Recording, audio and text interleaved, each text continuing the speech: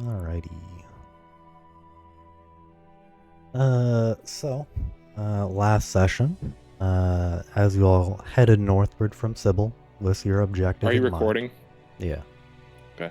With your objective in mind to head to the Whispering Grove, you all spotted a comet, which turned out to be a fragment of the astral, falling into the hollow hills into a burial mound, and you all decided to investigate it.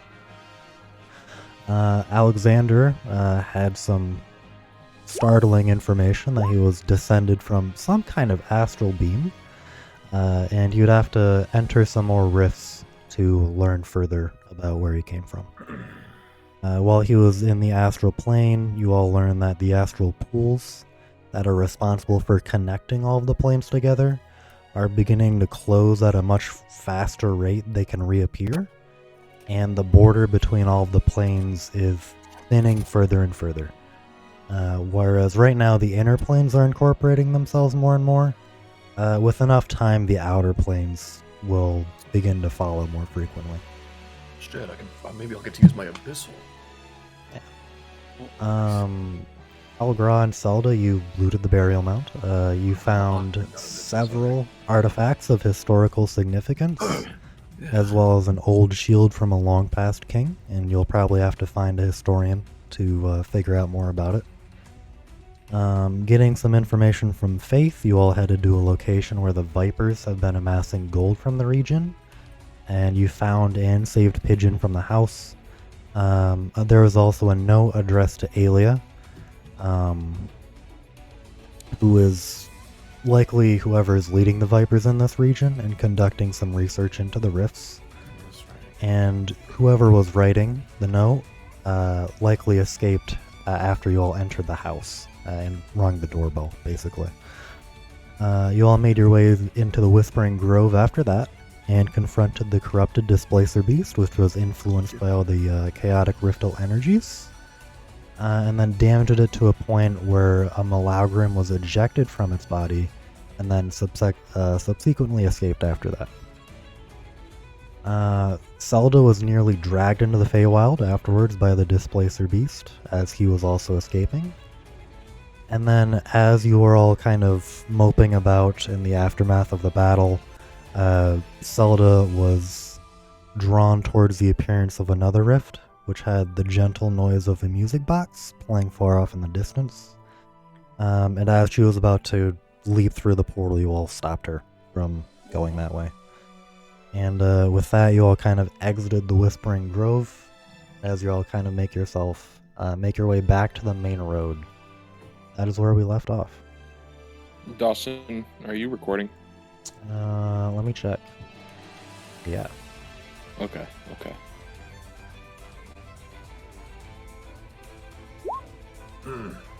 Okay, so as you all kind of come out of the Whispering Grove, it looks like it's around pretty early evening. You still have probably a few hours of daylight left.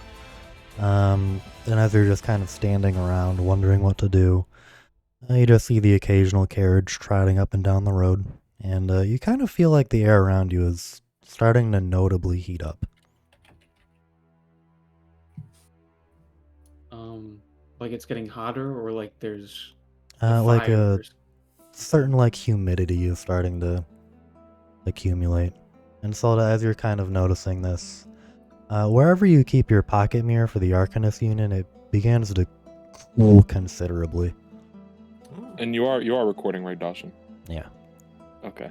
And then wherever you keep it, you kind of notice that it's like glowing very faintly.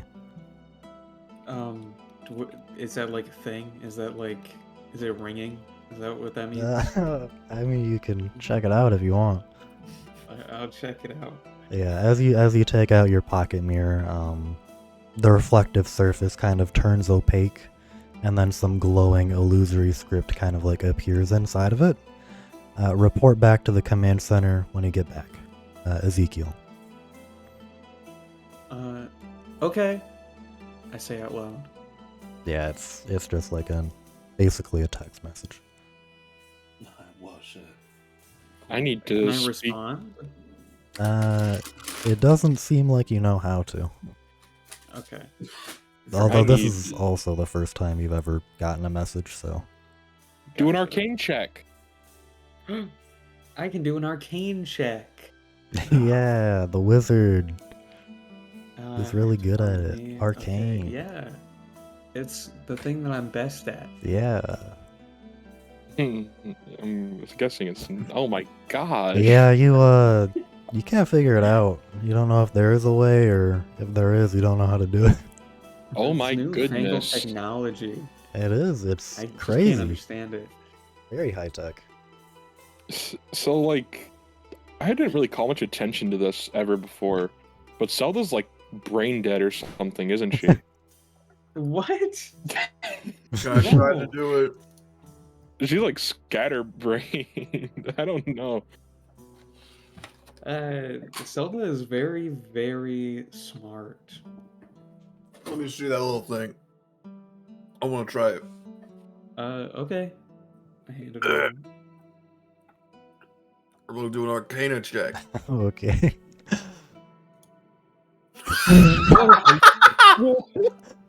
You are enthralled that there is illusory text appearing in the mirror. And as you're kind of like looking at it, the opaqueness kind of like fades and you just see your dumb face just staring right back at yourself. The text turned into me! Well, now I want to try. Okay. I'll show you commoners how it's done. Okay.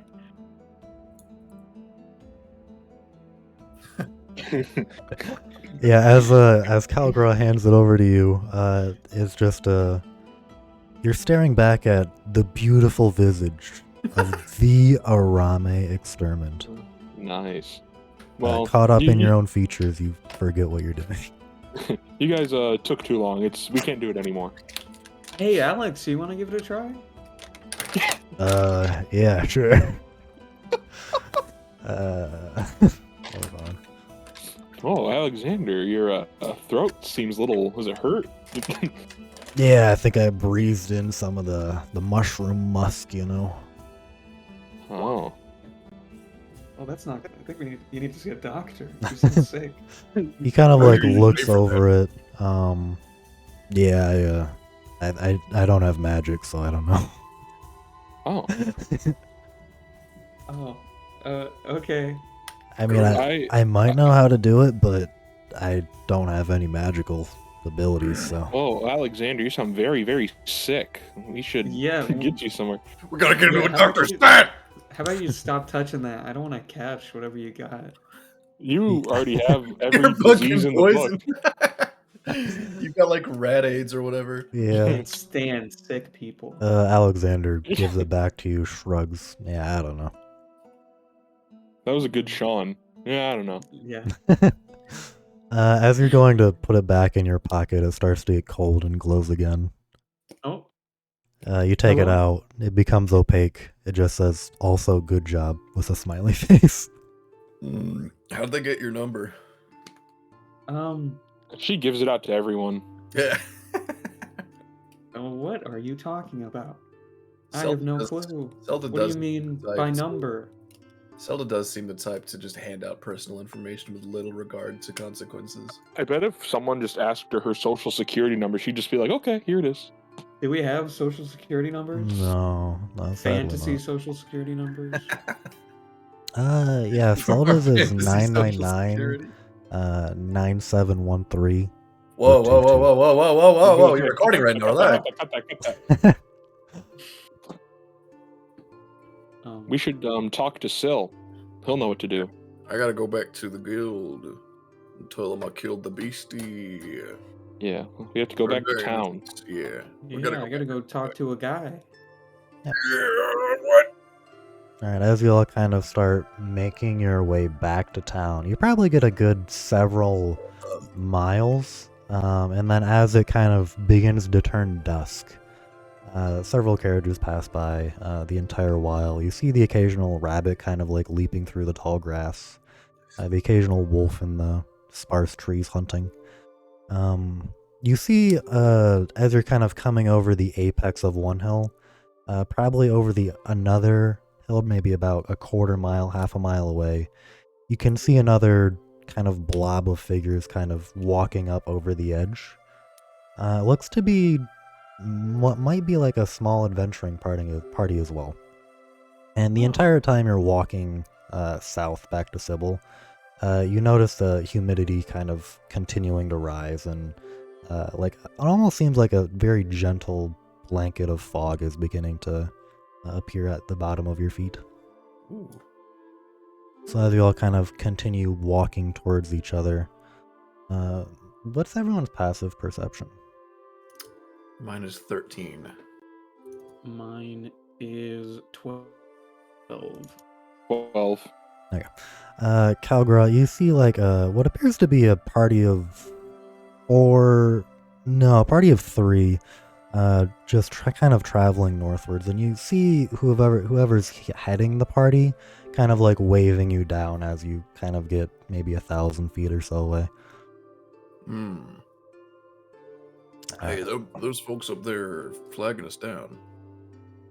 Well, probably solicitors. We should pay them no mind.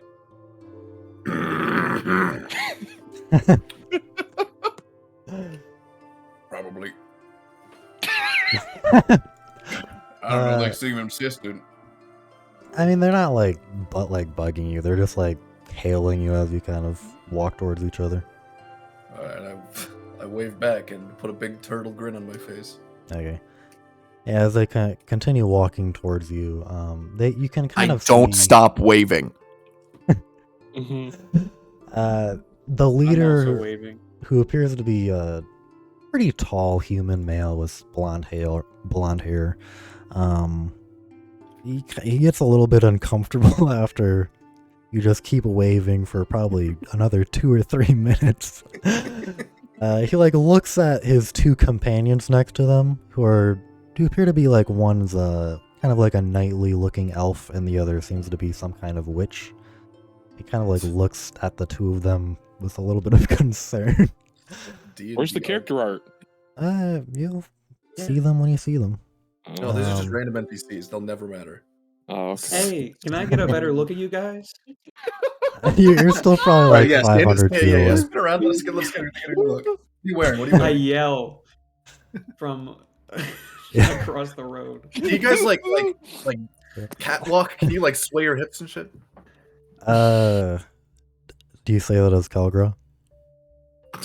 No. Okay. Fuck. Yeah, we're coming.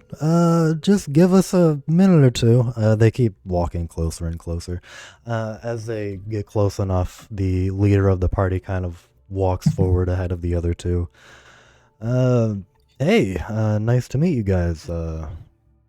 Name's Ouroboros. Whoa. Why, hello there, good Aurora traveler. Borealis.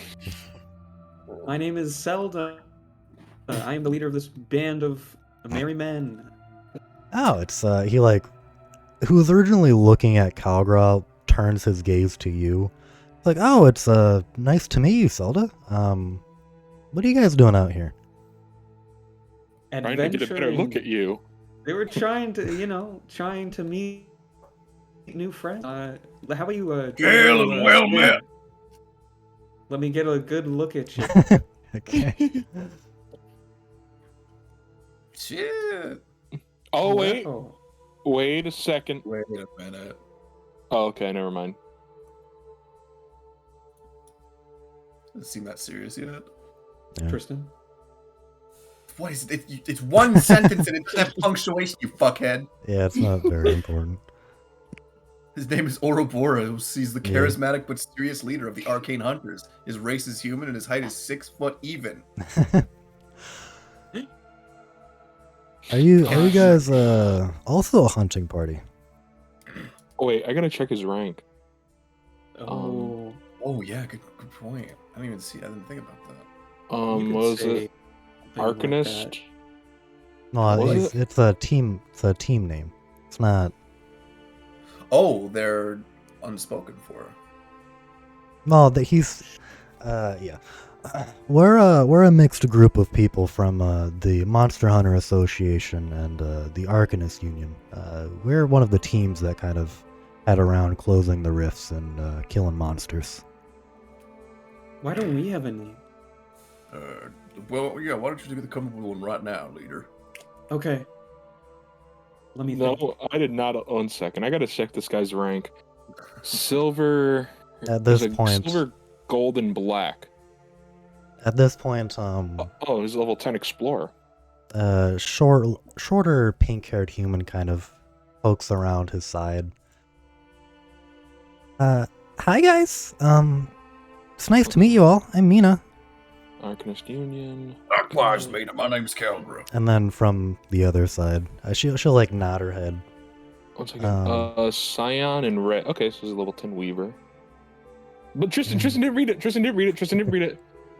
That's Mina. She's a bubbly ice witch of the arcane hunters. Her race is human. Her height is 5'1". Okay. Whoa. And this is Velen. She's our strategist. Hello.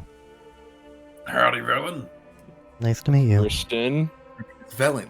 She's the flat-faced strategist and war priestess of the arcane hunters. Her race is half elf and her height is 5'7". What happened to She her likes face? long walks on the beach and violin music. Shut up, Brian. Fucking smash with a shovel. She got like Tom and Jerry pranked. Yeah, we're heading northward to 'cause there's been a little bit more activity up north in Regis, so that's where we're heading. You guys headed back to Sibil? We are, yeah. We just came from the Whispering Grove. Oh, I heard about that from Pike. I heard there was some kind of displacer beast up there. Yeah. Not a challenge for us. Pretty simple. We handled it pretty Handily.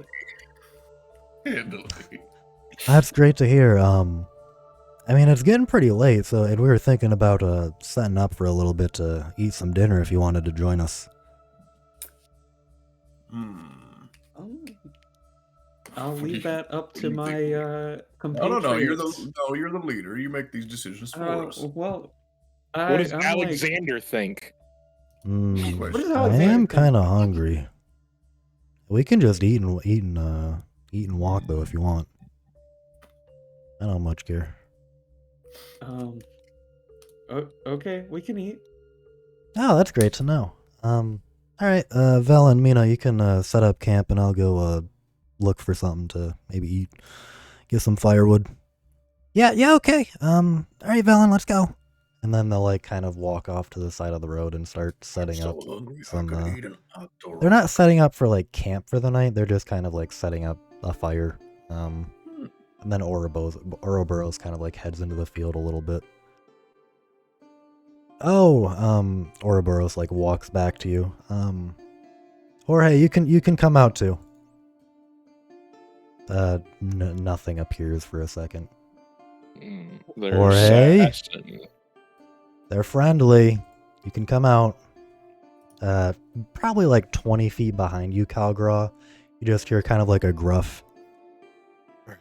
Yeah, all right. And he kind of, as you kind of look behind you, Wanders out of the fog. yeah, you look behind you, you see this man. Tristan. Did you say his name was Jorge or George? Jorge. Right, I thought so. That's Jorge Samuel Garrison, my good friend. He's the cold and despondent assassin of the arcane hunters. His race is dwarven. And his height is 5'2". That seems really tall for a dwarf. Yeah. Well, I think dwarves are like between 4 and 5.5. Are they? All right. They're between 4 and 5 feet tall. Now, so he's a little bit taller than normal. Half dwarf. Yeah. Maybe a quarter. Quarter dwarf. Or maybe like a quarter human or some shit. I don't know. Yeah, I'm 1/16 dwarf, actually. On my grandpa's side. Yep. So as the three of them all sit down, you can kind of see Mina kind of like pops out, and you kind of see like a small flower spirit kind of pop out next to her. And then Velen also kind of pops something out. What appears to be like a small, like, pinkish blue winged dog kind of appears. And they start kind of like playing with each other. as they're all I don't just know. sitting there. I don't know if I trust these fellows. I don't know. It seems like this is our rival crew. Oh. When's the Solace Chapter 2 coming out?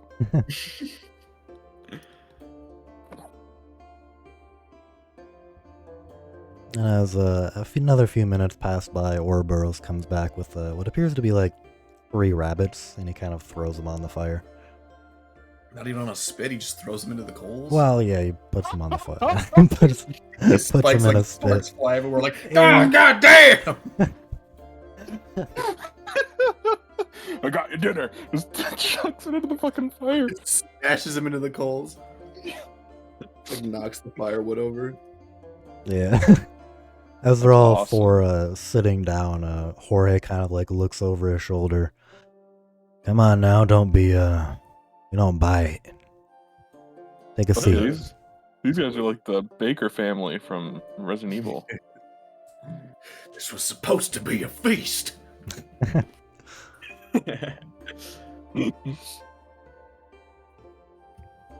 shit, he's not eating it, Boros. Boros. I do not eat their food. I'll say that now. I don't hesitantly eat the rabbit. No, I Yeah. definitely eat. Yeah, as all 4 of you kind of sit down, a few of you take your first bites, and then Mina, she's kind of like sitting like on the edge of her, what's basically like a small stump. She's like, "So, do you guys have any cool stories?" I mean, I think I killed like a Bigfoot back home. I don't remember what it was. Really? Where are you from? I've never seen a turtle before. Is that where you are? I hail from Ingresi. Oh, that's cool. So big. How hard is your shell? She like walks up to you, kind of like taps her knuckles on it. Neck Oh, or wow. neck. Hard enough to keep the rest of me safe. That's the real stuff, isn't it? Velen pipes up. Mina, were you expecting it not to be hard? I mean, you never know. Well, now there are soft shell turtles. That is. There are a couple in my clan actually. Whoa, new lore. Oh. I mean, I guess that makes sense. We've never exactly been to Ingresi, so... They normally keep to the village and don't really go out much. Oh, They're like the weavers and the ones that take care of the home front work. Oh, I see. So are turtles mostly reclusive then? I mean, we keep to our own little communities for the most part. I don't think many of the people back home would necessarily be cruel to outsiders or anything of the sort. Huh, interesting. As you're kind of like talking about all that, she like pushes some of the hair out of her ear, takes out a notebook and starts writing some information down.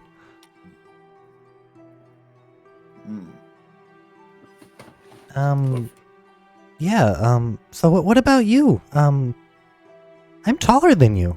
She looks at you, Zelda. Oh, a little rude, but yeah.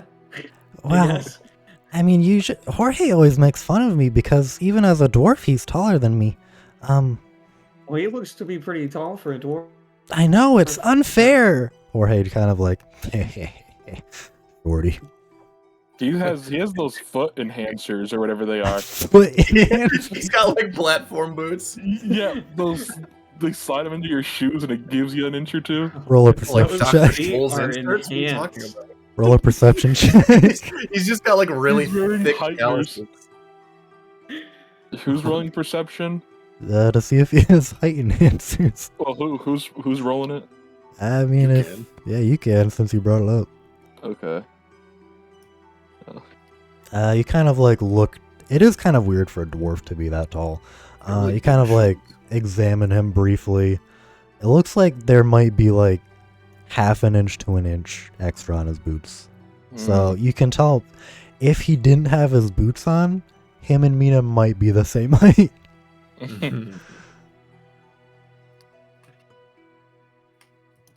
Well, Oh, but anyway, where are you from? She's Me? yeah. Oh, here and there. What Everywhere. what does that mean? Well, I'm a free spirit. I go wherever the winds take me. Wow, that's kind of like us, isn't it, Ouroboros? Yeah, basically. Wow. So like, are you guys also your own team? No. Yes. We're Oh. all Really? That's so cool. It's probably been like a month or two since we found someone fused from the Arcanist Union to Monster Hunters. I'm assuming that's what you guys are. I'm in the Monster Hunter Association, yeah. Wow. I mean, I Yeah, guess me that's too. not surprising. You really? You- Huh. She's lying to you. Oh. Why would you lie to me? Wait, am I not? No, you're Oh. from the Magician's Guild or whatever it was. Oh yeah, I forgot what it was called. The Arcanist Union. That one. Yeah. What's Sean? Oh, Sean's a what do you Freedom think about Society. this, Alex?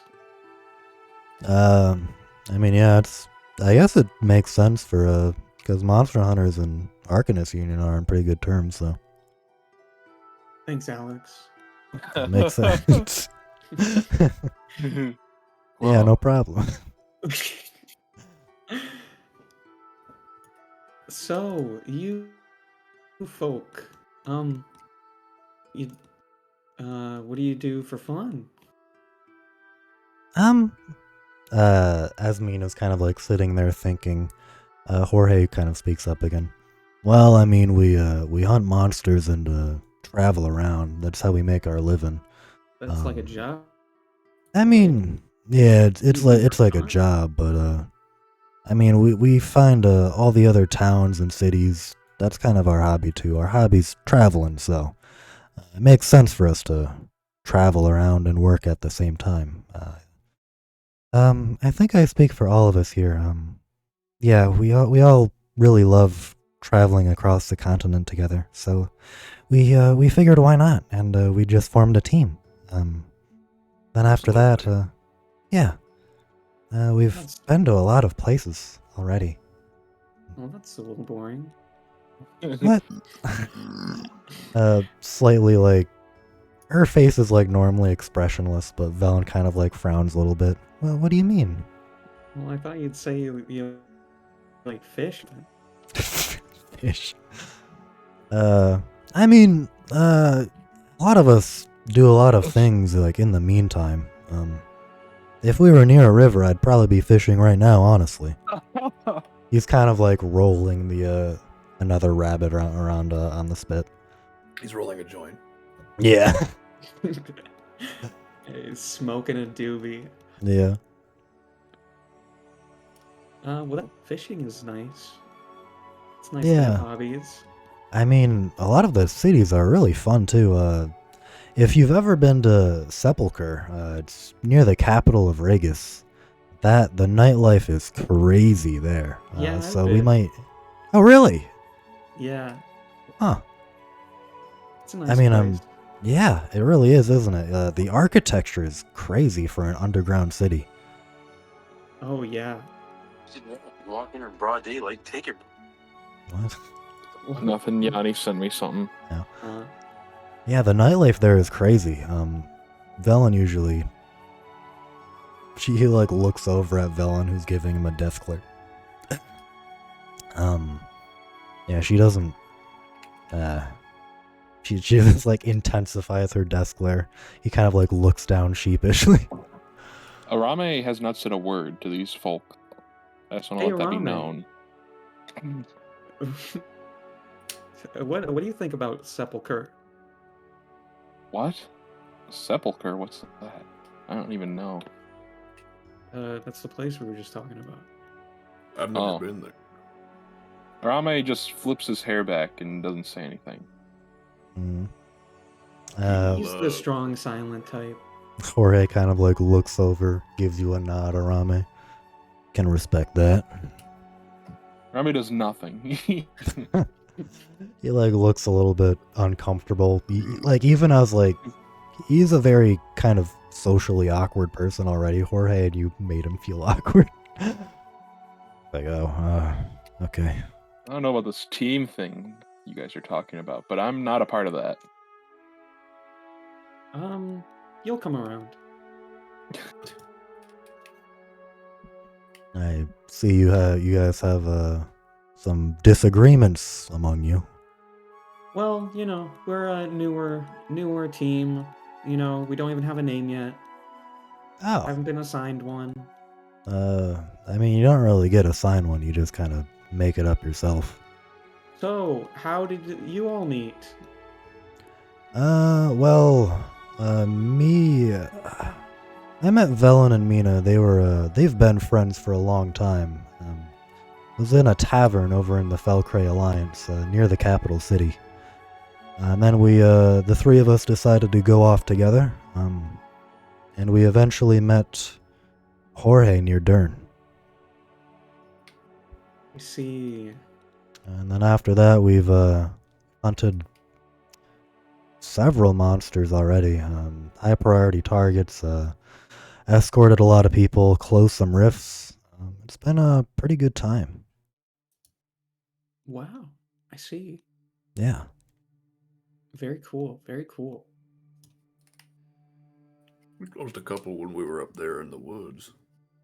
In the Whispering Grove. Yeah. Really? I thought it was just a displacer beast. Nope.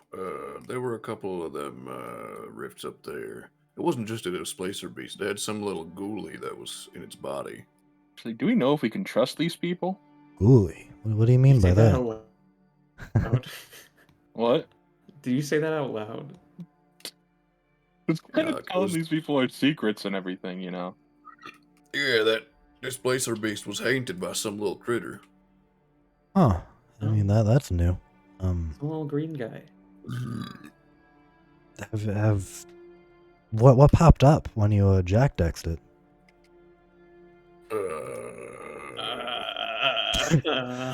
Do you guys I mean I can take a look at the entry. No, I'll find it. Hang on.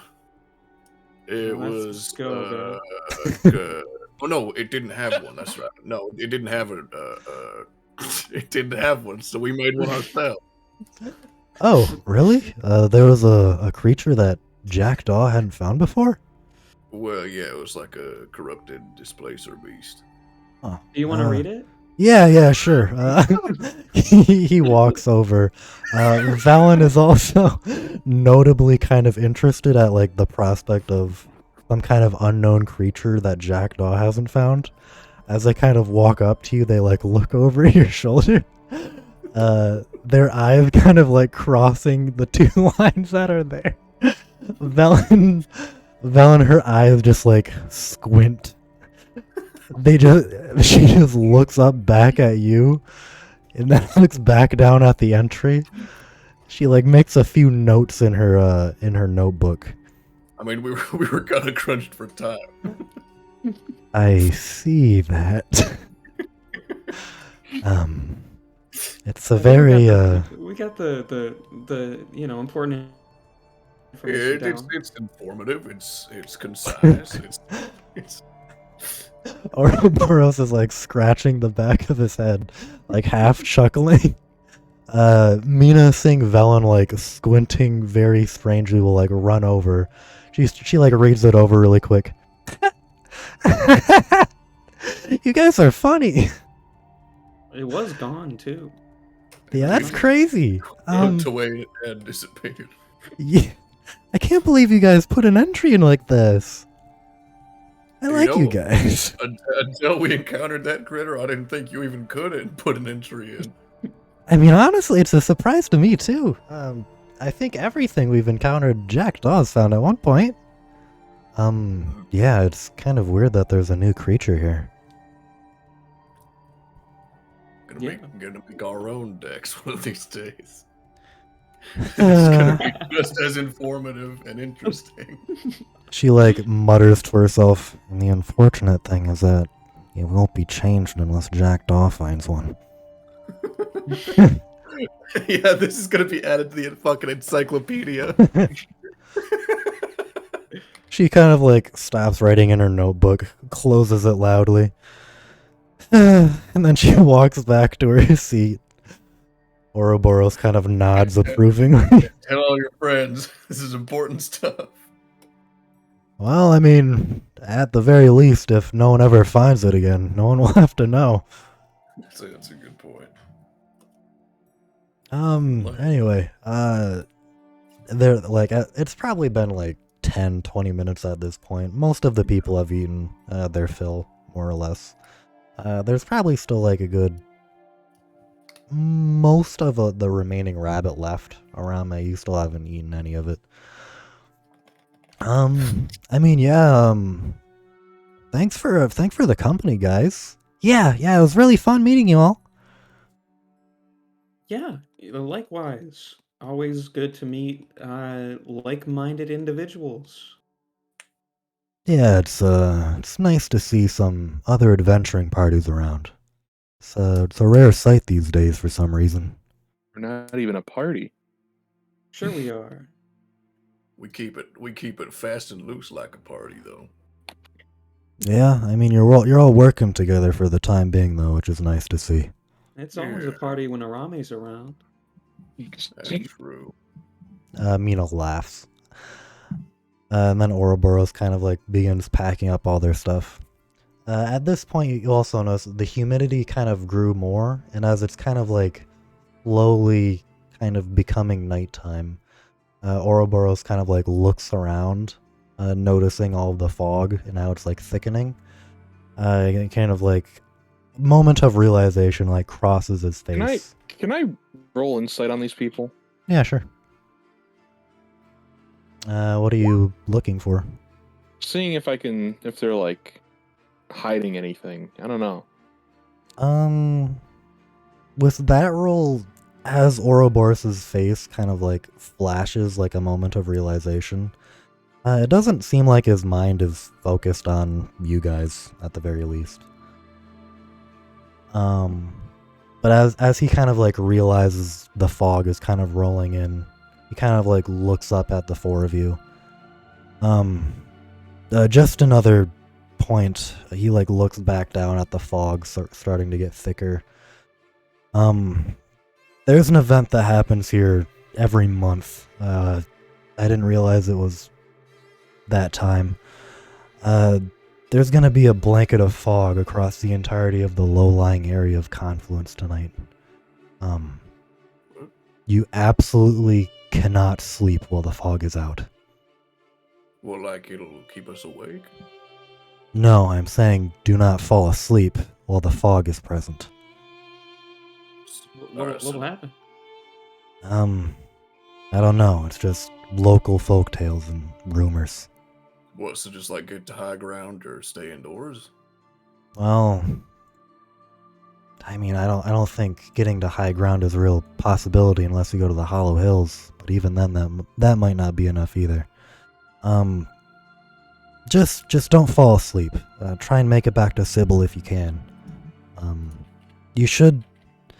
By the way, the villagers were talking about it. It should still be safe to be out at night. But just don't fall asleep and don't make camp. Guys, I'm getting a little sleepy. Mina kind of like looks at you. He's serious, you know. Yeah. We'll be all right. I think we can. Yeah, we'll be fine. All right, I that's appreciate the warning. Though. yeah. We just displaced a beast. We'll be all right. We just displaced the displaced beast. Yeah. True enough. Yeah, it was nice to meet you all. Just make sure you don't fall asleep. Our group is headed up towards Regis, so if you ever find your way around the capital city, we'll see if you can find you there. All right. All right. I give him a fist bump. Yeah, he like bumps your fist together. All right.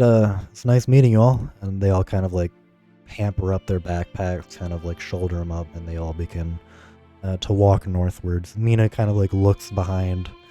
See ya. Hopefully we meet each other again. I wave. Yeah, and then they kind of continue walking into the distance. And as they're kind of walking northbound, the fog continues Consumes to them. rise slowly until eventually they kind of vanish into the fog. Oh no. Well, they're dead. Damn. They fell asleep. Oh well, how about we go on our merry way? All right, yeah. Gotta get back to town either way. Oh, Yeah. they left the remaining rabbit on the spit. They spit on it? Fuck. Yeah, they spat on it before they went. I mean, I'm stuffed. I don't know about you guys. I'll put it in my bag, but I won't eat it. It seems Okay. a little unsanitary. Yeah, you put it in your bag, just a cooked rabbit, basically. And as you'll kind of begin making your way back to Sibyl, walking through the night, the fog continues to get thicker and thicker. Luckily though, as you kind of travel, you get to the crossroads, continue heading towards Sibyl. No real encounters of any kind. However, as you're walking back, you too kind of think you see some faint movement in the fog. The occasional thin, like, wisp of smoke darting about. It sounds like as you get closer to Sibyl, some kind of like non-directional clash of metal kind of like rings in your ears ever so faintly. And as you kind of continue walking, there's these faint glowing orbs of light just kind of spotting about the area. Whoa. Do you think this is like a good thing? I mean, how far are we from town now? Like on the outskirts? You're probably like a mile or two away. Okay. I mean, could be something's going down. Should we intervene? No, we just go to town. I don't know. And try to like see closer, like see better without like moving closer. What are you looking for? I don't know, just whatever you tell me. Alright, yeah, okay. Roll a perception check. Yeah, the glowing These orbs fucking rolls to floating about, they provoke like a certain mystery, but they're strangely beautiful at the same time. Oh, can I see if these are magical in nature? Sure. I was gonna ask if maybe I've like heard a tale about this shit or something. Roll a history check, Calgary. They don't appear to be. These rolls are so bad. They don't appear to be magical in nature per se. But Zelda, you do feel, with your attunement to the rifts, you feel like they might be from another plane of existence. Ooh. Ooh. Hmm. Kagra, they might be fireflies. I love fireflies. Yeah. Maybe really big fireflies. Even better. I say we continue with caution. Okay. I want to go check them out. Okay. Hey, big guy. 1 second there. Here, what's up? I just want to tell you. I mean, I'm not going to stop you, but I'm pretty sure those are other planar in nature. Yeah, you're right. Okay. So You're yeah, not as gonna he stop kind of me. I keep going and looking at him. okay. Alright. Yeah, you walk up to one of the small orbs of light, and as you kind of like crouch over to take a better look at it, you can kind of tell it's like reacting as you get closer. What's your AC? Well, 16. Okay. As you get closer to it, it kind of like rapidly like vibrates about, flitting about through the air. A little discharge of lightning will kind of like spark over you. It'll kind of go down the lengths of your shell, and then it'll kind of like roam away. It'll kind of like back up several feet. whoa. And then it'll just kind of like revert to kind of its inactive, kind of floating about aimlessly state. I pull out my Jack Dex. Okay, you use your Jack Dex. Nice. Cool. Will-o-wisps. This creature is not from one of the seven hells, nor does it hail from the deep darkness of the world. It is also neither a ghost or a living creature. It lives on the material plane with only one apparent purpose: to feast on the fears and nightmares of the living. Can you give it a little bit more of an edge? Its body is virtually non-existent. Its appearance almost always the herald of death. It goes by the shape of a glowing skull. This thing, it goes by many names: spook lights, corpse candles, death lanterns, and, of course, its true name, the Will-o-wisp. Necromancer Enotal Verhacht. Addendum. While the above is most certainly true given the great Necromancer Enotal Verhacht's magnanimous addition to the entry, it should be noted that there are many exclusions of this in nature. While the vast majority are indeed hostile, it has been noted that the existence of several variants exist across Ahajarn with purposes not fully understood, many of which being non-hostile. What the fuck? Jackdaw, you are only seeing this since your Jack Dex is not within the territory of Ragus. What? The addendum. Oh. Oh, I see. Yeah, he doesn't want to get caught. Yeah. Fucking weasel. Yeah. Yeah, as it kind of like floats backwards, you can tell it doesn't appear to be one of the hostile ones. Hmm. Hmm. Do I have like a jar? Yeah, I was gonna say, do you think we could catch one? Oh, jeez. Well, they're not hostile. Come on. They mean- they do react when you get close, though, as Calgra knows. Well, Calvin Yeah. can take them. Yeah, it popped me with a little bit of static, but I'm alright. Let me see. Let me check my bag. I have an I have explorer. so bag, much but shit in my backpack. I've got a lot of. Calgra, do you also want to make a perception check for me? Sure, my good pal.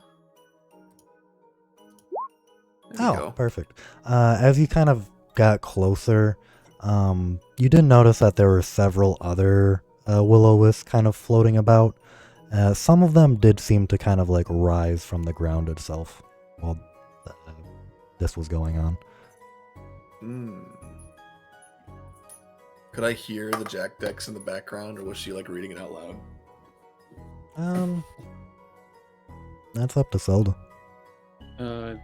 Yeah, I turned it on max volume. Okay. All right. So. All right. So then these little critters are probably why people don't sleep in the fog or whatever. Said they feed off nightmares, right? I don't remember if it's. I think it did. Now you got me down myself. Shit. Regardless. The feast on the fears and nightmares of the living. Yeah. Oh, I think I just kind of assumed that was like flavor shtick. text. It's both. I see.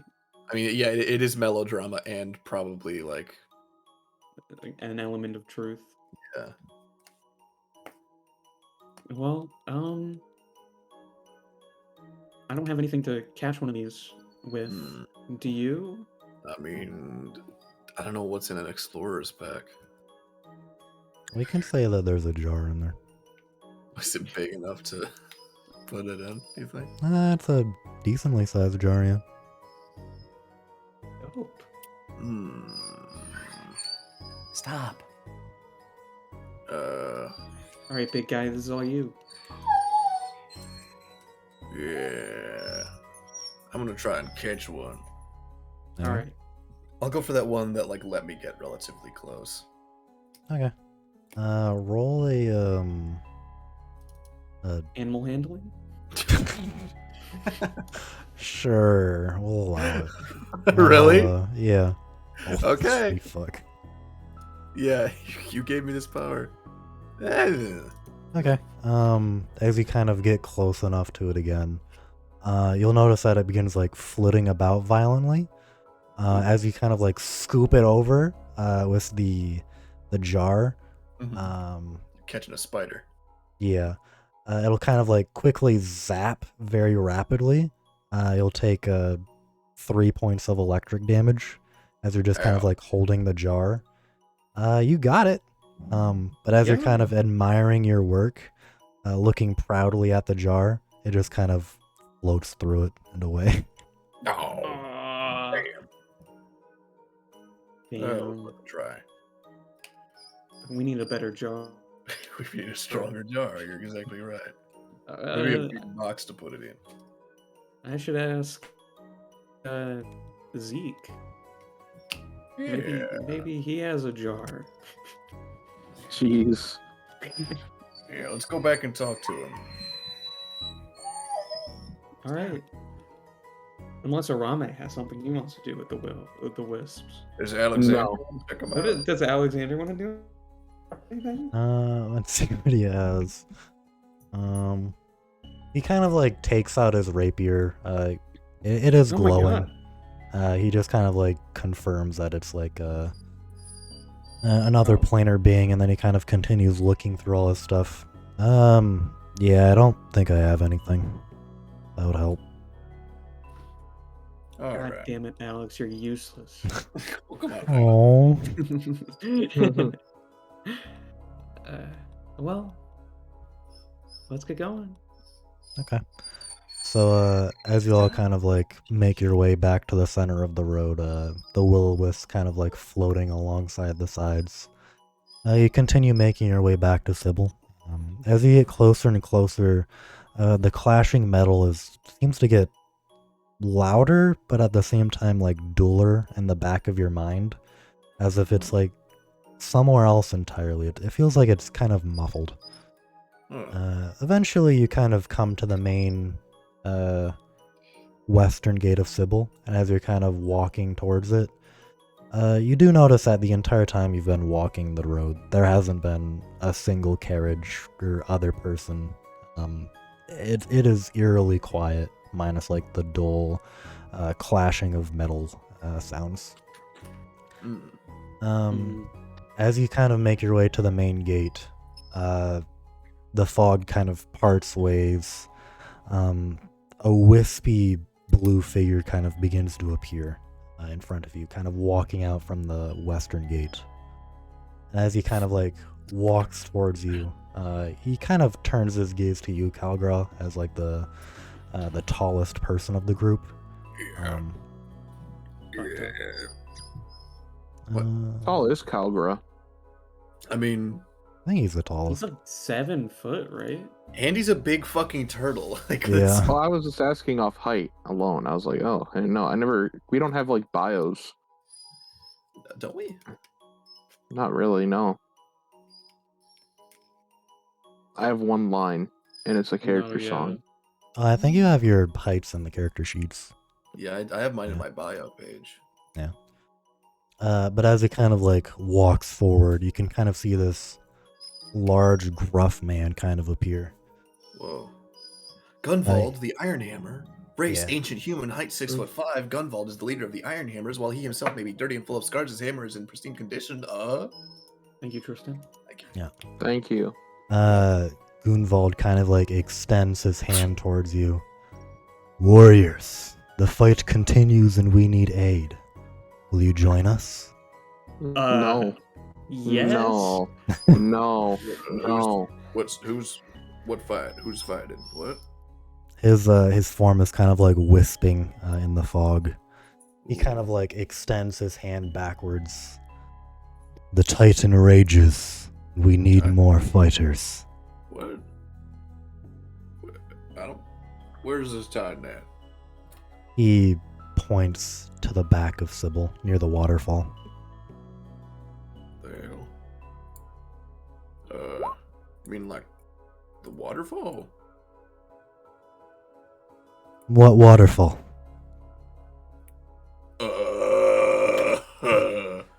The one on the south side of Sibil? It almost seems like he doesn't register some of it. The south side, yes. To the south. What? What's He's it on the south look side. like? It's an open field. What do you No, mean? No, the Titan. The Titan. You look behind him. It's just the empty fog. He just kind of says, "It's right there." We gotta ignore this guy. Wait, I know. I like the sound of this. What kind of how scale of 1 to 10? How big is it? 30. That's a big That's Titan. big. That's That's a big fucking Titan. big. That's like twice my scale. Yikes. Listen, bud, I don't think we can handle something that big. How many are falling to this Titan? We've lost many men already. They've all returned to where we came. Where'd you come from? He kind of like, it almost seems like he like glitches out for a half a second. Yo, he glitching. Yo, The fog kind of like stutters for a half second. like VHS fuzz. A little bit. Fuck yeah, that's sick. Bolero. Bolero. Trying to say barrel? Y'all ever heard of Bolero? Bolero? Zelda, with your ancient history check, the name rings a bell. It's the name Bolero. Against all odds, you understand that there was a nomad tribe that used to venture probably several tens of thousands of years ago in this region. Although the exact time you're unsure of how long ago it was. But it is very ancient. So you're like real old, huh? He kind of like half glitches. Well, I'm 60. I hate to break it, but you're a lot older than that. He kind of like half glitches again. He kind of like looks around him for a moment. You can actually see some of like the ghostly visage. You see his arm kind of like transform into a corporeal like skin tone. It kind of like washes over his body in a wave. In this like ripple pattern, it kind of like crosses over his eyes. He like looks around for a brief moment. Oh, I understand now. He kind of like looks at the four of you. You are of the living then. How did your battle end? I hope so. Victory. He kind of like thinks hard for half a second longer. This battle is doomed to repeat us many, many times, and we come to fight every time. What keeps you here? He points back where he thinks the Titan is. That.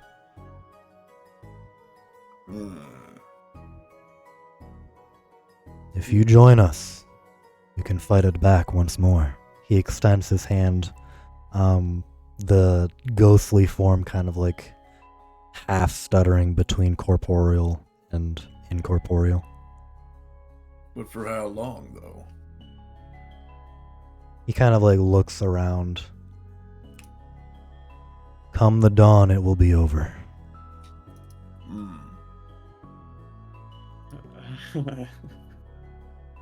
I don't. I'm sorry. This is our fight. He looks down at you, Zelda, nods, kind of turns around. You wish to fight? Come to the south side. And then he walks into the fog.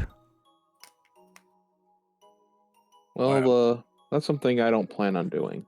Wow. That was cool, though. That was powerful, yeah. That was cool, though. The dull sound of metal, it's like an omnipresent thing.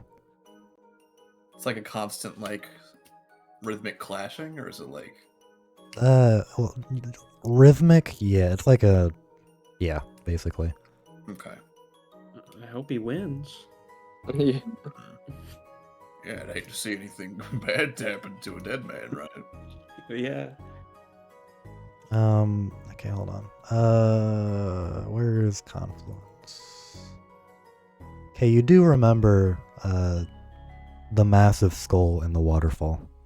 Oh shit! Shit. I totally forgot about that. Yo, this is some sick lore. Wow. Maybe we should go and check out that skull. Maybe in the morning. Hmm. I gotta do some stuff in town first. Yeah, that's fair. All right. Well, let's head in to Yeah. Sibil. I gotta Okay. turn in this quest anyways.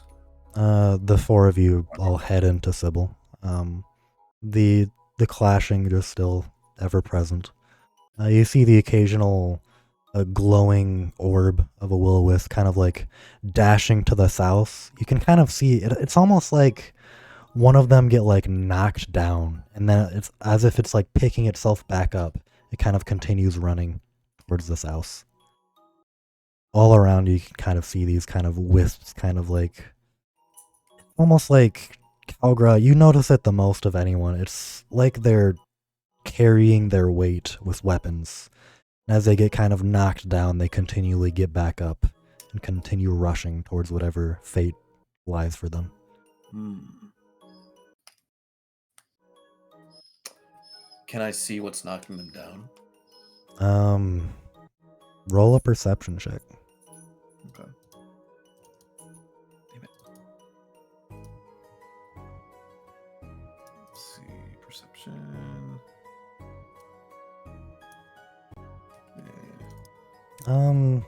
Yeah, you think there might be like some... It seems like something is kind of like the fog moves a certain way and they kind of like get knocked backwards. Interesting. But yeah, that's really all you can see. These boys are cursed.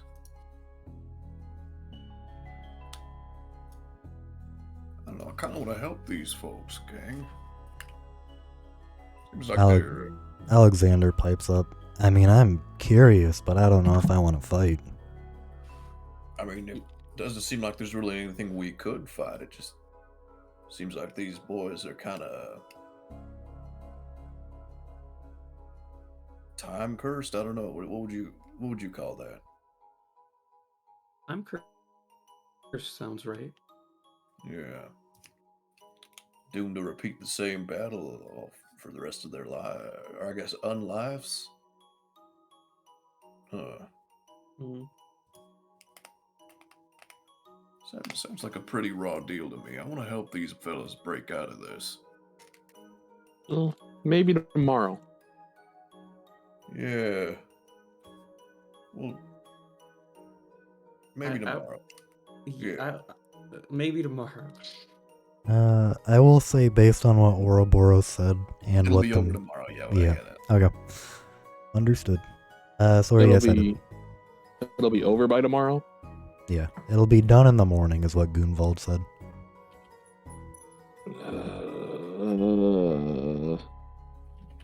You know, this has nothing to do with me. I want to turn in my quest.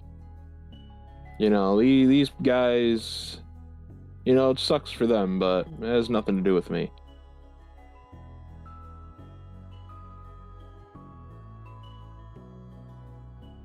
Yeah, I gotta go talk to what's her name at the front desk and turn in this contract. Okay. I genuinely don't remember her name. Hang on. Pike. Pike, thank you. Okay, it was Pike. You're super right. So Rame, Did you are change the you? character out for her? No, it's Has it always been Blue that? Genasi, right? Yeah. Yeah. Yeah. Oh, I'm thinking of the other Like- girl. Yeah. I'm thinking of the girl from Ahajarn, I think. Yeah. So Rame, are you heading back to your Bright Guard barracks? Yes, Okay. I am. Arame, You know, these guys can do it. I'm not in their group. I'm Okay. forced to do all this crap. Arame, as you kind of make your way back towards the Bright Guard building, as you're, are you walking alone? You just kind of leave. Sorry, I- I'll be back. I have to go pick up my food. Oh, wait. Did you come with me or no, Brian?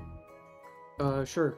Okay, Okay. I guess Sell this with me Okay. for some reason. Yeah, Alexander sticking with. Alexander wants to go see the Monster Hunter Association. Arame, as you're kind of walking back with Zelda, either half afraid of the fog or some unknown reason, you decide to let her come along. As I you're assume she just walking, follows. yeah, sure. As you're kind of like walking through the city, the hollow kind of like speckled stone underneath your foot slowly crunching with each footstep. You're kind of like looking at either building on either side. You see some of the people kind of like glancing out their windows, half afraid. As they see you like looking up towards them, they quickly close them. With your passive perception, you feel like some of them, it might be like a hint of fear. Others may be thinking you're insane for being outside at this point in the night. You'd think they'd be able to tell the living from the dead by this point. Yeah. But yeah, as you're walking down the street, several people kind of glancing out their homes. Absolutely zero people in the street. You eventually make your way back to the Bright Guard barracks. And as you open the door, the receptionist behind at the desk. Ah! Oh, it's just you. Hurry, come in. Hurry up. Close the door. All right, relax. Oh, Rob. No, this is the ramen. Oh, Yeah. that's my bad. Yeah. I don't even know my receptionist at all. She's just some she's the person you've handed corpses to. Just some woman. Where's her character art, Dawson? She's just some woman. Oh, okay. Whatever. Arame doesn't do it quickly or anything. He won't be rushed, Okay. but he'll close the door.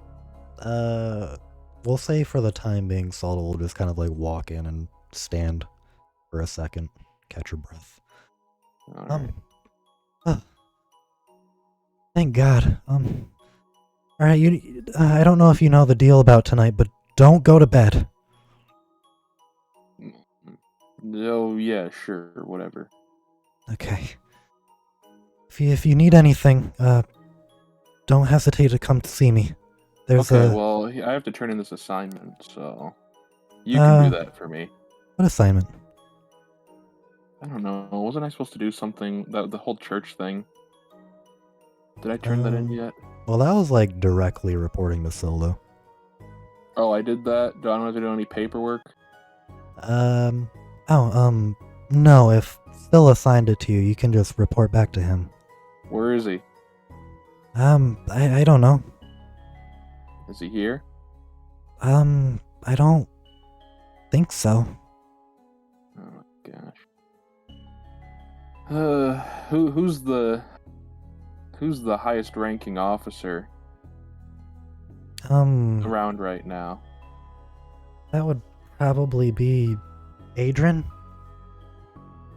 All right. He's only an upholder, though. Let me look at that. It's an upholder. It's a rank below Sil. You know, I guess that should be fine. Yeah, he's probably with the other soldiers in the dining hall. And that's where I'll go. Okay. You kind of make your way into the dining hall. The scent of I cheap picked up- food. I picked up on the note, right, Dawson? Because I have it in my Yes. notes who that person is. Okay. Yes. Yeah, you make your way into the dining hall. You see several just groups of Bright Guard just kind of huddled around, just eating cheap food and cheap wine. It seems like they're not really scared or anything, they're just trying to stay awake. Alright. I'll need to find that guy then. Okay. You quickly look around. Judging by your history with various races around Aramor and whatnot, Adrian is probably an elf. So you kind of like look around, scanning the dining room. Eventually, you see a relatively medium-sized elf, just kind of standing around with some Bright Guard, just kind of talking quietly. In the corner, there's like two people arm wrestling. Oh, okay. Then I guess I'll just walk up to him. Okay. Strut. As he kind of begins strutting over, he kind of like glances over once, does a double take. Oh, how can I help you? I have some information. Information? What kind? Something about the leader of the Vipers and all this big, you know, I have a copy of the note, right? I think Alexander has it actually. Oh, Christ. Well, I still read the note. I relay the information, but make special note to include that, Alia is, like, apparently, like, in charge of this whole thing. Alia, he kind of like thinks about it for a second. His eyes kind of like light up briefly, they kind of dull again. I don't think I've ever heard the name, but yeah, knowing the Vipers is behind a lot of the recent events, I'll report it right away. Well, Bill's not in the area right now, so once he comes back, I'll make sure to tell him. yeah. You know, half-orc chick exiled from the Bright Guard. Oh, Syl did it himself, actually. Yeah, bad news. So, alright, that's it. Okay, yeah, I'll make sure to make a point to leave it in the announcements for tomorrow. Awesome. He nods to you. You know, you're more than Alright. welcome to stay if you want to hold out the night here. I don't know. You kind of roll a perception check real quick. 1 second.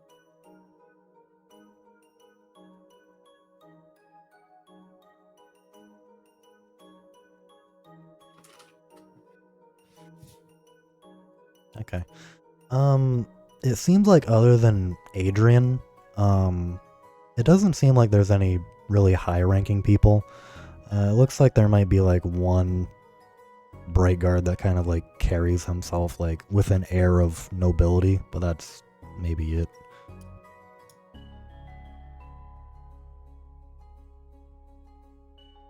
Sorry, what was that?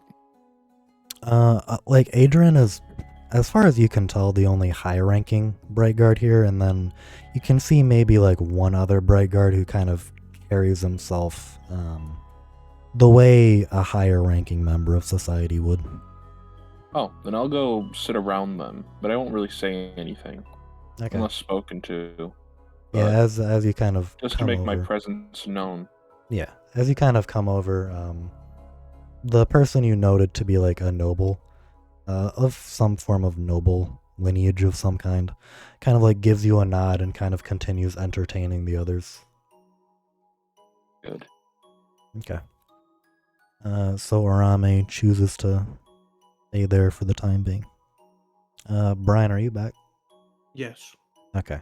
You're just kind of like inside the Bright Guard right now, like in the entry hall, and then you can leave or whatever if you desire. I'm just gonna kind of stand there for a second, like, why did I come here? And then I'm just gonna walk out. Okay. As you like open the door, the clerk is like, "What? Are you crazy? You're going back out there? What? Why are you going back out? Is there something wrong? Well, I have to go home. You can stay here for tonight." Oh. Okay. She like sighs in relief. Thank God. Close the door. Close the door. Okay. I close the door. Okay. I mean, I can probably just say it's like under cleaning or something, but I can give you access to one of the private rooms. Nice. Thank you. Yeah, no problem. Just make sure to leave in the morning. Okay. She gives you a key. You walk. You kind of like start walking towards the dining room. It's like, wait. I'll show you where it is. She walks around the desk. She walks into like the barracks area. She continues walking, further and further back, eventually past where like Arame's room was, into like what appears to be the high-ranking areas of the barracks. And as you kind of get pretty far back, she like unlocks a door, opens it up, gives you the key. Like, this is one of the higher ranking rooms. So just please leave in the morning. No offense or anything, but it's just I'd probably get in trouble if they found a non-Bright Guard person here. Oh yeah, of course. Okay, thank you. Thank you. Yeah. You know, She like Night. Dude, I've been here for like 10 minutes. I already outrank Sam. Kind of fun. she bows like sheepishly and then walks back towards the entrance very quickly. what's the Bright Guard's special thing? Like, you know how the Arcanist Union gets those like summons or whatever? Well, everyone can get the summons. They're just cheaper for them. The Bright Guards, the Bright Guard, your benefits in the Bright Guard are reputation, territory, consistent salary, and then you're responsible for the most part for like guarding towns and whatnot. Since you're under Sil, your stuff is a little bit different, but yeah. You would know, Arame, that in the Felcray Alliance, where you occasionally stopped at during your trip south, a lot of the higher ranking families there are from the Bright Guard, and they kind of form their own like pseudo like alliance in a way.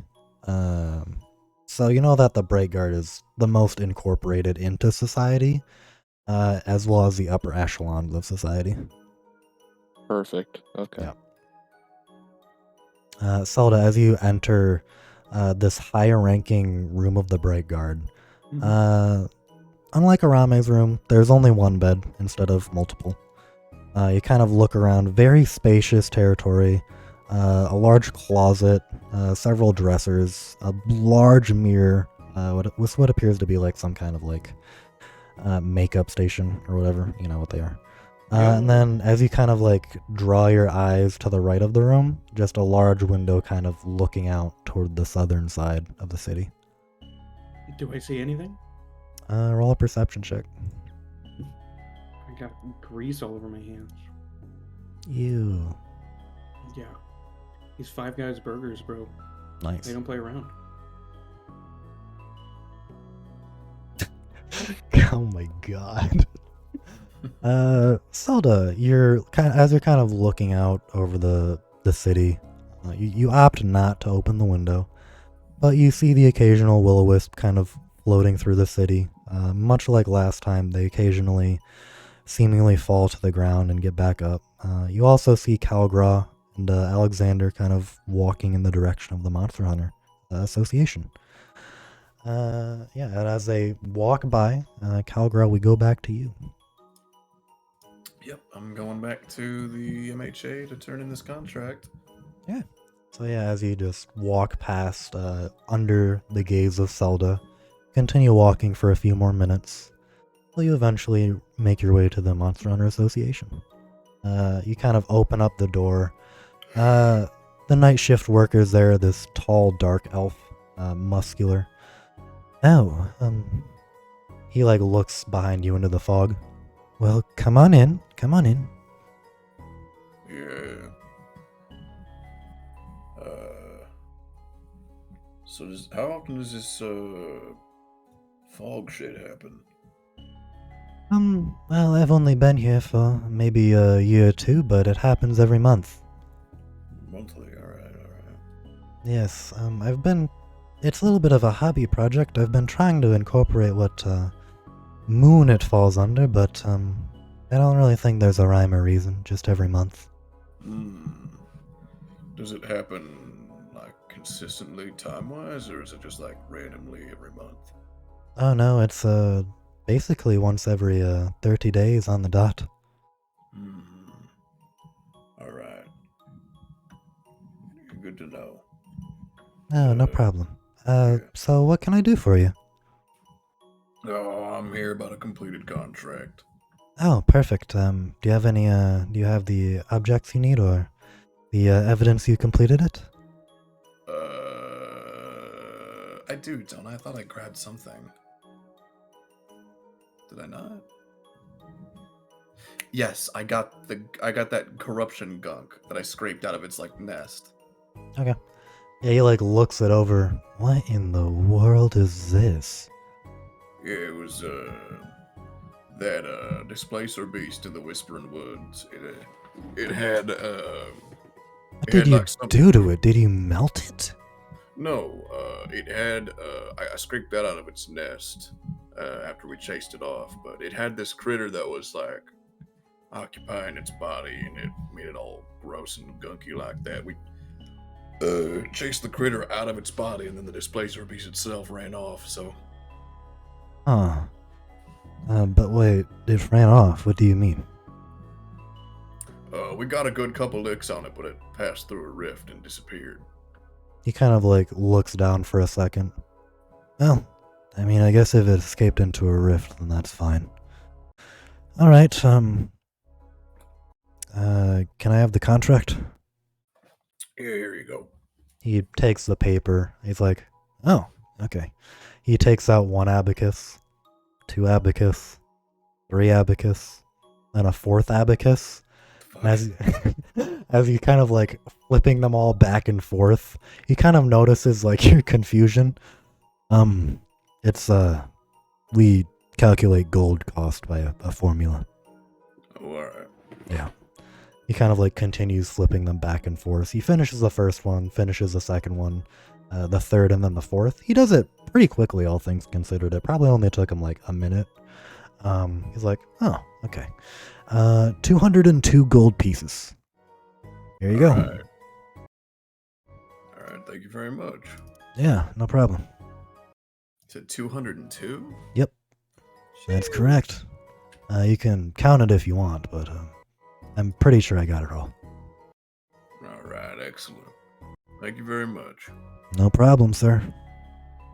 Oh, and I'd recommend not going out for the rest of the night. Don't fall asleep. You can just hang around in the courtyard or whatever. Is there any, like, documented proof about what happens on this night to people, or is it just, like, hearsay? Just a bunch of rumors, really. Alright. I mean, the most I've ever heard is, from my wife. She said that she's seen only ever once, an incorporeal man kind of walking the street at night, but that's about all. Yeah, I think I met that man earlier. His eyes kind of like scrunch up. I guess it is true then. Seemed like a nice fella. Talking about a Titan or something.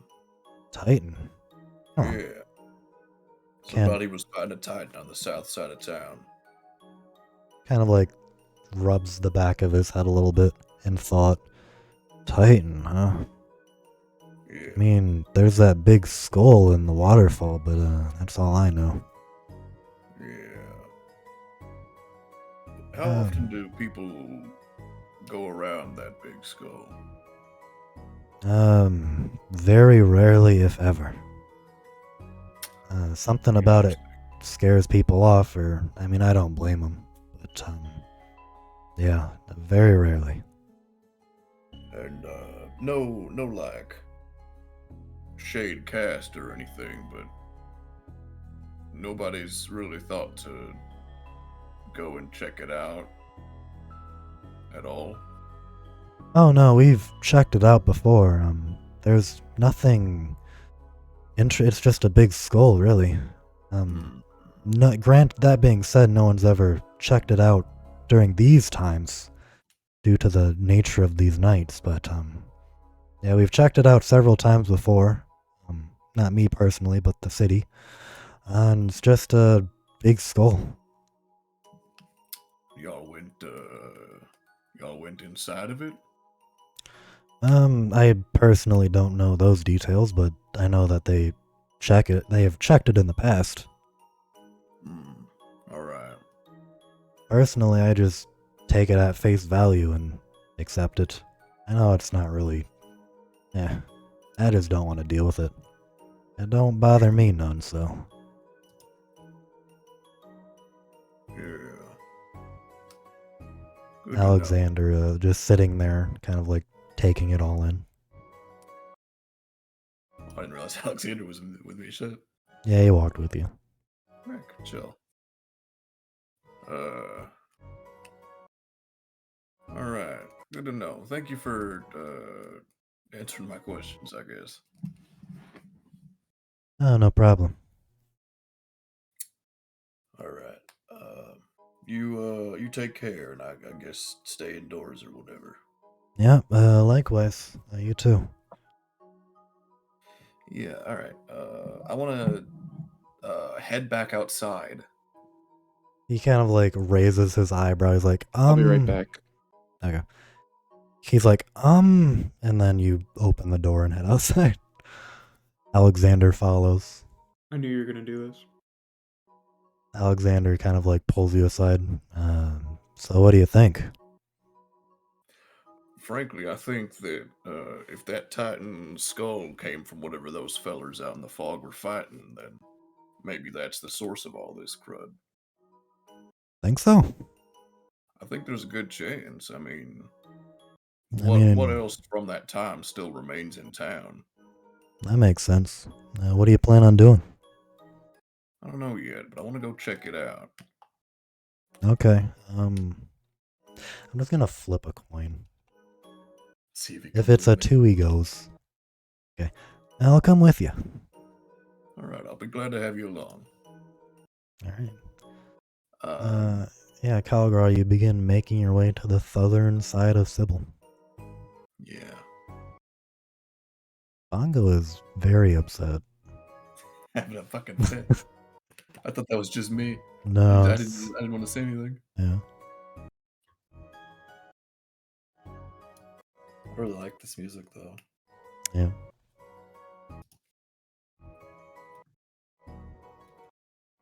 Made in Abyss, the first layer. I like that. Sounds almost like something that would play in like Professor Layton. Love that shit. Yeah. Hey. Calgar, as you make your way to the southern side, you can kind of tell the wisps are kind of growing in intensity more and more. As you're kind of like looking to the right, you get closer and closer. As you're kind of walking along the river towards the skull, you see to your right, you almost feel like a slight like gust of force kind of like go through your body. You see 3 of the wisps to your right just disappear. As you kind of continue walking towards the south, No more gusts of force like previously, but the wisps are growing in intensity, and occasionally one will just kind of flit out of existence. Wow. I know I did Eventually. it before, but now that I'm like close enough to see this happening, can I see if they're like if something is acting against them or? Yeah, you can roll another perception check with advantage because Alexander's there. Yay! So you both are kind of keeping an eye out. 16's not bad. Okay, yeah. As you're kind of like watching the wisps, you see occasionally this again like this large like sweeping motion of the smoke around, almost like probably like what would probably be a large object kind of blowing its way through the wind, what you would think. Wow. And also with that roll, as you kind of get closer and closer to where the skull would be, me have something.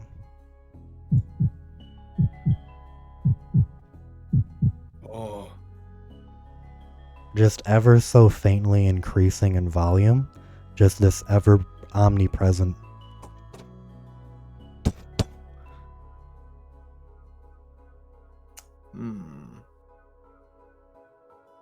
Yeah, I mean, and it's getting louder as I approach the skull. Yeah.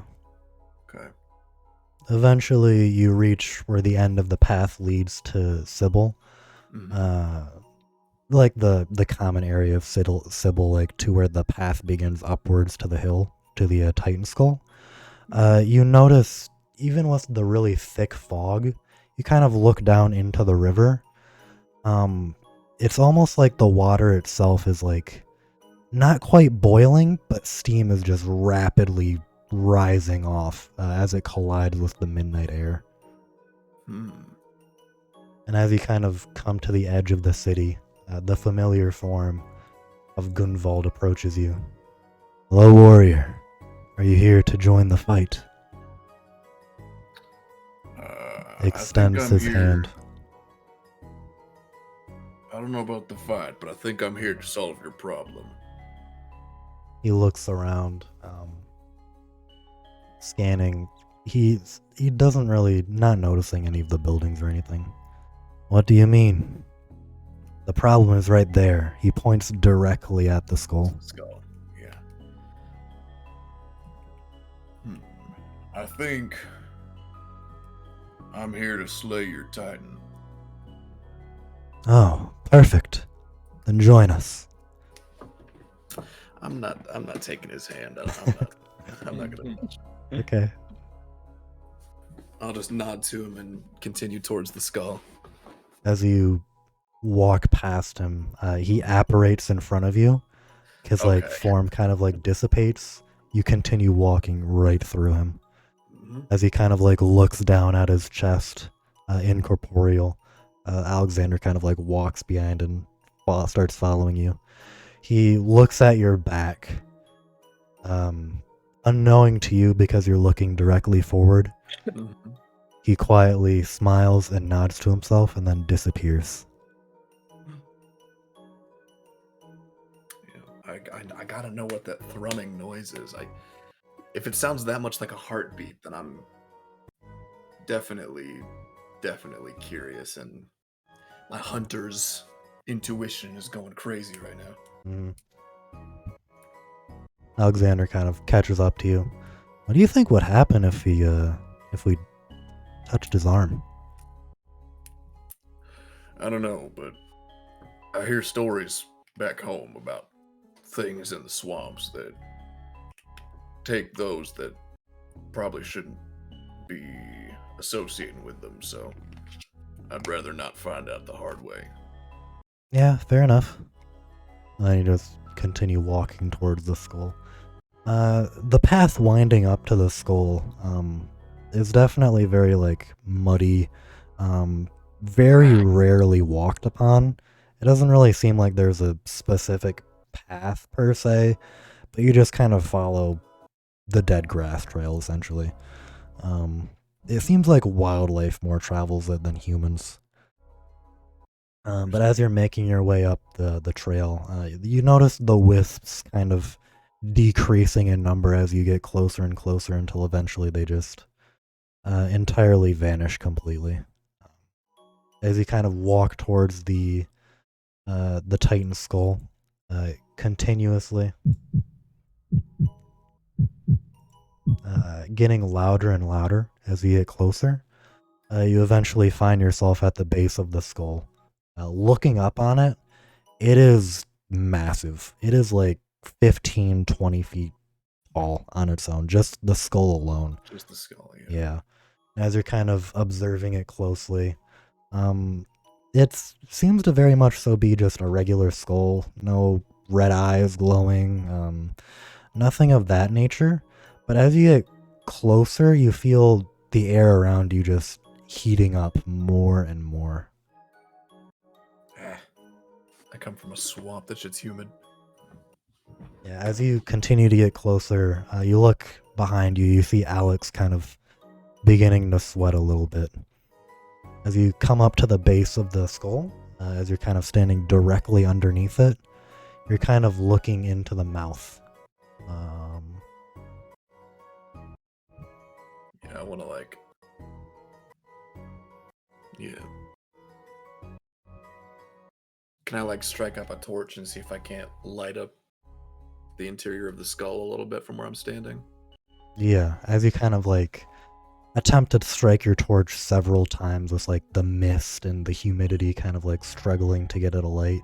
Eventually you get it to light as you kind of wave your torch around the area. You can kind of see deep inside the skull. It looks like some kind of molten heat source is just heating all of the water as it passes through it. As you're kind of what's causing all this mist. As you're looking at the water, it is just steaming. Probably boiling, honestly.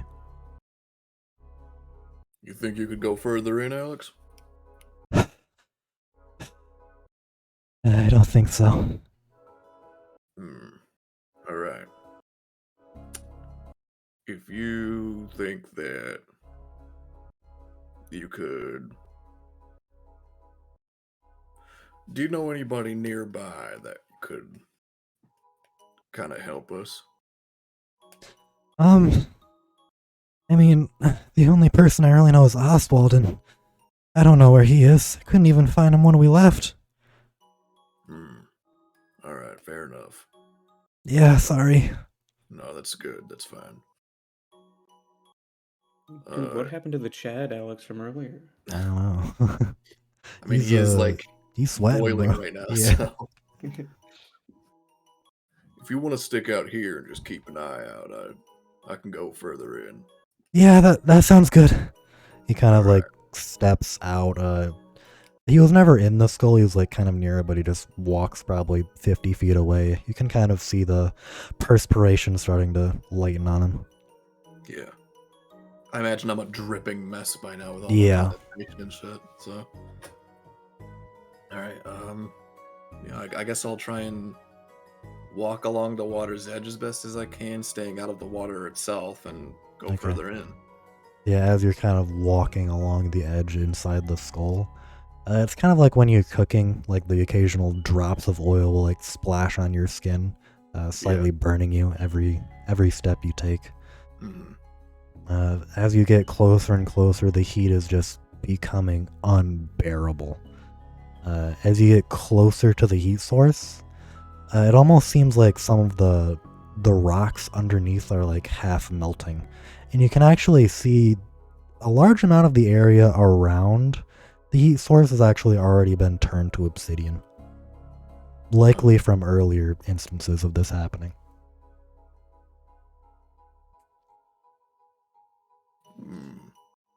Can I get a better look at what the heat source is? Roll a perception check. All right. I will say it's probably 4 feet underwater, and it just seems to be perception check, I guess. Yeah.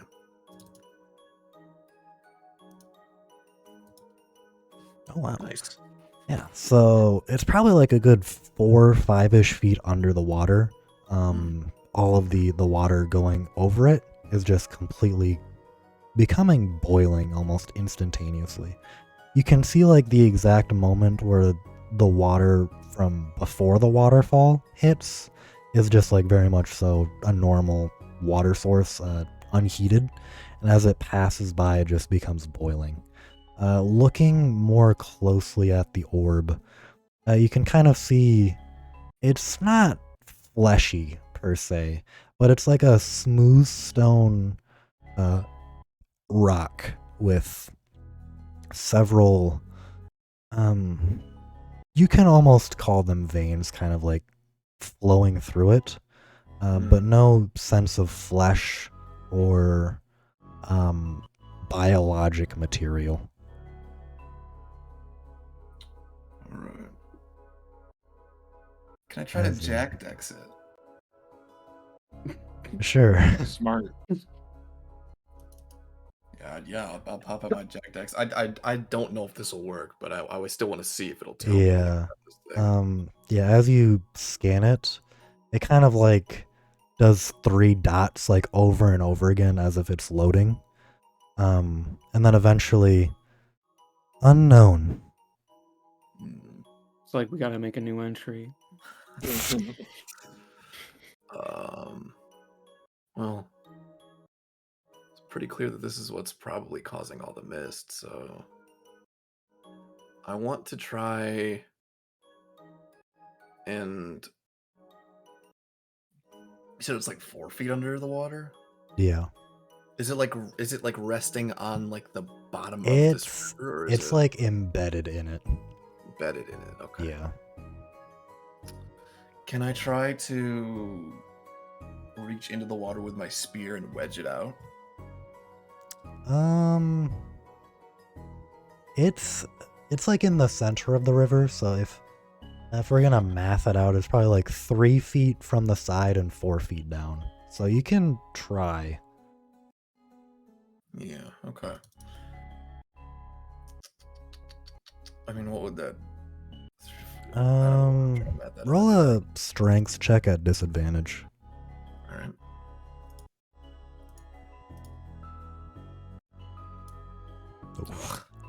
Yeah, as you kind of poke towards it, you kind of like poke your spear in. You can tell like the water around it is like catching. It kind of simultaneously like pulls your spear away, and you can kind of see the spear becoming like red hot as you kind of stab towards where the strange stone is. You kind of like stab into it. The obsidian just kind of cracks off. Okay. Need you to roll a con save as you've been in here for a little while as well. Alright. Okay, succeed. You feel this like wave of like, as the heat gets more and more unbearable, this wave of exhaustion kind of like sweeps over you, but you shrug it off.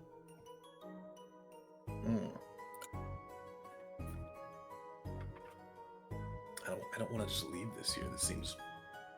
If this is something that is effectively plaguing this town, and it could be solved by removing this from the river, this Titan core. Can I like As- can I like dip a toe in the water? See if I can handle You can. You take 6 damage. Oh, damn. That's hot. Yeah, as you dip your toe in, it is very much so like boiling water. Damn. All right. Is there anything else in this like skull that's catching my eye at all? It's just this. With your perception check of 22, I'll say like as you kind of turning your gaze from the stone at the bottom, you kind of glance about the skull itself. You see several sconces of probably what were or torches at one point, kind of mounted on the inside of the skull. Looking around with your almost natural 20. You see that there's like a certain area of the skull. It's almost like someone tried to cover something up in like a far off corner. All right. Like it looks like somebody just like plastered mud over it or something. Like, It's essentially a hidden trapdoor. I'll just say. right. Yeah. Yeah, just covered How with high up? brush and dirt and yeah. Yeah. I want to go check it out. Yeah. Okay. Yeah, as you go over to the trapdoor, you attempt to open it up. Mm-hmm. Okay. Yeah, as you tug a few times, trying to find out where like the handle or the leverage is on the trapdoor itself, you eventually find it. You open it up. Yeah. A massive wave of heat just kind of blows over you. And you see from it looks like it leads it's not a ladder per se, but it's a very sharp staircase leading downwards. Pretty thin. You'd probably have to struggle. You'd probably just barely fit with your turtle shell. Definitely a single file scenario. Well, there's only a single man in there, so. Yeah, as you kind of look downwards into whatever this might be, you kind of get this strange scent in your nose. It seems like the smell of like cindering flames and sulfur.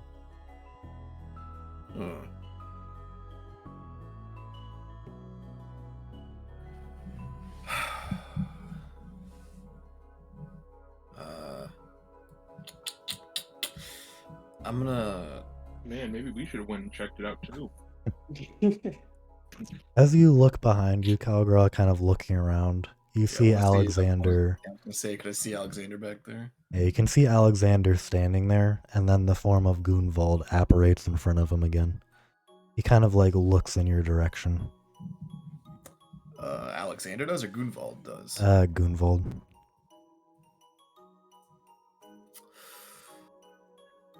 Although this time he is mainly corporeal. Okay. So he's a bit more aware right now then. Yes. I wanna. Can I shout to him and be like, have you any clue what's down there? Afraid not. This is he like looks around, kind of like sees the city. I'm not sure what time this is from. I have no idea.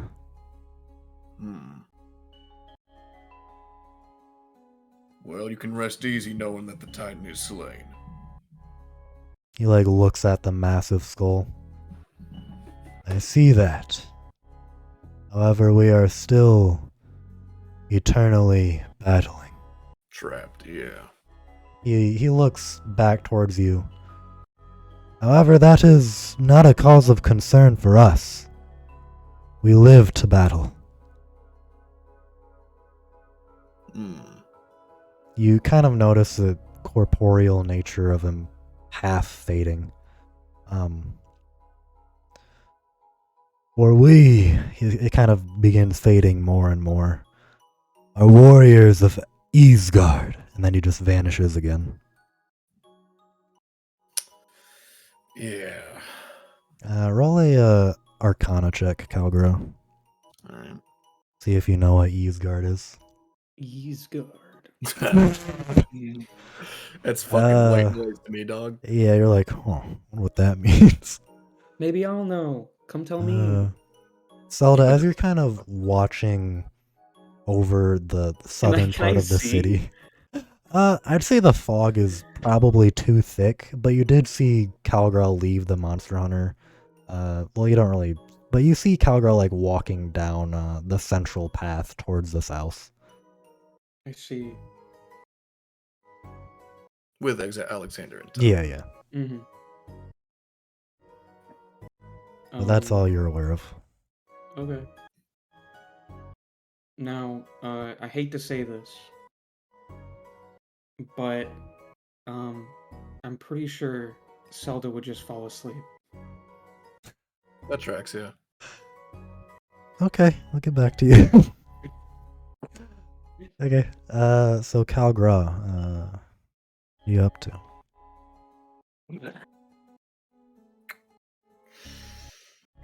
Does Alexander have any input? He kind of like, A quick little NPC wait, check. yeah. Arcana check for Alexander. Yeah. See if he knows.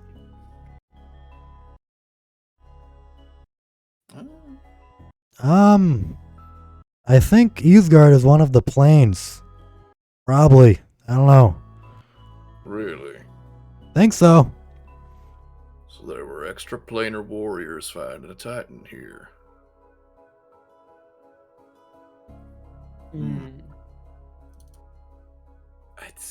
I've got two things of interest right now. I've got that funny little molten core, and I've got this staircase. It's probably been another decent time, so I'll need you to roll another con save for me. Yeah, that's fine.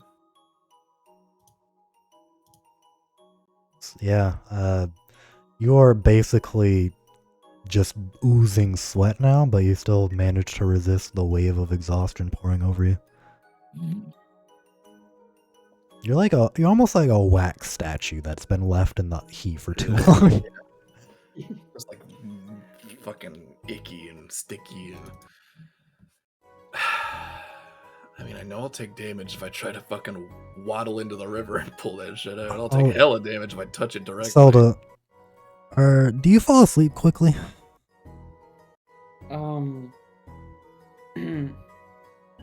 Yeah. No, Okay. jeez. Wonderful. All right. What are you up to again, Kilgra?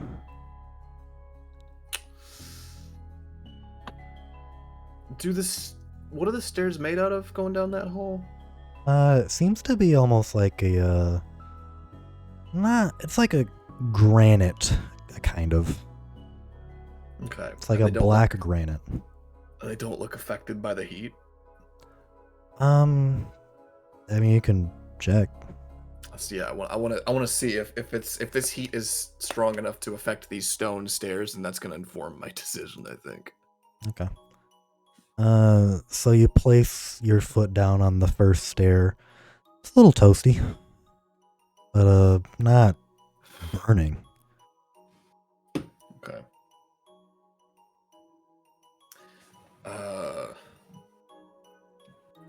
Real quick, let me go pee because I gotta pee. I'll be right back. Okay. Zelda, as you are Hey. quickly taken by sleep, you find yourself. Oh, you know, you left the window closed. Yeah. Never mind, you're good. Oh, okay. Oh wait, no, wisps can go through objects. Never mind. Okay. As you are sitting there, slowly falling asleep, you find yourself waking up. As you look around, you see a battlefield before you. Oh. Waking up, you can see several ancient warriors rushing towards. I'm only gonna show you for now, so that Okay. you can be excited. Alright, it'll be in Jack Decks under the category Giant. Yeah, I see it. Yeah. Oh man. Oh man. You see warriors flinging themselves at the feet of this massive creation. Fire flowing from its head, and a massive spear of basically fire and magma in its right hand.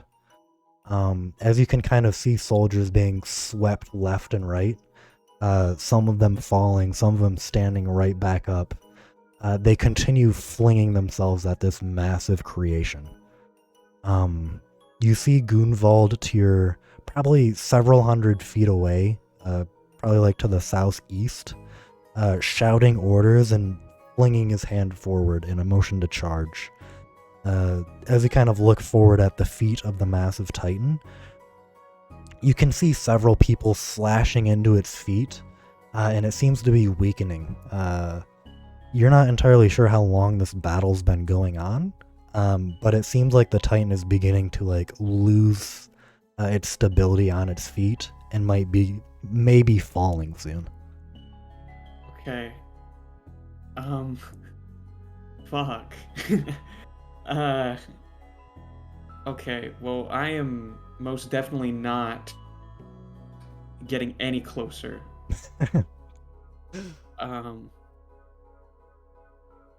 Although with how fucking big this thing is, I wouldn't be surprised if it can hit me from all the way over here. Yeah, as you're standing there, there's a few people maybe 100 feet to your left. You can see the Titan like raising its arm in like a throwing motion, materializing a giant ball of magma and throwing it, and it just kind of like sweeps across the area. Some of the people like dodge out of the way, but some of the others they just get completely crushed. Others, you can kind of see they just barely got hit. Their legs are like severed from their bodies, and as they kind of like reach up one last time to the sky, as opposed to dying straight up, you notice they just kind of like this glowing yellow light kind of like materializes across their entire body, and they just kind of like transform into this kind of dust and kind of like wisp away into the sky. Oh, okay. Is there something I can hide behind? It is a vast open field. You notice, I'm judging on Sibil itself, there've been a lot of geologic changes for there to be a whole waterfall and mountain standing where they once were. So this is a very, very long time ago. Yes. So absolutely nothing to hide behind. Not really. And then this does line up with your vision of the nomads that you remembered somehow. Yeah. Well, I guess I'm just going to like sit on the ground and make myself seem as small as possible. Like, okay. Maybe it won't see me, and I'm gonna pull out my notebook and I'm gonna like draw the Titan. Jack it. Jack exit. Can I Jack exit? You're very far away. But since it's so massive, I'll allow it. Okay. All right. Does it say anything? No, it's you just see what's in front of you. It seems like your Jack Dex actually is not working. Oh, well, I guess that makes sense. Yeah. Okay, I'm just gonna draw it to the best of my ability. I'm pretty good artist. Roll a stealth check, actually. Okay. Since there's no like corpses for you to hide in either, yeah, all of the bodies just kind of okay. As Gunvald is like pointing forward to charge, he like glances around, looking at the status of all of his soldiers, and his eyes eventually lay on you. Kalgra, what are you doing? I think I'm gonna head down the stairs. Okay. As you head step after step deeper into the stairs, the heat on every granite step gradually increases. And eventually, as you make your way deeper into the this granite cavern, you still have your torch, right? Yep. Yeah. As your torch kind of lights up the interior, you see just what was once granite kind of transform into this obsidian large square room. And as your feet kind of impact with the floor, you'll take 1 fire damage as the heat just begins unbearable to stand. Ouchie, ouchie, ouchie. I mean, do the stairs seem like they're coming to an end anytime soon? Like, yeah, you came out at the bottom of the stairs, and as soon as you step into this square room of obsidian, the stairs are over. You can see that there's multiple paths you can take. It looks like there's 3 openings in the wall directly opposite of you. To your right, you see a gradually declining pathway that seems to mold downwards into the earth. And then to your left, you see another open cavern leading somewhere. What was the third path? The one on your left is just an open cavern. You can't really see much beyond that. So there's 3 essentially pathways directly in front of you. Yeah. To your right, One there's went one down. that seems to be forking downwards, and then Yeah. one to the left kind of just going somewhere. Okay, what's the third pathway though? You said there are 3 in front of me, right? Oh, there's 3 on there's 3 separate doorways per se, in directly in front of you. One on the wall on the right and one on the wall on the left. That's only 2 openings. What are you talking about? Drag you over here. Oh, Rame, what the fuck? Oh, Whoa. let's How'd I go to get this here? one. Let's go to this Yeah, why am I one. this?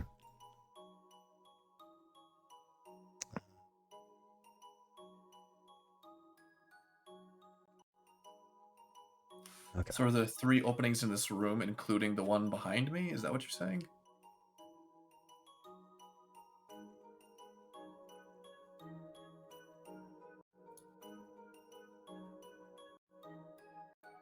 Oh, what the fuck? Like that. Oh, Yeah. okay. I thought you were saying that there were 3 openings, including the 2 on my sides. No, yeah, there's Okay. 3, and then one on the right is heading downward. Yeah. And the one on the left goes to a bigger chamber. Alright. It's a big robot. Well, I can't control my token, damn it. Yeah, I got you. That's fine. There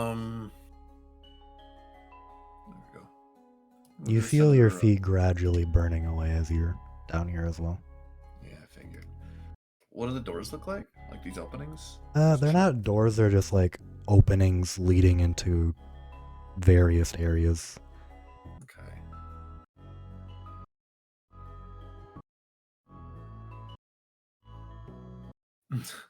Should have got some kicks, you're right.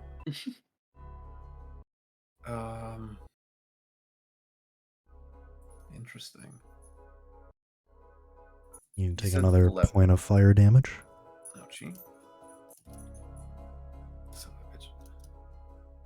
God, fucking this goofy ass menu. Oh, my feet. Can I move to this opening on the left side and look through, or is it just like a hallway that I can't really see what's past it?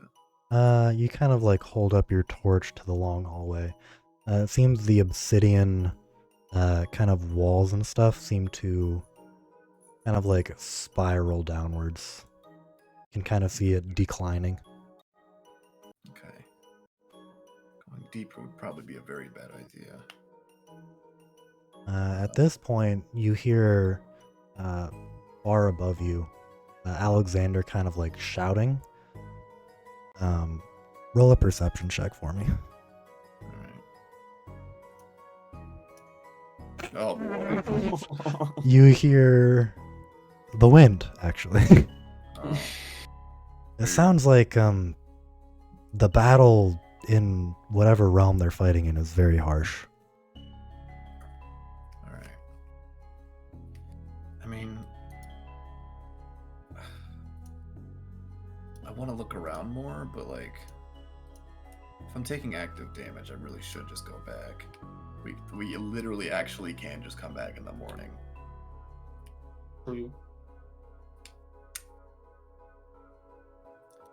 I'm gonna check each of the doors real quick, just push them open and look through. Okay. Yeah, as you kind of Door number 1. yeah, we will just say they're doors. As you open the first door, it kind of burns as you open it up. It's not a wooden door. It's made out of it's not obsidian or granite, but it looks like a man-made stone. As you open it up, it kind of burns a little bit, but opening it up, you do see that this is definitely an individual pass, and likely the other 3 are as well. But as you kind of look downwards, down the distance, you can kind of see what might be maybe some kind of room in the distance. But you also see what appears to be a small puddle of magma kind of bubbling at some point a little bit into the hallway. Yeah, bad idea. All right, door number 2. There aren't doors. I know you said that, but like, Yeah, it's fine. So behind this stone door, you'll take another combined 3 fire damage from how long you've been in here. You kind of look down this long hallway. You see it kind of forking probably down below the other one on the left. And you see what might be some kind of glowing creature. Not creature, just this like gently glowing flame in the far off distance. All right. And then not door number 3. So this door is a little bit different. While it is still man-made stone, it seems to be colored differently. As you kind of look at it, you can kind of see it seems to lead upwards, and at the edge of your torchlight, it seems like the obsidian shifts back to granite. I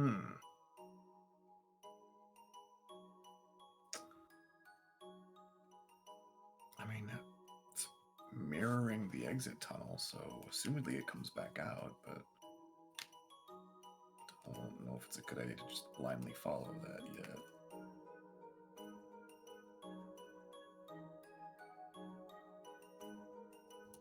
I may be dumb, but I'm not stupid. My wisdom is 3. Plus 3, in fact. Take another 2 fire damage. Oh, yeah. Oh, that's all the fucking... That's all the word that I needed. I'm gonna turn... Whoops. I'm gonna turn around and head back out to Alexander, I think. Yeah, as you start making your way back up the staircase, you can actually hear Alexander more clearly now, just shouting like, "Calgra! Calgra!" Yeah? He points closer to the town. Something going on? As you kind of begin continuing to come out of the staircase, you kind of head out to the entrance of the skull. Your sweat kind of like finally abating just a little bit. Still foggy, you can't completely see what he's pointing at, but as you kind of get closer and closer to Alexander, you just see his point. He's pointing, his arm kind of shaking ever so slightly. Sammy's scared. You see the ghastly visage of Zelda just kind of cowering. And then Zelda, as you're trying to hide, Gunvald comes back up to you. "Oh, I'm happy you're here. Oh, hey. Can you take at the right flank? We need the right flank covered." Okay, give me 5 seconds. Okay. I'm gonna finish up Shout my some sketch. other word. Okay. And I'm also gonna draw a little me right next to it for scale. Okay. Yeah, as you kind of like close up your notebook, do you head to the right flank? Yes. Okay. Yeah, as you start running towards the right flank, Calgra, you and Alexander see Zelda kind of like getting up, patting out her like robes a little bit, shutting her notebook, and then start running in kind of like in your direction. And then you can also see Gunvald kind of like shouting, or his ghastly form shouting orders from where Zelda was once standing. Can I try and like run up and grab Zelda?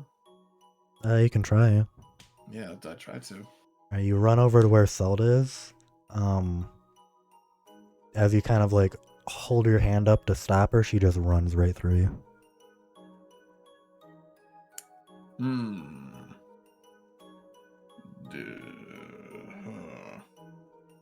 Alexander, do you remember where Zelda was staying?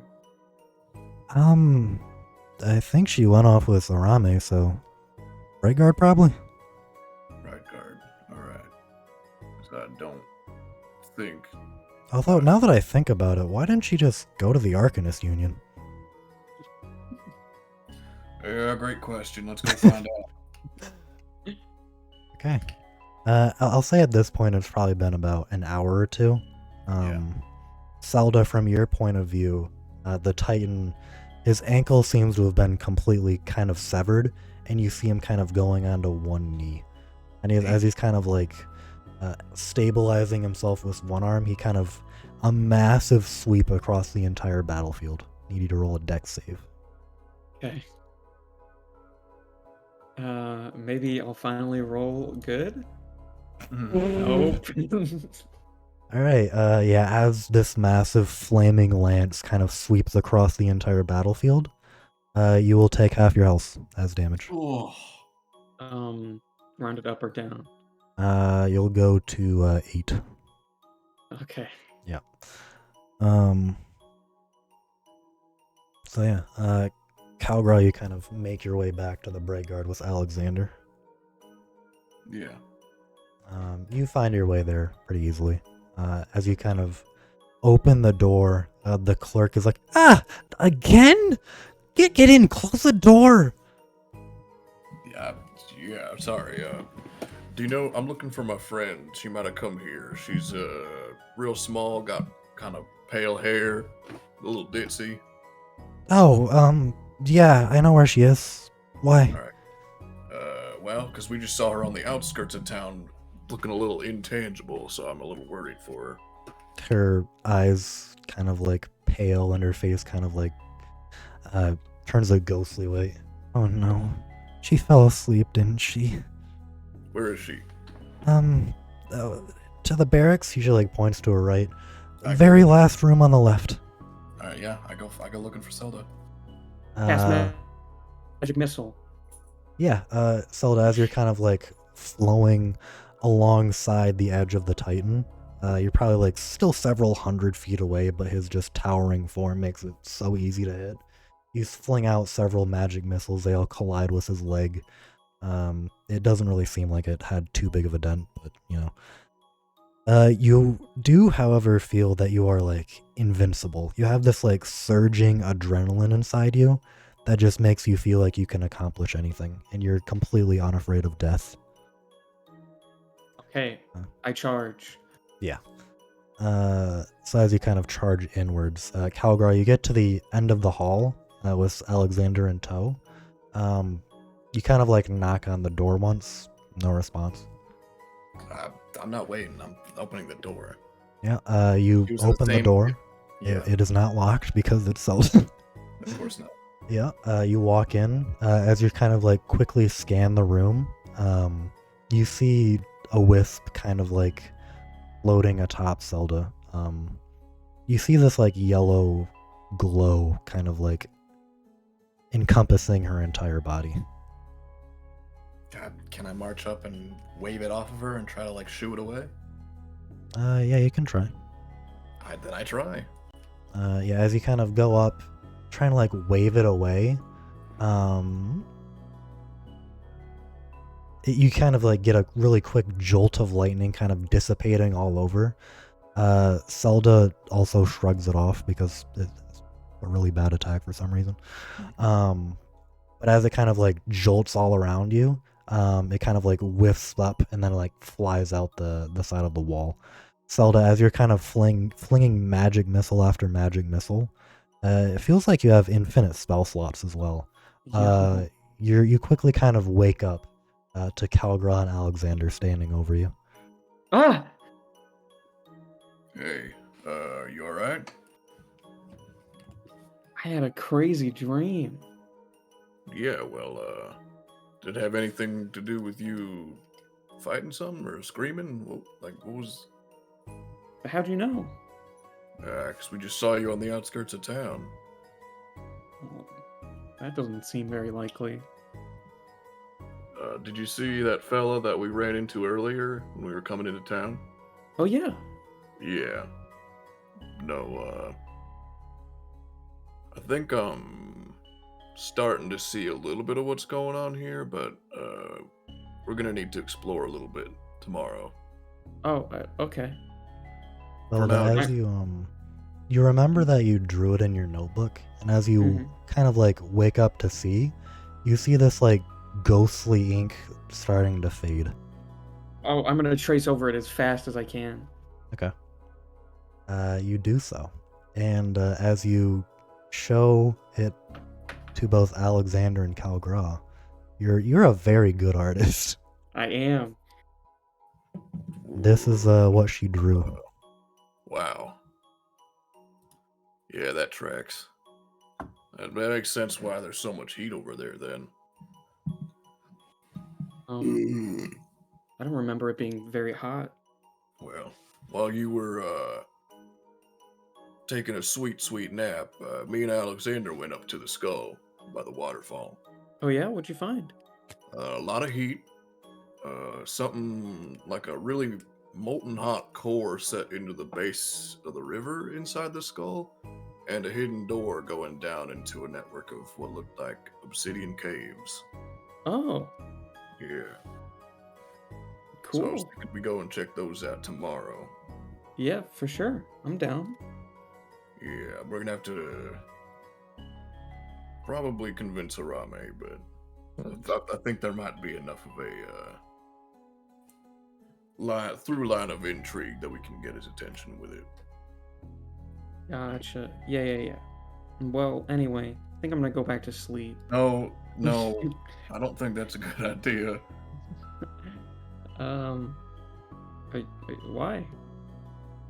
Because you, Does she look injured, by the way? Zelda, as you kind of like come to more consciousness, you begin to feel this like singeing pain on your chest. As you kind of like look down, there's this large like almost incorporeal like ghastly flame kind of like slowly emitting from you, and it's just kind of like singeing away. Oh God. yeah, that seems like enough not to go back to sleep. Yeah, the wound isn't like corporal, but it seems like it is like embedded inside of you. Uh-huh. Okay. Well, all right. You're I'll getting go back to sleep. you're like a debuff sponge. It's getting stupid. Yeah, no, I'm not letting her go back to sleep. I'm gonna stand watch if need be. Okay. Why doesn't she go to the doctor? Because we gotta stay inside. You gotta stay inside. We don't want to run into fucking King Ramses out there. Yeah, you might suffer his curse. Exactly. Do you think some people purposely fall asleep just to like feel something? In this town, yes. Okay, so you guys hanging out in that room until morning? I think so, yeah. Yeah. Okay. If I can't get a proper rest, then I'll probably roll some hit dice. Yeah, you can take a short rest while you're all sitting there. Yeah. Yeah, as the night goes on, Zelda almost falls back asleep several times, but either Alexander or you, Calgra, kind of wake her up before she completely falls asleep. Yeah. As the night continues to go on. Nice. Oh wow. God damn. As the night continues on, with your really high perception roll, you can still faintly feel the beating heartbeat, just barely. As it progresses further and further into the night, going into the morning, you feel it get fainter and fainter as it slowly dims out of existence.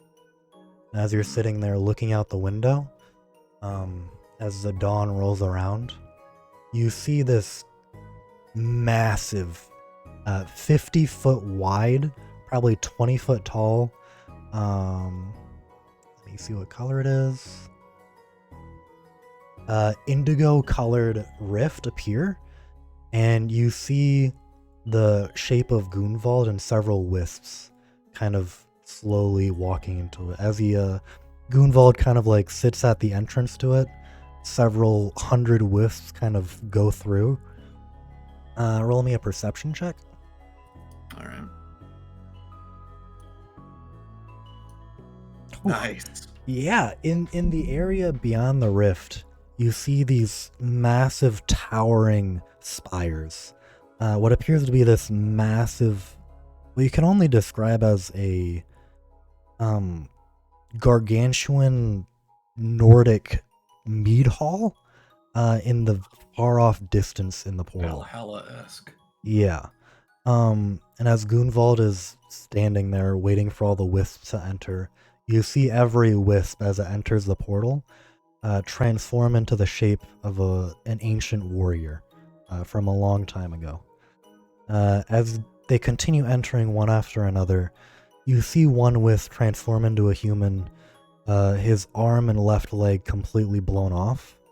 As he enters the portal, you see before your very eyes massive strands of sinew and connective tissue rolling back in and just reforming the entirety of the arm. As they all kind of continue flowing through, Gunvald kind of turns corporeal once again, looks at the massive skull, kind of like looks his head down, raises his head back up. With your natural 20, he just kind of sighs, kind of like a sigh of relief. Mm-hmm. As he kind of standing staring into the gargantuan rift where all of his soldiers are, he raises his spear, kind of like lets out one final battle cry, and kind of walks into the rift. And as you're kind of listening there, just one final heartbeat of the Titan, just kind of thump, thump, and then it doesn't beat again. What a quirky little town.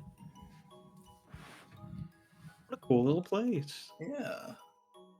And at this point, as the rift begins to gradually close, you actually see what appears to be not with the soldiers that were walking in, but somehow in a moment of insight, you see near the mead hall in the far off distance what appears to be a turtle resembling the shape of your father. Daddy. As the rift gradually closes, it just kind of boop, pops out of existence. Oh Was shit. that ball there too? Yeah. So that's like fucking Valhalla, right? Yeah, I guess so.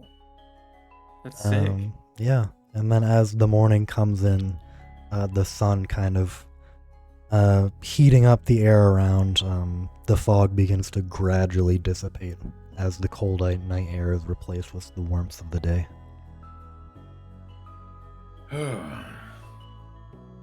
Well, sounds pretty neat. Yeah. And what did Arame do all night?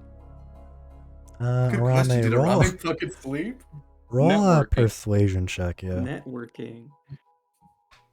Which Persuasion. is much more important. Who? Persuasion check. Yeah, just you.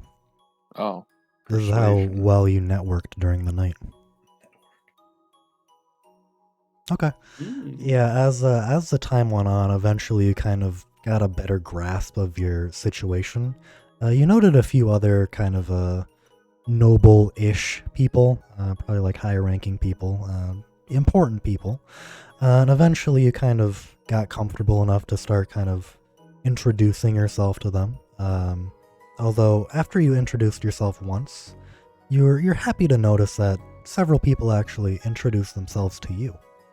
And you're able to network and make a few connections with some higher members of society, of Sibil. Yo. Hell yeah. One step closer. Okay. And then it's night forever. All right, as the morning comes, what do you guys want to do? We can sleep now? Yeah, you can sleep now. Oh, hell yeah. Probably good to get a little rest. Yeah. And I rolled a hit die, so fucking. I'm aces right now. I'm good to go. I mean, you still should probably sleep. Yeah, I guess. Yeah, I'll probably find somewhere to hunker down and take a nap. Don't want to get any points of exhaustion. Hell no, I aced that shit. Never. No. Caldwell's never been exhausted a day in his life, and he never. True. I'll take a nap. Yeah. Are you napping in the room? Yeah, sure. Okay. Find a corner to hunker down in my shelter. Yeah, as the three of you begin to kind of hunker down for the night, there's a knock on the door. I answer. Excuse me, Hello? is there any chance you could go Get go out. back? Well, we were just about to go to sleep. I told you that you could just stay here for the night, so you didn't have to go out into the fog. Oh. She notices the massive turtle, like, in his shell, starting to fall asleep. Yeah, we threw a bit of a rager. That's not what happened. Well, listen, like, I really shouldn't have done that to begin with. I'd get in a lot of trouble if a high-ranking person came back. Yeah. Okay, we'll get out of your hair. Okay, thank you. If you're not gone in 5 minutes, I'm coming back, okay? Okay. Okay, and then she walks back down the hallway. Hey, guys. We're being evicted. Oh no, you forgot to pay rent? Yeah. Well, I'm gonna head back to my place and get some sleep. Probably a good idea. How about you, Alexander? Yeah, Alex. I'll probably just rent an inn or something for the night. Alright, Alright. I'll head back to the MHA. They've got bunks. Alright. Let's meet back up around like midday. Gotcha, boss. Yep. Alright, catch you later. See ya. And I go and take my nap. And I go and take my nap. Yeah, Arame, as you kind of, from the dining hall, you can see that the morning is coming and the fog is dissipating. You kind of like nod half respectively to the other high-ranking people you saw. There's And no as you respect to none. as you kind of exit the dining hall, you see the sleepy forms of your three, I don't know if you'd call them teammates, but your three people you've been with recently heading out.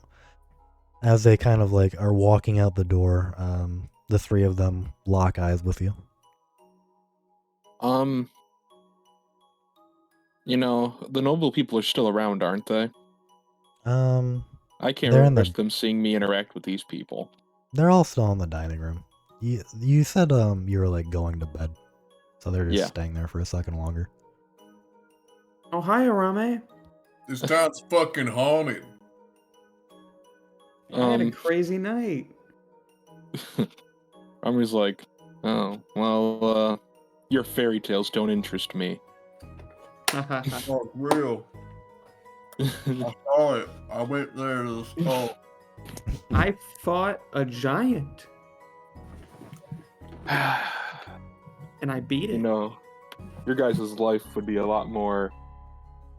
you guys might get somewhere if you just learn to follow the rules. Well, there's something valuable up there at that skull. I know it. Valuable? Yeah, there was like this big glowing gem in the river. Well, you know, you might not want to mess with that anymore. You know. Yeah. You don't bother with that. You know, you guys should just go to bed. Oh my god. Okay. No, but there was like a cave up there. I want to go check it out again. We're gonna go take a nap, and then we're gonna all meet up here and go back up there. Where in the cave is it, would you say? I'll show you later when we go back. It's kind of hard to explain. It's like a big weird skull with the river and everything. You know, you can tell me real quick. give me something to think about before I take my nap. Nah, it's a long story. I'm gonna go and lay down, and we'll No. figure it out later. No, I insist. Who's Ezekiel? Ezekiel. Zelda, your pocket mirror kind of begins getting cold again and glowing. Oh. Hello. You kind of look at it, it becomes opaque.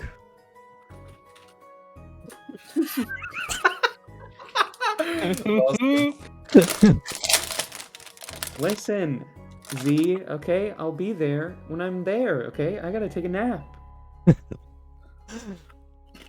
As far as you can tell, it still doesn't seem like there's a way to respond. I think he gets the point. Somebody bothering you? Oh my God, Rat. Werewolf. Oh, wrong one. Whatever. What the fuck?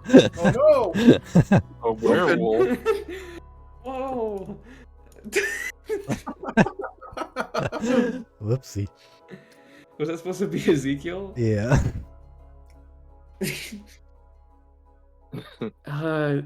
He really should have told me how to like respond.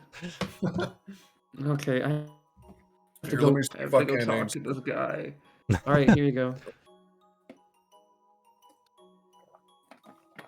I try to like rub my claw where the writing was. No, nothing really pops up. Can I look at the mirror real hard? You look at it real hard. The "why are you ghosting me" thing just fades out into what appears to be a ghost. And then the mirror becomes a mirror again. Can I try and think words at him? You can try, yeah. Yeah, I want to think like, stop calling this number. No response that you can tell. Well, it was a valiant effort, Cat. Yeah. Oh, Alright. Well, you go talk to your fella. I'm gonna yeah. go take a nap. All right, have a good sleep. You too, almost called you me. You too, Zelda. Yeah. Okay. Yeah. Later. Bye, Alex. Oh, alright. yeah, later. Yeah, we're gonna meet back up at the base of the skull at midday. Gotcha. And I head off. Oh my Alright. God. So the three of you go off to bed. Rami, is there anything you wanted to do? What time is it now, would you say? It's probably about 6 or 7 in the morning. It's like just I'll turned sleep. on. I'll sleep for like 2 hours, and then, because I mean, I did a long rest before the night anyway. Did you? Did you? When we left the grove, didn't we? We all relaxed in the grove for a while. That was a short rest. I got my HP back, I think. So, like By spell now, yeah. slots. Yeah, you can heal during a short rest. I don't know how to get spell slots back though.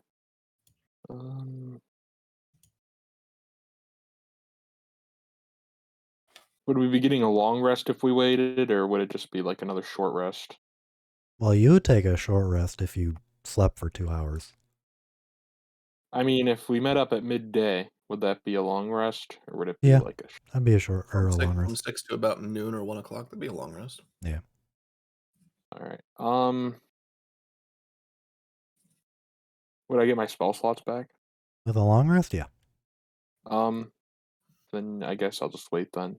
There you go. Zelda, as you make your way back to the Arcanist Union. No. Mhm.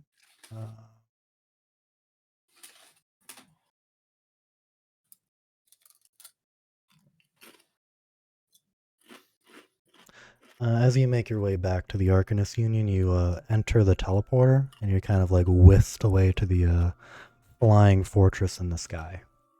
As you're kind of like walking through the main hall, you see in the hallway leading from the command center, Ezekiel just standing there tapping his foot impatiently. Oh, hey Z. Hey, werewolf. Hey. Are you a werewolf? No. No, I'm not. Oh, okay. Um, So what's up? I realize that I didn't tell you how this thing works. Yeah, Um, I was trying to respond. yeah, I can see that. Do you have the illusory script cantrip? No. Ow. Well, if you want to be able to communicate using the mirror, that you'll need to get that. You should I be can, able like- to meditate during the night in order to, Yeah. Okay. Gonna waste a slot. What the Anyway, what did you need? I mean, we needed to talk about what you found at the Whispering Grove. Yeah, but I'm like really tired. Yeah, that makes sense. Listen, I'll tell Sil and Oswald to meet up around, probably about, time is it? He, like, looks at his watch. Probably around 1 tomorrow. Does that work? I've already got plans. What do you mean you have plans? I've got plans. This is kind of a big deal, Zelda. Well, okay, let me just tell you what we saw, what we did. Okay. What are you telling him about last night, or about the wolf, or the displacer beast? Just about everything. Okay. As you first tell him about like the fog of Sibil, and he kind of like nods his head, kind of knowing what you're talking about. And as you kind of mention, like you fell asleep and like were transported to a different time, his eyes kind of like cock to one side. Yeah, I've heard about the fog affecting Sibil. It used to be a yearly occurrence before the convergence, but now it's a monthly one. I didn't know all the history with the Titan though. That's definitely very interesting. Yeah, And I beat that Titan all by myself. Oh, really? Yeah. Impressive. Are you sure all the ghosts that you were talking about didn't do it? Well, they helped, maybe. Alright, and what about the displacer beast? And then you start telling about the displacer beast. Mm-hmm. He kind of like nods his head, and kind of like flickers of understanding in his head. I see. You mentioned something about a note. Is there any way we could see it? Note. The note Alexander had. Oh, well, Alexander did. I mean, is there any way you could get him over here? Because it seems like it's important that it's related to the Vipers or something, and I quote. Well, I'm sure, Alex will tell Oswald. Well, the thing is, they're staying here until you guys get back. Oh. Well, I don't know where he went.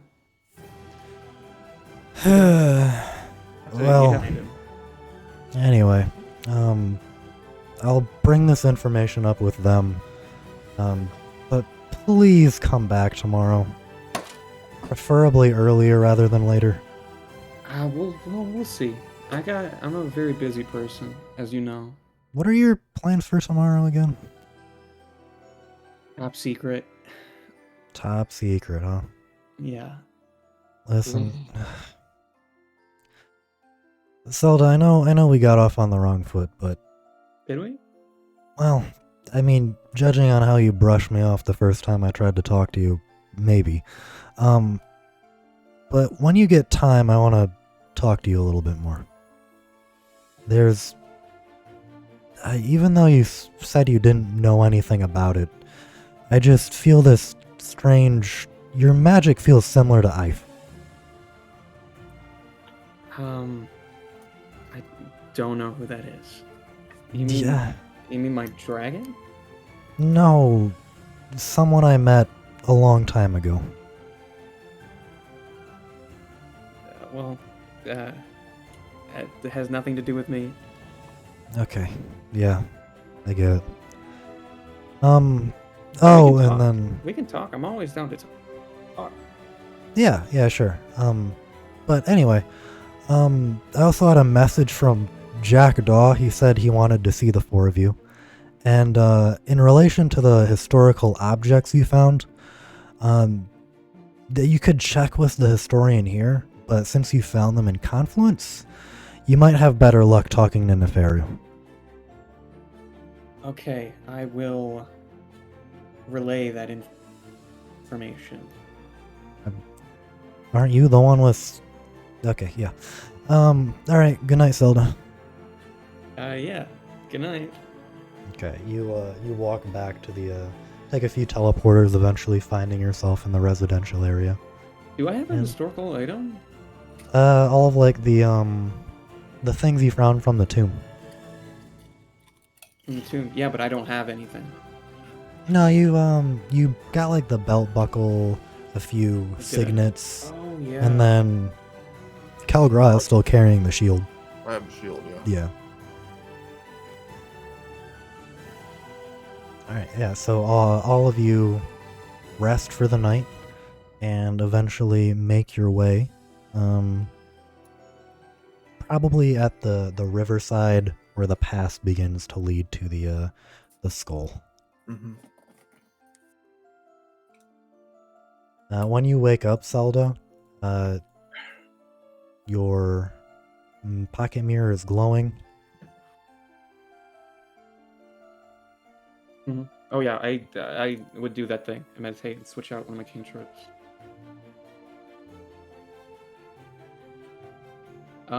So I just, like, switch one of the ones that I have. Yeah. Well, I'll do that later. Okay. But I'll just say that I did it, and I'll respond like, yeah, Okay. I got you.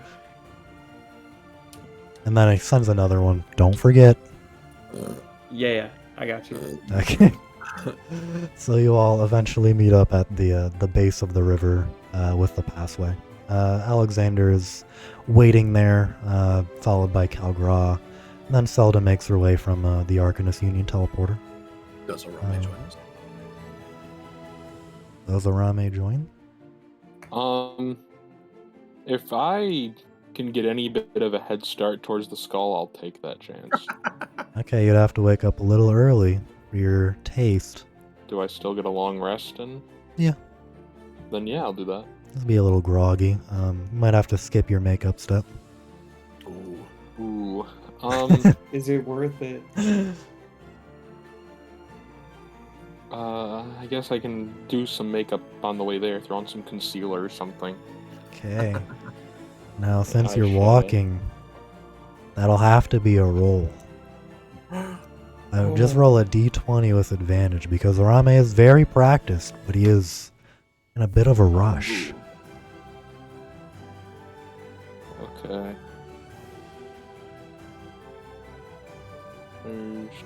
There's no. one. Ooh.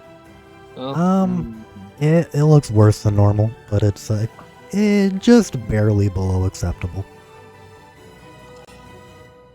that's fine. Okay, yeah, the three of you are sitting around waiting for Arame. Arame, you are, as you're kind of like walking up the pathway, you kind of like get at the base of the skull, and you see Alexander kind of like walking towards the meeting location. I do. Yeah. To the best, it doesn't look like he spotted you though. I guess I'll just try to avoid him. Well, you're at the base of the skull, and like the meeting spot is like at the edge of the river where like the path begins. The path is probably like 300 or 400 feet. Yeah. Well, I'm still gonna go up.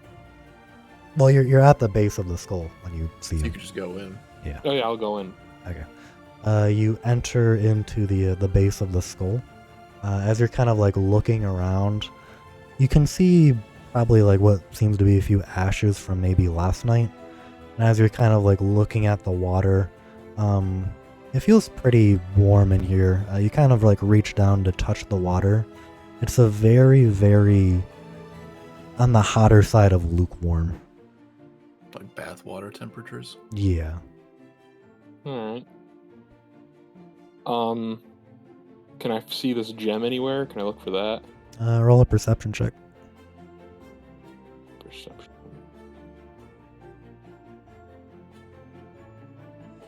As you're kind of like looking around the area, Barbara didn't really say where it was. As you're kind of like scanning the area, you look into the water.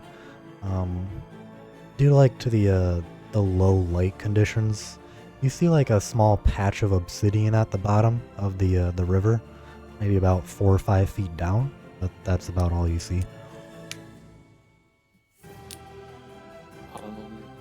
Let's see here.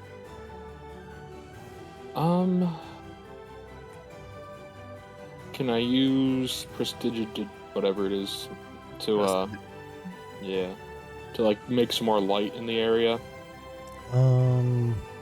I think you can like light a torch with it if you have any sticks or something. I don't think it like creates light itself. That's what the light cantrips were. Yeah. All right. Okay. I have one of those nasty books. Okay. I'll just set one of those on fire and try to distort it a little bit to the fact where I can kind of maybe keep it burning for a little bit. Okay. Yeah, you with a flick of Oh. your fingers, you ignite the corner of the book. All right. I'll get rid of the Hamlet's Reef one. Okay. Oh. In the back of your mind, you feel a slight twinge, almost like you injured someone. Oh. Wonder who. I wonder if that'll be relevant later. Alright, so can I keep kind of looking for this glorious gemstone? Yeah, you kind of like sweep the book around it very rapidly, igniting in your hands. Your eyes kind of hover over the spot of obsidian once again, but all you can really see is just black rock and stone. And can I go on the obsidian? The obsidian is about 4 or 5 feet underwater. Oh, okay. So, I mean, you can submerge yourself if Arame desires. Think here.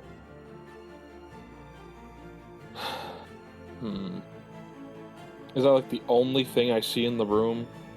With that roll, yeah. You can see some sconces on the edge of the inside of the skull, but that's about it.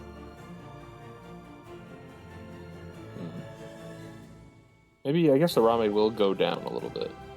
He doesn't like it, though. As you kind of wade deeper and deeper into the water, the water goes up to your ankles, to your knees, to your waist. You can tell you'll probably have to be about... how tall are you?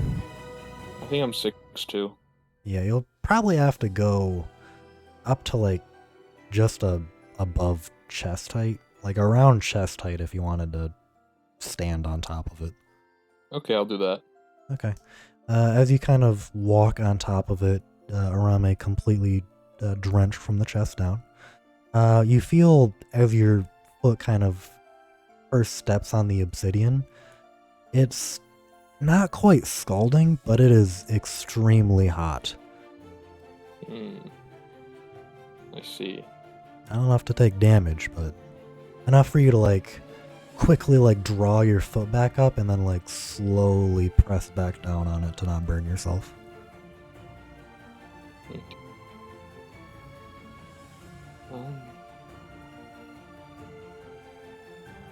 Well, I don't think I can really do anything, so I guess I'll just leave. Okay. Do you go back down the path? No, I guess I'll just keep looking around for stuff, but Okay. you know. The three of you Probably a good 15 minutes have passed and Arame hasn't shown up yet. However, that's not an uncommon occurrence.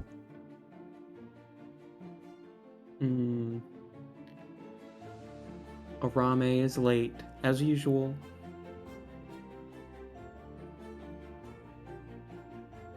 Alexander's just, Oh, he healed. What do you think Oh. about this, Calgra?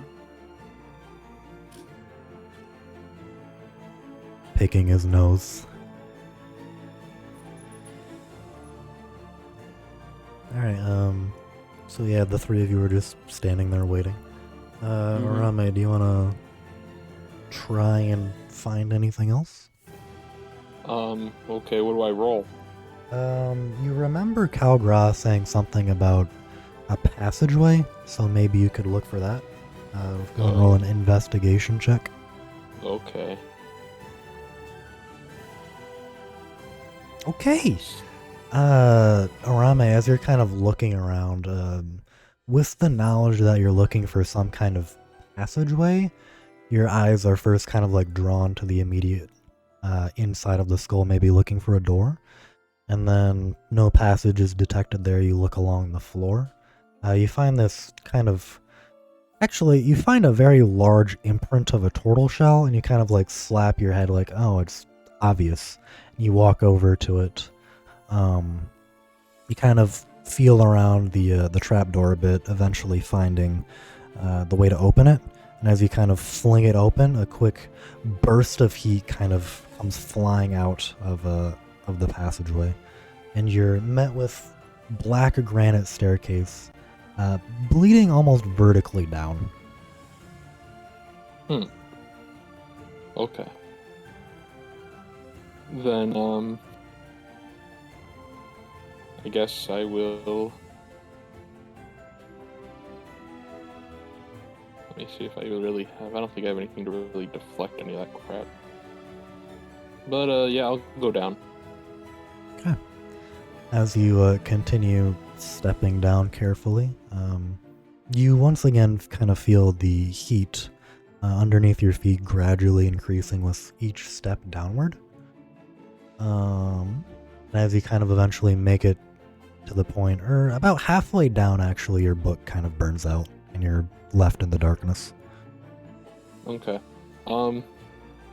Good thing I have another book. There goes the romance novels this time. You quickly flick another flame on the corner of the book, and it begins to rapidly burn away.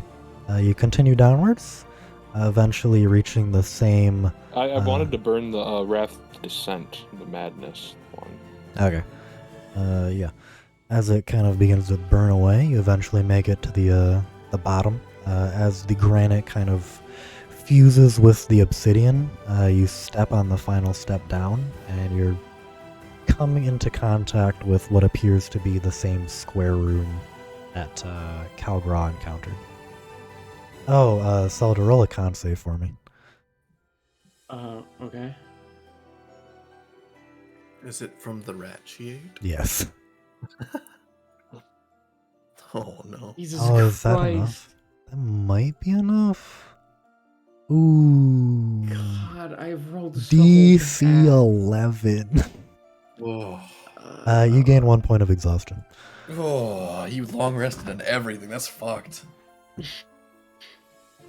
Yeah, if you succeed the DC when you're not exhausted, you get rid of it. So it's unfortunate.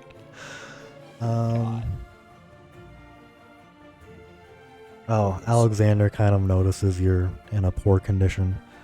You know, Zelda, you could probably go to the church. And do what? There are Pray. healers there. Pray. Listen, I'm not a real big church gal.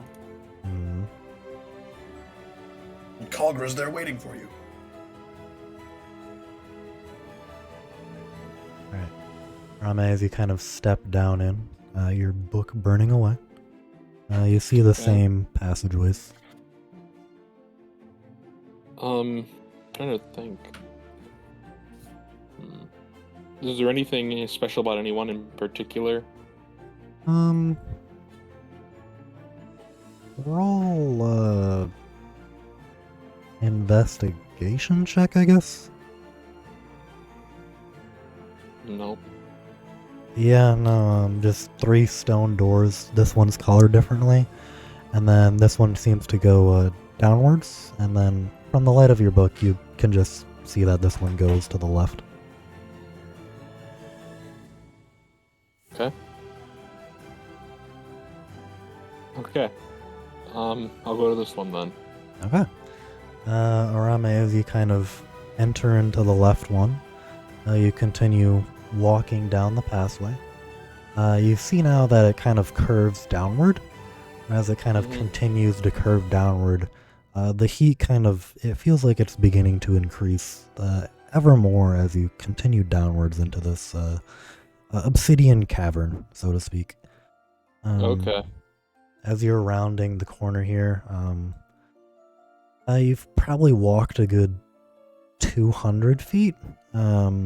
You feel as if it's starting to even out and come to a resting point. Your book extinguishes. You are left in complete darkness. Okay. I'm sure I have more things to burn.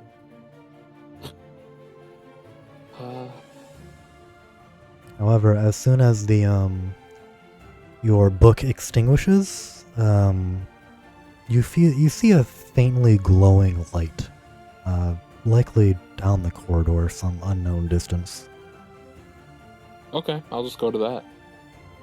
Okay. Yeah. As you continue walking towards... Carefully. Roll a stealth check.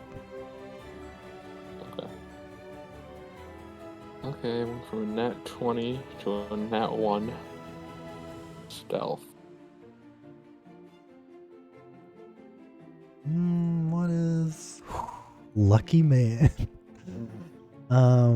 Yeah, as you kind of begin creeping down the hallway, eventually you see it sharply turn to the left.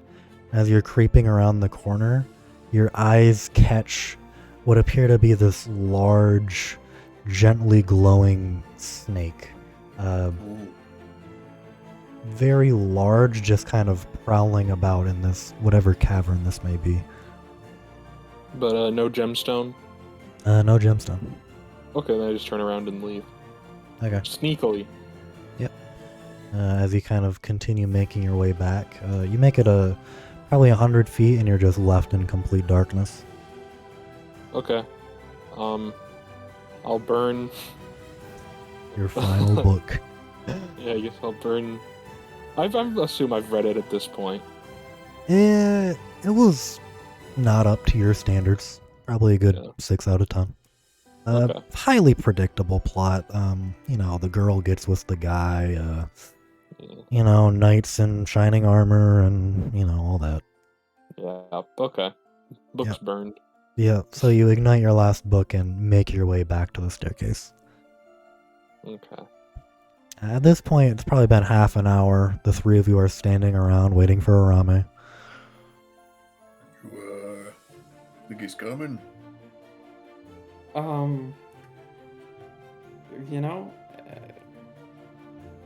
don't think so. Yeah, it seemed like he was pretty uninterested.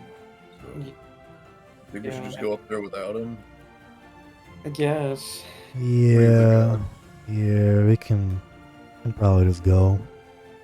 Yeah, alright. Let's go check it out. Alright. Yeah. Yeah, we go up to the skull. Yeah. As the 3 of you make your way up to the skull, Arame, do you exit the underground cavern? Okay. I still gotta find this gem.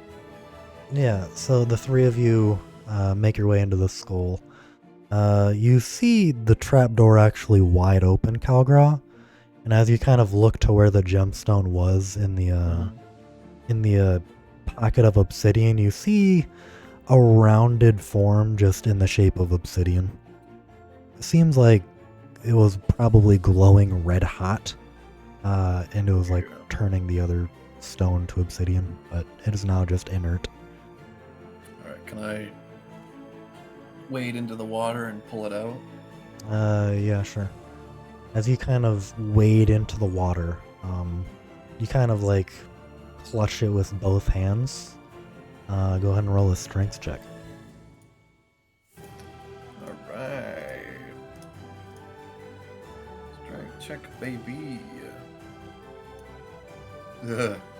Slippery. You shove your claws into the obsidian around it. The obsidian is very hard. You're not able to get too well of a grip. Alexander, yeah. come give me a hand with this. You sure? Yeah. Alright, and he walks over. Go ahead and roll again with advantage. Thank you. Alright, 3, 2, 1. Yeah, you, with both Alexander and you kind of like digging your hands into the gemstone. One after the other, like both of you are like pulling repeatedly on it. You can Just kind of working feel over this like strange like sinew, kind of like fusing with the stone itself. And eventually you kind of rip it out. As you're kind of looking at it, it seems to be just this inert stone. Looking closer at it, the vein-like structures you saw originally are still technically there, but there isn't really any real like presence to them, if you know what I'm talking about. Yeah, it's more like just marks on the rock now. Yeah. Alright. I'm still gonna, I don't know, put it in my bag, I guess. I don't know. I just want to. This seems like an important enough thing that this might be something we want to show our friends up on that air base or whatever the fuck it was. Oh yeah. Yeah. I recite everything that Ezekiel told me. Okay. Which was, Alexander speaks up. Oh, yeah, we should probably go talk to them. what do we need to talk to them about? I don't remember. It was, well, actually, Zelda doesn't remember, so. Well, anyway, we need to go talk to them. Yeah. Especially now that we got this thing, I want to see what they think of it. Well, actually, wait a second there. What? Perhaps we don't do that. Instead, we could just sell that. I don't think that's a good idea. Okay, If it's something okay. this seems like it's important to what's been happening to this town, I think it's best that we bring it to them, see what they think of it. Yeah, you're probably right. Arame, Seems like selling something like that you is notice the presence of your boisterous entourage talking above you. Okay.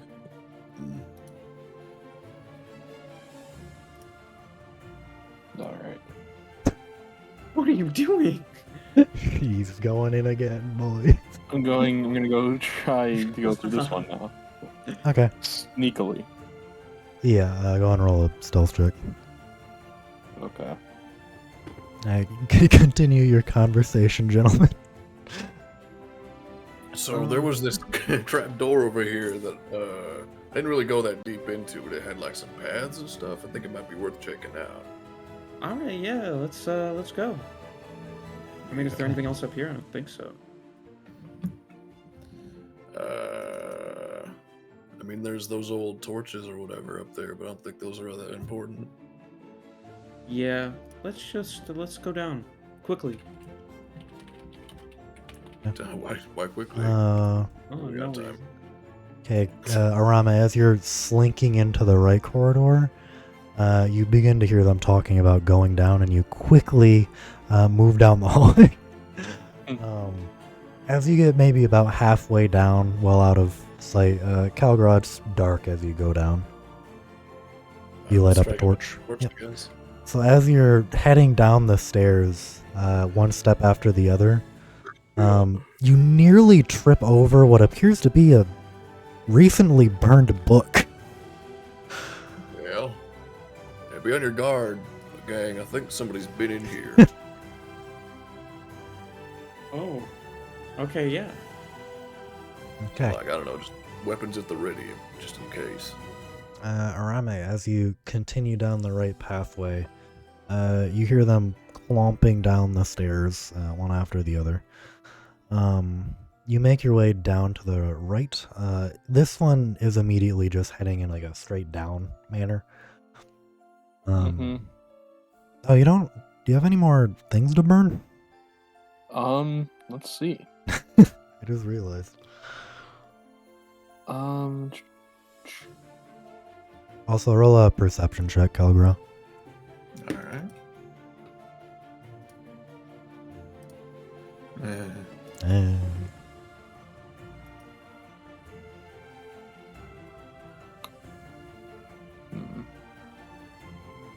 Looking for burnables.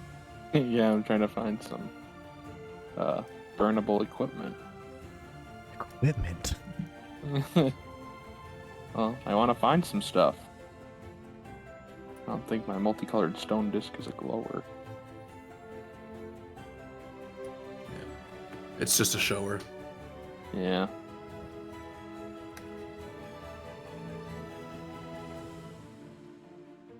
Man, not even a chuckle at my funny penis joke. I chuckled. Thank you. Well, yeah, I guess I don't have anything else to burn. Unless I can see any wood on the walls or anything like that. It doesn't... Looks like there's a lot of sconces, but all of the torches and whatnot were probably well past usability at this point. Yeah, not one good one. You can pick one out. It probably won't last a very long time. Okay, I was thinking get a bunch of them up. You go down the length of the hallway.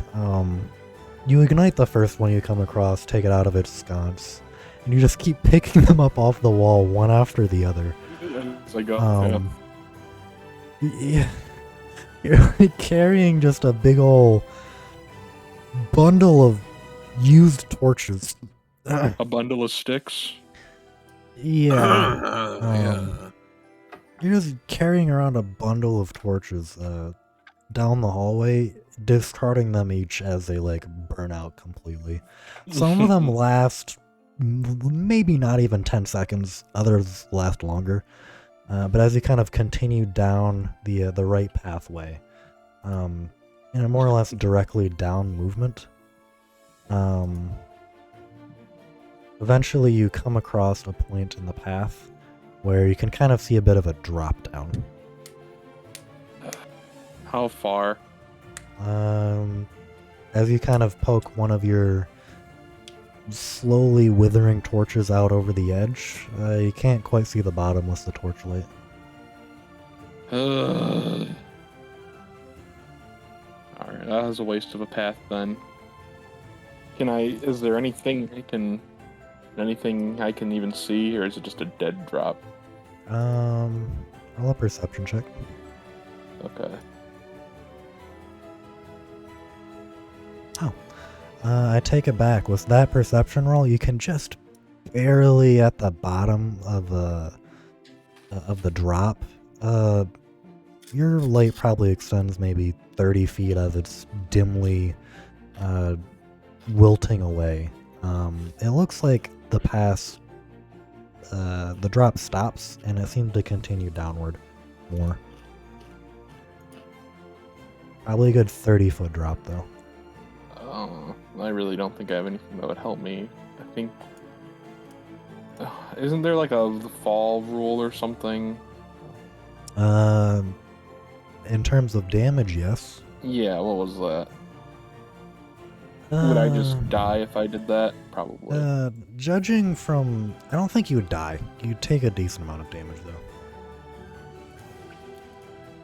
Well, either way, I can guess. look it up for you. You know what? You don't have to bother. If I see like a big ass 30-foot drop, I'm not gonna go down that. So I guess I'll turn around sneakily, and I'll have to think of my next path. Okay. So which path should we take, gang? Yeah, as you're walking back, you hear Calgraw like proclaiming, "Yeah, so there's that path there, those 3 there, and those to the right." Then he follows up with, where do you want to go? Let's just pick one at random, I guess. All right, I'll let you do that. You're good. You're pretty good at funny random. All right.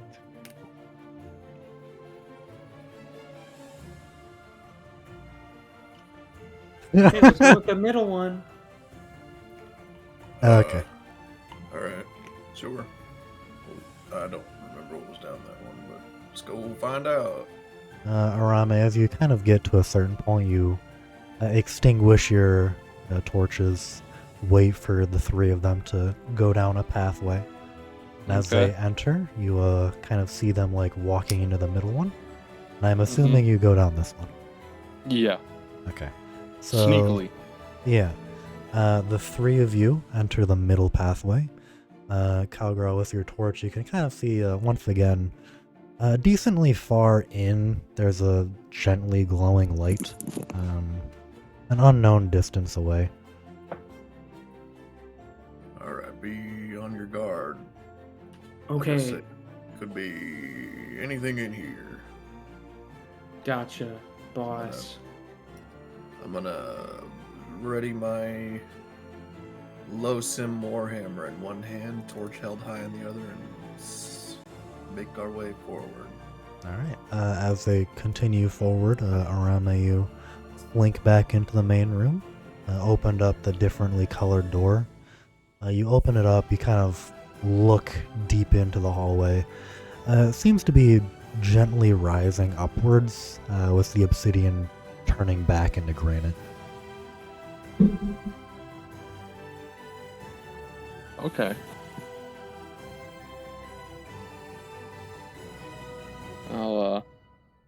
Can I go up or? Yeah, you can. I'll look through this door too, just to be safe. Okay. As you kind of like gently go over the opening, Alexander at the back notices like a slight shadow move over the back of his head. He's like looks behind him, sees nothing, continues walking forward. Arame, you look into the door on the left. You see the hallway. All you really see a little bit into the distance is a faintly glowing bit of what appears to be cooling magma, and it's kind of like forming into like a pseudo red and black kind of like, cooling magma. So Well, definitely not there then, because I can't walk over that crap. So yeah, I'll just go up this one and see how far I can get. okay, you start walking up the pathway. Eventually you kind of continue walking up and up for probably a good 5-10 minutes. Eventually you reach a point where there seems to be like a it's a similar trapdoor, but it seems to be like made out of like gnarled roots and whatnot. I'll try to open it very, very carefully. Or I'll inspect it first. Okay. Yeah. Inspecting it. Yeah, just roll a insight. No, not insight. Investigation. Doesn't appear to be trapped, and it seems like it's in workable condition. Okay, then I'll carefully open it. Gently open the door. Okay. Yeah, as you kind of gently open it, kind of like peek outside, you can see in the far off distance what appears to be what's it called? The Manticore's Retreat, the forest in the distance. But as you kind of look around, you're at the base of what appears to be a decently large tree. near the top of the waterfall. Anything around? Roll a perception check. Okay. Oh. Yeah, there is actually something. Probably a good quarter mile away, you want to say. There's what appears to be, a very... It's not a ramshackle kind of like little campsite, but it seems to be semi-permanent campsite, maybe about a quarter mile away. Judging by that perception roll, it doesn't seem like anyone is there currently, but it seems like people were there at some point, and it seems to be semi-permanent, so... Okay. I'll kind of slunk and sneak out. Okay. And try to, like, explore a little bit, very stealthily. Actually, I think I will use invisibility Okay. on myself. Okay. How long does that last? I don't know. Okay, 1 hour. Up to 1 hour, yeah. Alright. So you take out an eyelash encased in gum arabic, and you just turn yourself invisible. Cool. I'm gonna explore sneakily Hmm. for anything I can pocket. Okay. Are you going towards the campsite? Yeah, that or that mystical tree or whatever. Well, you came out underneath, like, the large tree. And then the Okay. Manticore's Retreat, which is a forest, is, like, kind of, probably like a 2 or 3 miles away. Yeah. Then I guess I'll go to the campsite. Okay. You make your way to the campsite. Looking around, it's like a step above plywood, essentially, but very hastily built, maybe maintained every few years.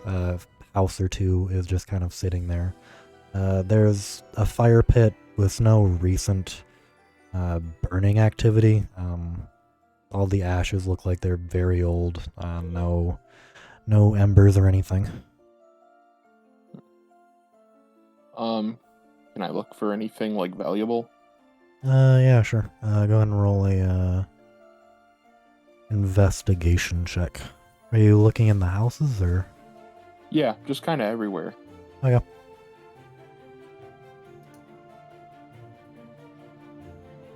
Oh wow. Yeah, as you enter the first house, you slowly open up the door, kind of peeking around real quick.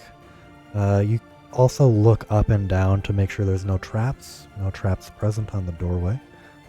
You gently slink in. To an outsider's perspective, it looks like the door just kind of opens slightly and then closes.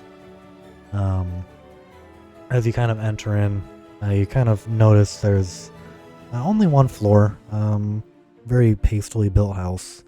You kind of look around, there's a bed in the corner, what appears to be a small mantle, and then a chest.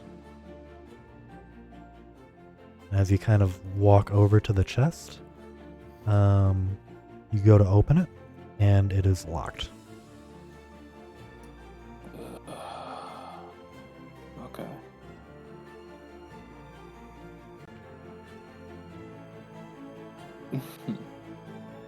Can I use my rapier to like try to lockpick it? You can try. Go I'll ahead and roll try. just a general dex check with disadvantage. Okay.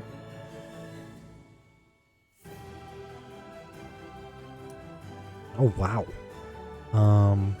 Yeah, as you kind of like finagle your rapier in, you can tell that it's not an amazingly constructed lock. But as you're kind of fiddling around with it,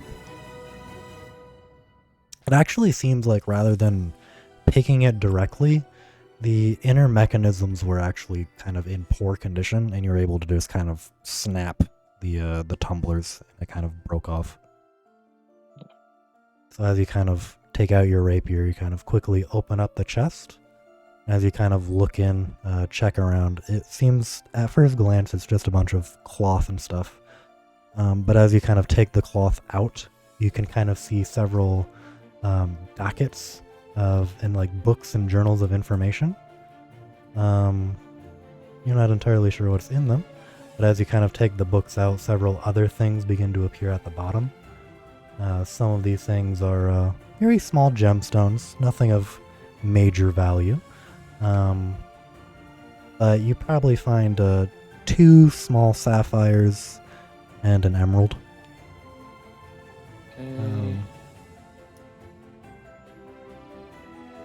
As you're kind of looking around at the bottom, one of the books actually catches your attention. The title just simply reads Riftal Infusions, Progress Update number 1. I'll browse it for a minute. Okay. Yeah. You look into the book, and the immediate first thing that catches your eye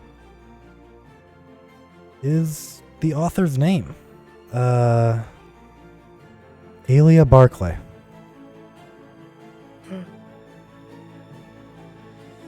What was it? Alia? Alia Barclay. Yep. Okay. Interesting.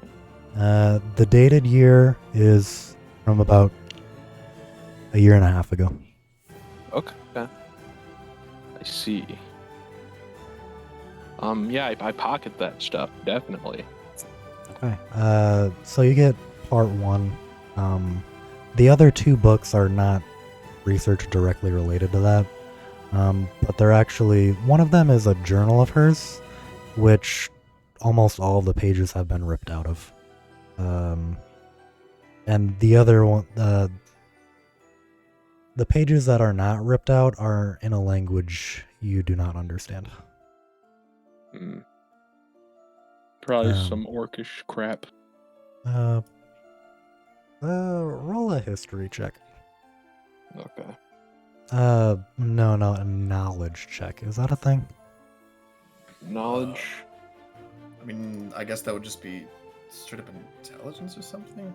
You can roll a history. That's fine. Okay. The writing, you've seen orcish writing in the past. This is another script you're not entirely sure of. Alright, well, I'll still pocket it regardless. Okay. Then the third book is very much the weathered, and you're kind of like flipping through it. There's only the occasional words that are written in common, but it's basically waterlogged. Alright.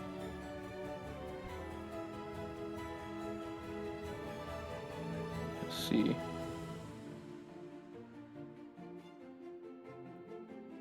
Alright. As you enter the other house, same procedure. Gently walk in. No chest in this one, but there is a few random gold pieces and knickknacks around. You can go ahead and pocket 20 gold. Okay.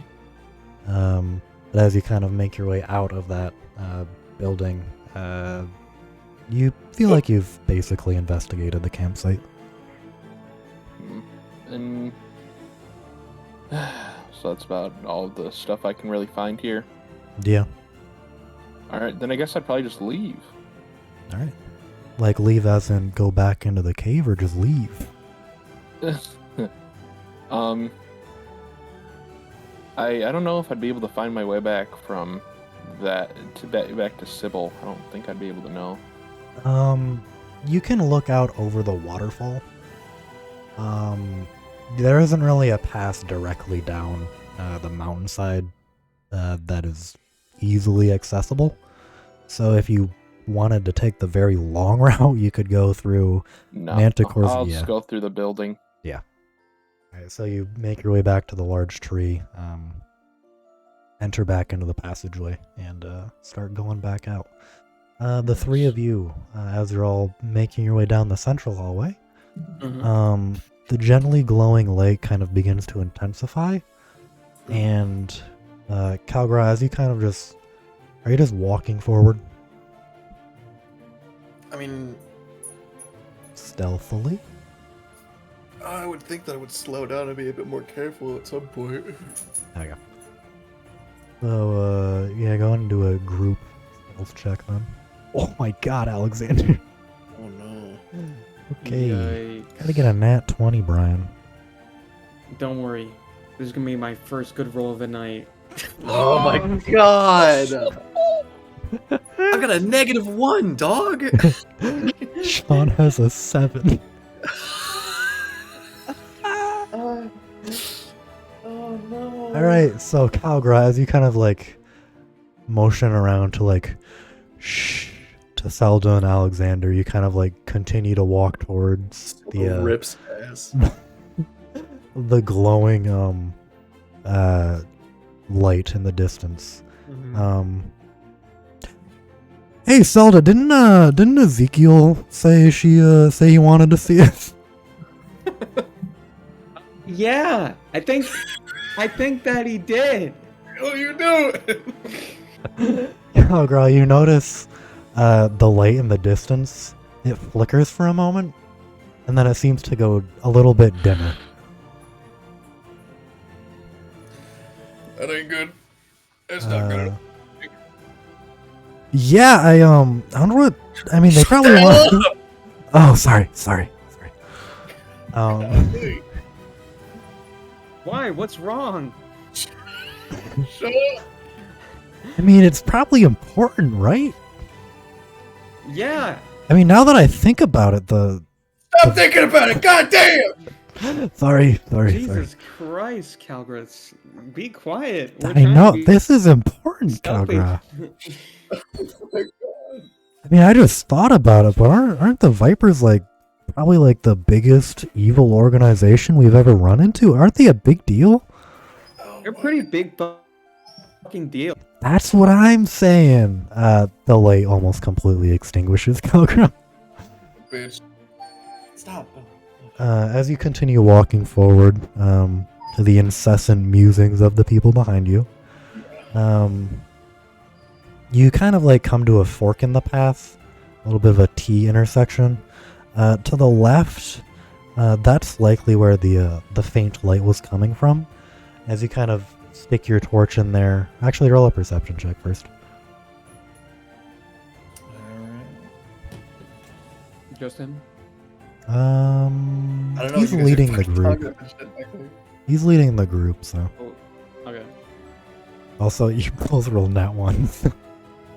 Calgra, as you kind of stick your torch into the room, well, at first, poking your head around the corner, you see what appears to be like a trail of embers, leading away into another doorway, probably on the other side of the room that also begins to snake downwards. Alright, I think there's something in here with us, so I think that's where it went. Whatever it is.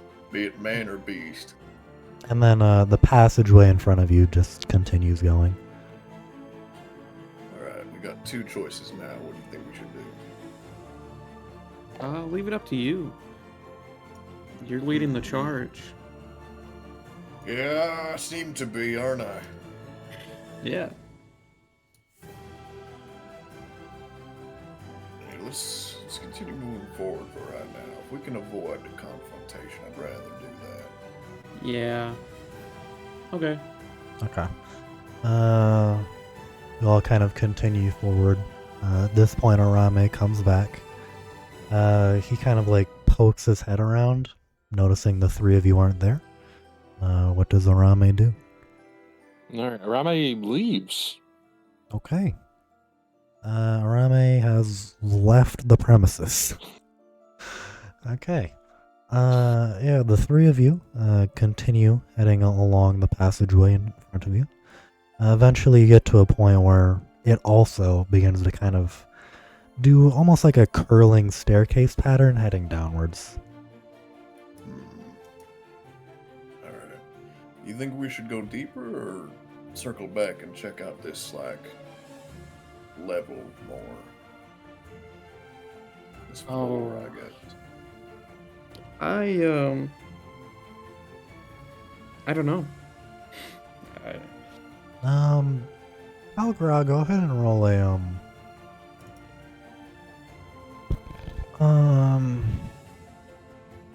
roll a straight wisdom check. Alright. Ugh. Okay. The only dungeon-esque experience you've ever had before is Heck of a with swamp, the right? beasts. Yeah, with the beast lair. And the beast lair spanned a great distance. This is an undertaking. Oh. Yeah. This will likely turn into a dungeon delve. Yeah. Maybe Yep. we leave this for another session. You think we should go back and talk to Ezekiel? Yeah, I mean, also, I feel like we should probably have Arame with us for the. Maybe.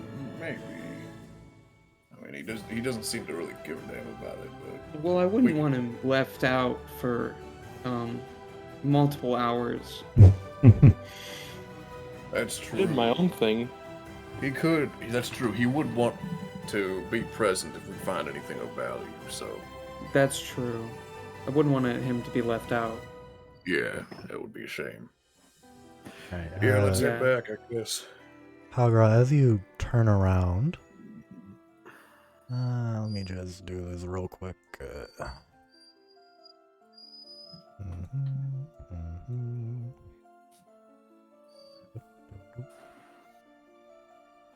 This isn't to scale, but don't worry about it. Tristan is hitting his dog. Ah, shit. Beating her up right Oh, now yeah. as we speak. Okay, as the three of you are walking back from the staircase, Kalgra, you notice the glowing from before growing more intense. And as you kind of like come around this corner again, you quickly poke your head out, and you see two massive fire snakes, kind of like roaming about in this room, as if they're looking for something.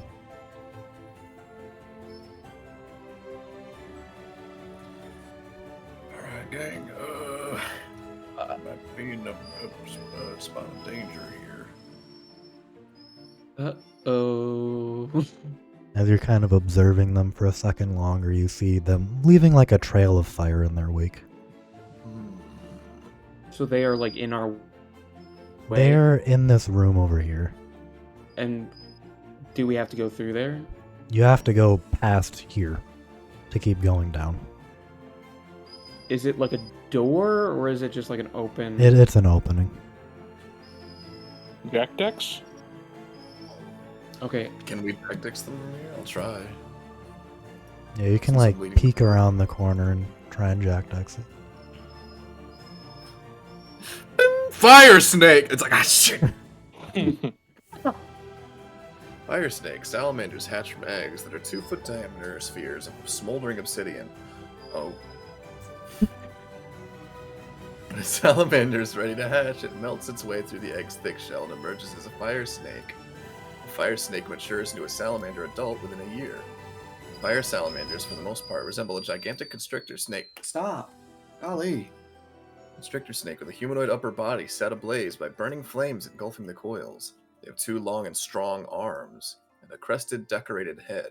Their heads, while snake-like in appearance, are more flat in the front, giving a very humanoid snake hybrid look in their face.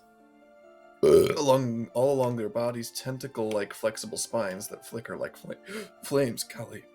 The older the individual, the more prominent and ornate these appendages are. They come from a place called the Sea of Ash, as I was told on the elemental plane of fire. They roam the ash and desire to spread its boundaries to all existence. They require a fair amount of heat and avoid colder areas. In our material existence, they are usually found in places of extreme heat, such as deserts and volcanoes. I have seen no water able to douse their flames, as it evaporates before having much effect. That should be an E.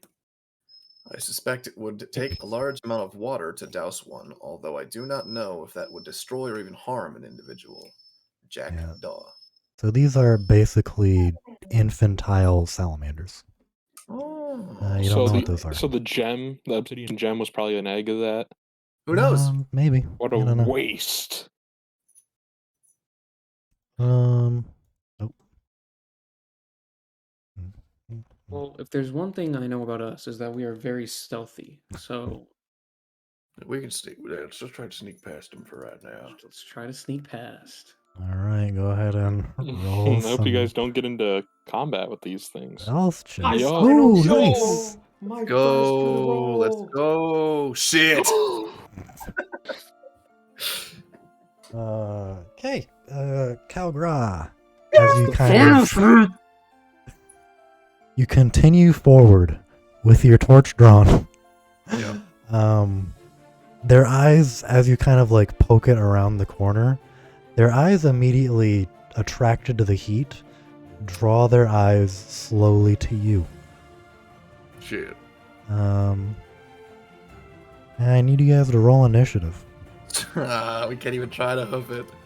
You can. You most certainly can. Alright. Let's do it. Run. Run.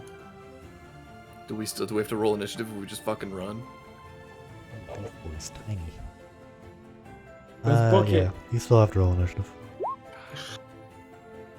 14.08.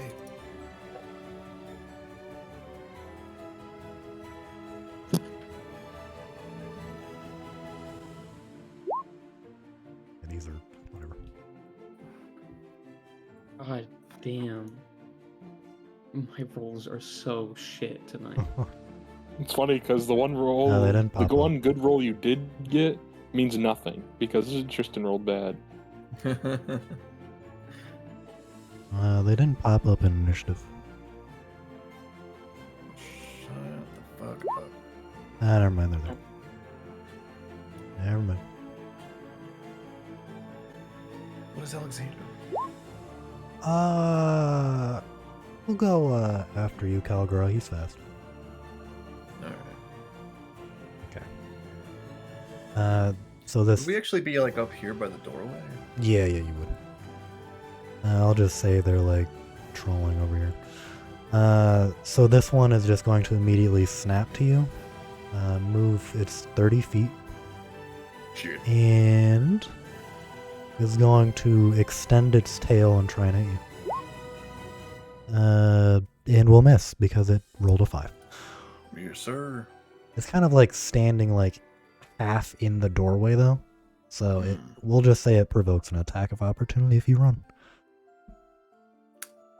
Shit. Well.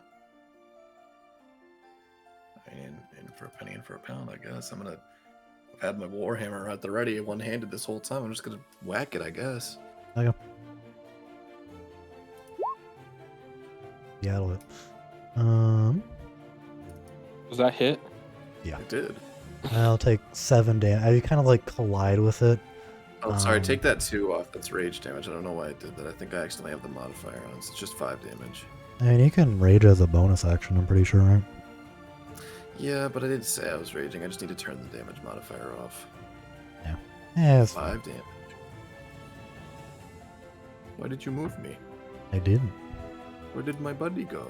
I don't Where know. am I? Oh, he vanished. It's counting me as... Well, I was under Arame for some reason. What the fuck? Weird. Hmm. He sucked me over there. Yeah, as you kind of like collide with the snake, it'll just kind of like whip back, kind of like hiss at you, several motes of fire kind of like spittling out of it. Are you gonna move or?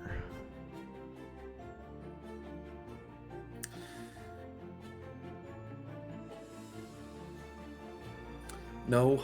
So if I'm going to take an attack of opportunity, I don't want that. Okay.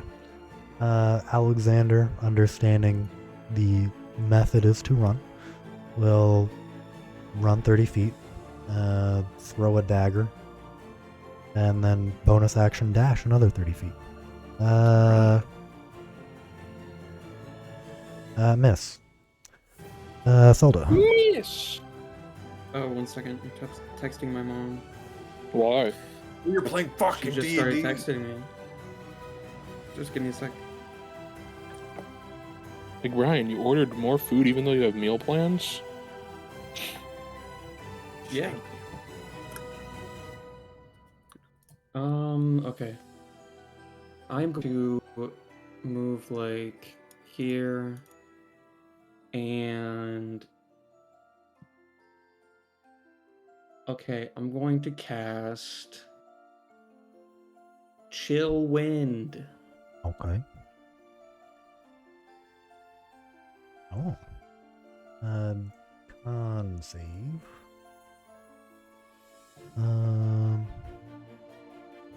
Do they completely dodge it if they beat it? Yeah.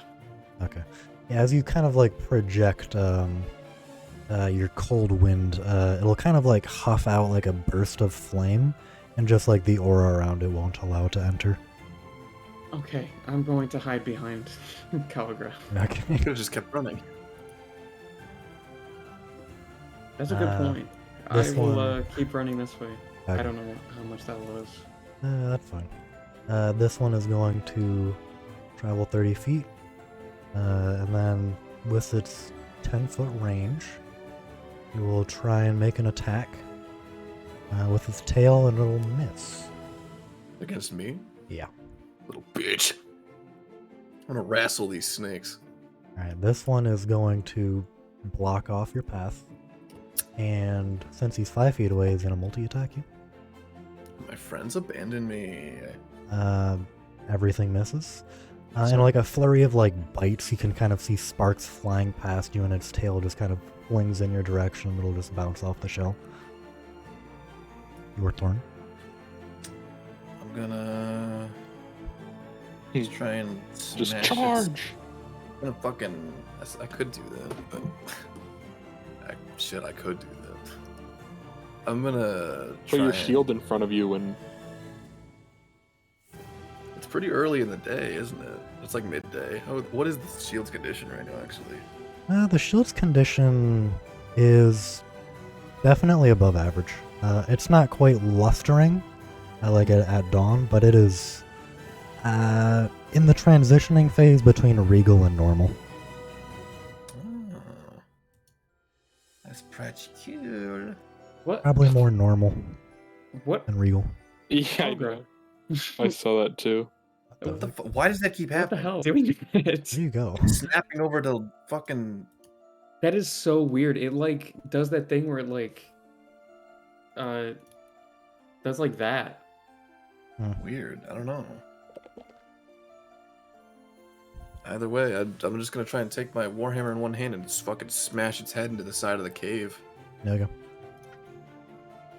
One-handed warhammer. Yeah, that'll hit. As your hammer collides with it, you will take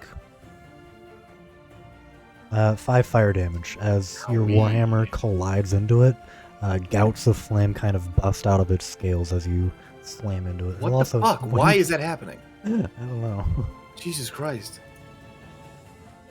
But it's looking kind of hurt. Maybe I should just like reload. What if that's a glitch on my end?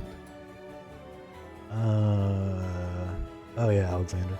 Alexander, seeing that Algra is trapped, he will get a little bit closer, throw a dagger.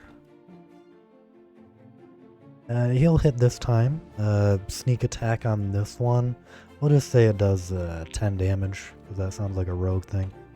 This one looking very hurt.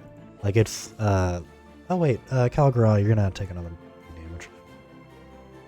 Do what now? Take 2 fire damage. That's right. As his knife kind of like splurts into it, a gust of fire will kind of impact with your shell.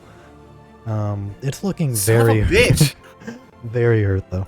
Reload the page real quick. I don't know why the fuck that's happening. Oh, it's happening every time I try to subtract health.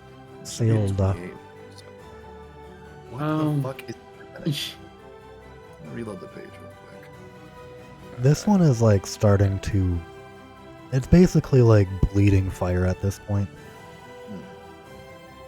Okay. You know what? I'm full health. I'm going to run up to them and I'm gonna like slap it and cast inflict wounds. Okay. and I'll do it at level 2. Damn. Oh boy. Yeah, that'll hit. You'll take 6 fire damage though. Yeah. Jeez, how cheap. Oh wait, no, you don't. It's with a physical attack, so you're good. Yeah, this like gust or this. It's a melee attack. It's a melee spell Well, attack. it's not physical. You're like It's infusing it magical with the damage. gunk. Gotcha. Yeah. You like spew forth like a stream of gunk, and it kind of imbues itself into the fire snake, and it just kind of like clenches its entire torso. Takes 13 damage. It's big, muscly torso. Yeah. Since it was just attack, it'll make a multi-attack against you. What's your AC? My Jesus. AC? No, it doesn't matter. They're rolling like ass. It bites you one time. Doesn't even get close to your hat. The tail kind of whips around trying to trip your legs, and you just jump over it like a jump rope. This one's going to attempt a multi-attack Calgra. In a massive lunge, it'll just kind of extend its body towards you and just collide with the wall. You can see its teeth kind of like shattering in it. It'll take 1 point of damage, and it's essentially unconscious on the ground next to you. Sweet. Calgra. All right. That's the case. I'm gonna step over here and try to fucking smash the one that's accosting Zelda right now. There you Or I guess the one that Zelda's accosting. Warhammer. Yeah, that'll hit. 8. As you kind of like whip your warhammer around in one hand, it glowing like a vibrant blue, you smash it down upwards, and it just flies into the ceiling. It's spurting crimson flame onto both of you. Both of you only take 1 fire damage, but the unconscious fire snake is sitting like basically embedded in the wall behind you, and can either leave it or kill it. Up to you. I'm gonna try Is- to talk to it. What language? Okay. Abyssal. So Calgra, Zelda begins in abyssally groaning and speaking to this thing. What do you say to it? Hello. We you mean feeling? no harm. It like weakly tries to like raise its torso from the ground, but it doesn't seem to get back up. It seems to be still angry and hissing though, weakly. Can I like try to calm it down? I mean, it's not really an animal per se, so persuasion, not? I guess. Is it No. not? It is. You would know this from the Jack decks. It's an elemental. I see. Yeah, as you kind of like, put your hands up, meaning like no harm, and for it to calm down, it begins to stop hissing, and it kind of looks between you and Calgra. It's calmed down, but it's more in a way that it's just accepting of whatever you're about to deliver to it. Can I like try to patch it up, like really quickly? Roll a medicine check. You know, I'm actually good at this. Really? You take 4 fire damage. As you kind of like patch over its wounds, what are you using to patch it up? Let's see. My sheet is being really weird. Like I can't. Let me reopen it. I think Roll20 might be weird in general right now. Getting weird stuff as Yeah. well. Let's see if I have anything.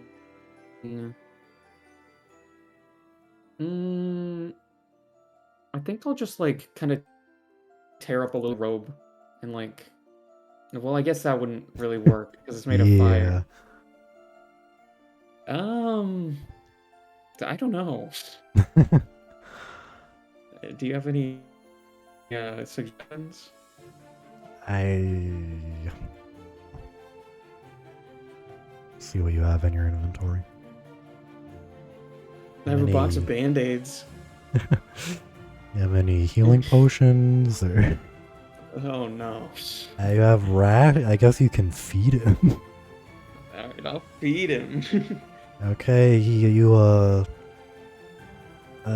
insert the food into his mouth, and as he's like, its eyes kind of like go wide for a second, and then it greedily kind of takes him out. A mote of fire kind of landing on your wrists, and it'll kind of like eat him up, and it's still in really bad condition, but it seems like it'll stabilize if you leave it. Okay. I give it like a little pad, A pat, and yeah. like 4 damage. And I walk away. Okay. All right. You take care, Snake. As you kind of look at it, it seems to be sleeping already, unconscious. All right. Right. All right. Let's get out of here. All right. So Rama, I'm assuming you're already gone back in town. I'll be at the meeting place actually. Okay. The three of you. But can I fix up my makeup while I wait? Yeah, you have enough time. Okay. So yeah, the three of you make your way out, go back into the obsidian room, eventually climb back up the stairs. And then as you're kind of exiting out into the central skull area, kind of look around. There's a trail of burnt up used torches leading from one of the chambers. And then it seems like they just kind of lead up to the stairs. What now? Just a trail of used torches. Oh. Huh. Seems like someone's been in here. Yeah. Wonder if somebody else. I don't think that was us. Yeah. I want to What? seal that door back up just in case when we get up there. All right. Alright, so you seal the door, and then you all kind of climb the very narrow passageway up and out. As you kind of get into the skull, you kind of stretch really quickly. You kind of look around, probably about 2 or 3 at this point. Calgra, you... shut that trap door and cover it back up like it had been before. Okay, yeah, you do that. You even like clear out your own prints a little bit. You can Yeah. see it pretty easily, but that's because you already know where it is. Yeah, as you cover it up, Salda, you walk out of the skull beforehand, and you see Arame just kind of standing at the meeting point, finishing up what appears to be his makeup. And he's Oh, he's hey. like putting down his makeup and stuff, and yeah. Hey, Arame. Sorry. We didn't know you were coming, so we just went in ahead. If you guys are just gonna ignore me and leave me out Evil. of your little escapades, then why bother even inviting me at all? As he walks back to the bright car. To be fair, Wait, you wait, were wait, late. Wait, Arame, roll a stealth check. Okay. Stealth check. Yeah. Okay. Roll a perception check, Zelda. Okay.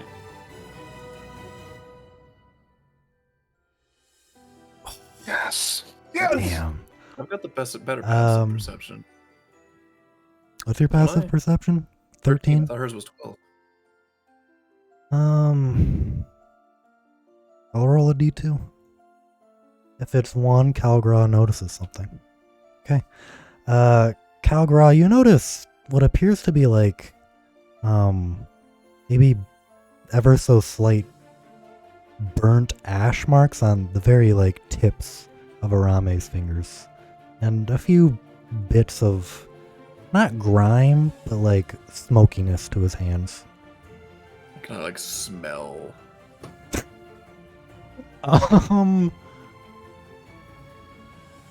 You smell Arame's cologne. It's strong. You been digging in the coal mines there, Arame? Oh, this is just part of my foundation. Really? Yeah. With coal on it? Yeah. My eyeshadow. Which you were applying with your fingertips? Well, I was rushing out here this morning because you guys called me out. Do I believe him? Arame, roll a deception check. Okay. And then, Calgra, you can either roll an insight check or choose whether to believe him or not. 16. I've got no deep reason to doubt him. I don't care. Alright, you say so. Now, if you'll excuse me. We were gonna go talk to Ezekiel, actually. Do you want to come along? Is Sil gonna be there?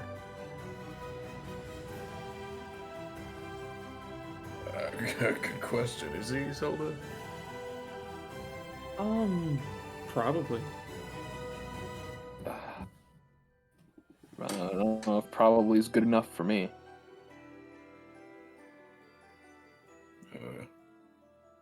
Let me ask. Good. I pull out my Okay. my mirror, and I'm like, "Hey, is Sil gonna be there?" Well, you like illusory script onto it. Yeah. Yeah. And then somehow it knows that you want to send it to Ezekiel. And then, so you send it, like a minute or two goes by. Arame's tapping impatiently. Response comes, yes, both Sil and Oswald are here. Yeah, Sil will be there. Then I have no choice. He owes me an explanation. Okay. So the four of you make your way to the Arcanist Union? Yes. Alright.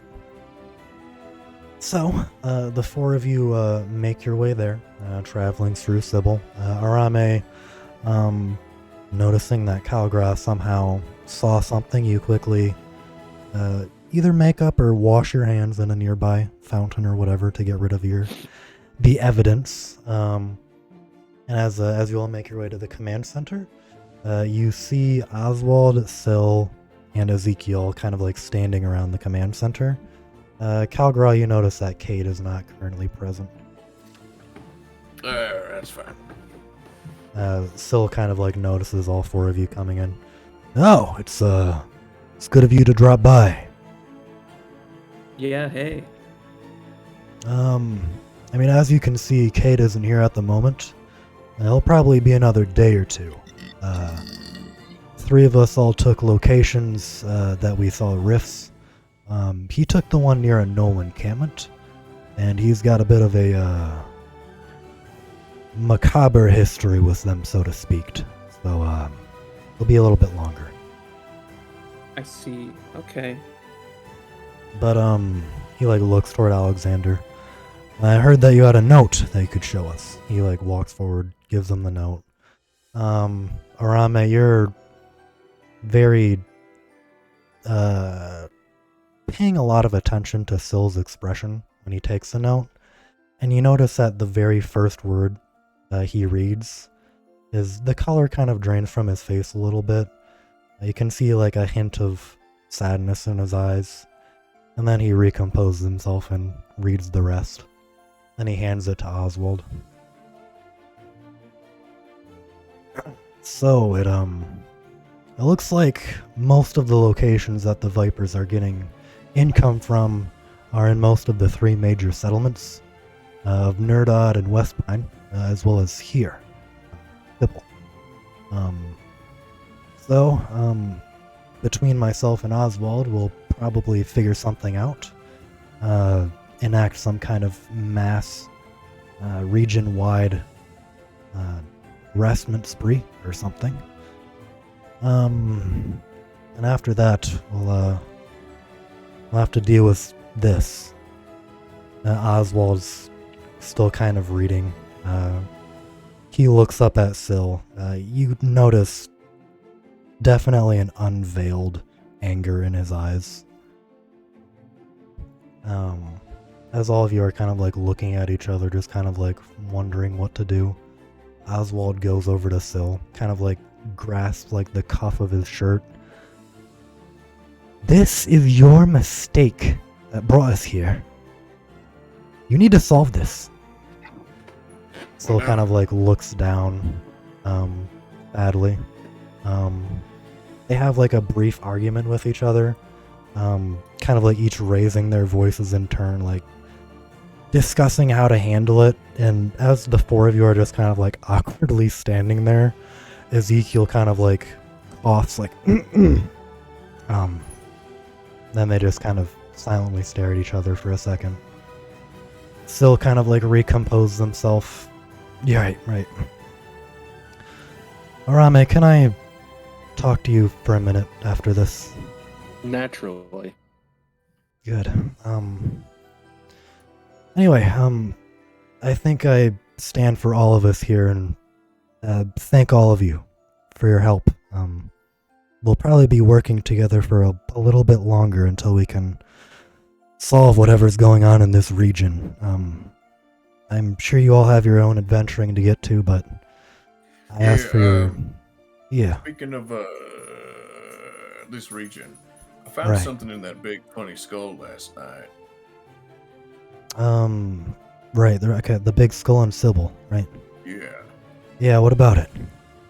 Yeah, well, when that whole fog thing with the ghosts or whatever was happening, I went in there and checked it out, and I found this, and I bring out the stone and, I don't know, put it on the table or something? I don't know.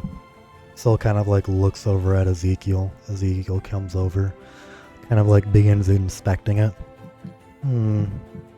Yeah, there's some... Yeah, go ahead. No, continue, actually. It was set into, like, the river inside the skull in, like, the obsidian, and it was glowing red hot last night. It was like making everything boil. Real hot stuff. I mean, as far as I can tell, this is, he places, like, a few, like, magical glyphs kind of, like, appearing on the air. They kind of, like, head into the stone itself, and then it just kind of, like, pops off of it. Oh, at first I thought it was just a fire snake egg, but might be something else. I'll have to leave it with the researchers. I'll probably figure something out. Alright, yeah. Also, did you know about that, like, tunnel in the skull? All three of them look at each other. Not that I'm aware of.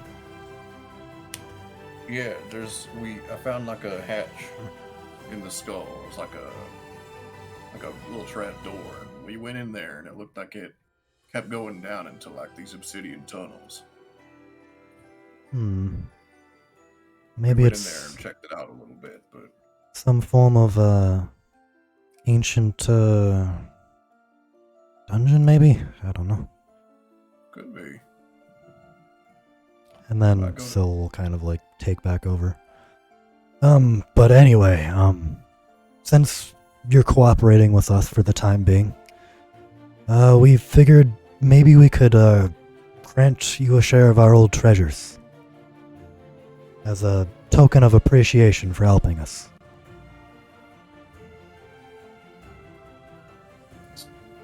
What?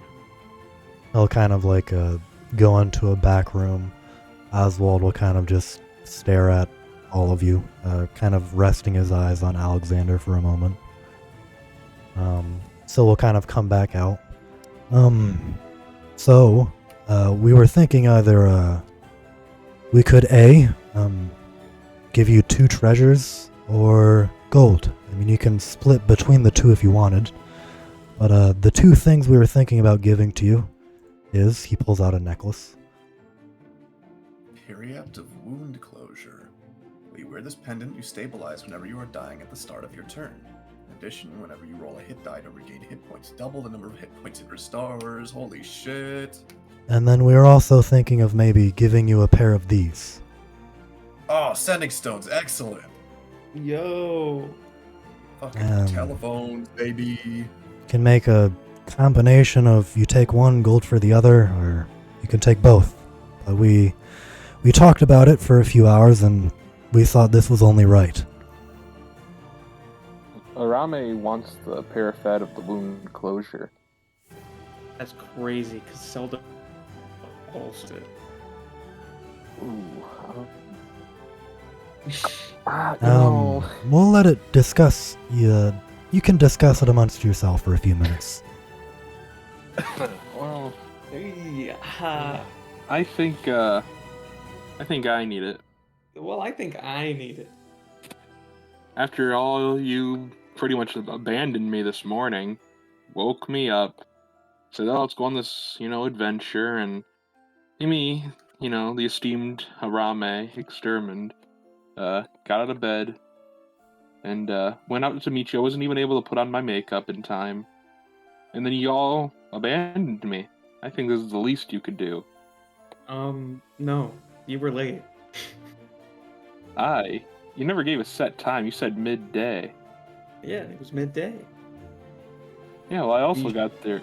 Showed up, midday. it was late day.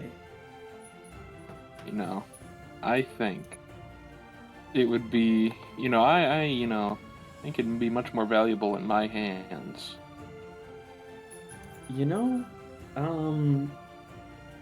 How about we roll for it? Roll. Pull out dice. Dice? Do you have dice on you? No, I don't. Are you proficient in a gaming set, Brian? No. No. I think someone is. Here. How about? Can I roll? Can I roll persuasion on Zelda? Can I roll persuasion on him? If that's how you want to settle it. All right. Contested persuasion rolls. Oh, Alexander. I have dice, guys. I'm fine with Ooh. 20. Ooh. Oh. So Just that's one why of them. I think that I should have it. Alexander pipes up. I mean, that's a fair point. She is the caster. Full caster. I like the way those rocks look. Yeah, you have the rocks. I'll take the rocks. I like those rocks. I want the gold. Well, Well, it was one or the other, not both. Surely you can throw in a little bit of gold for a ramen. Sil's like, actually, that's the part of what I I wanted have to to talk talk to Syl anyway. Yeah. I'm done with you kids. As for the Squabble amongst sending yourselves. stones. As for the sending stones, you can give the other half to whoever. I'll let you decide. Okay. Although if I were to make a recommendation, Ezekiel's not a bad choice. well, Why wouldn't we give it to someone we love? No, I'm joking. I guess, but like, why? Well, he's a knowledgeable person. That's Ezekiel That's true. shrugs. But I can also just message him whenever. Yeah, it's true. Ezekiel just kind of like stares at Sil. She is right, you know.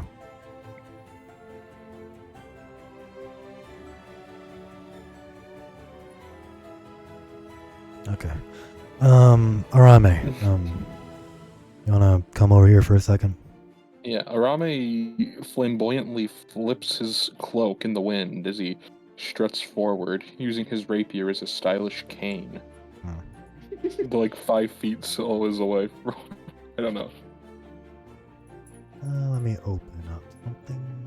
My cloak billows. Yes. So Robbie's definitely gonna complain about these guys. He's like, I don't like these people. What? Okay. Sil. Or Arame.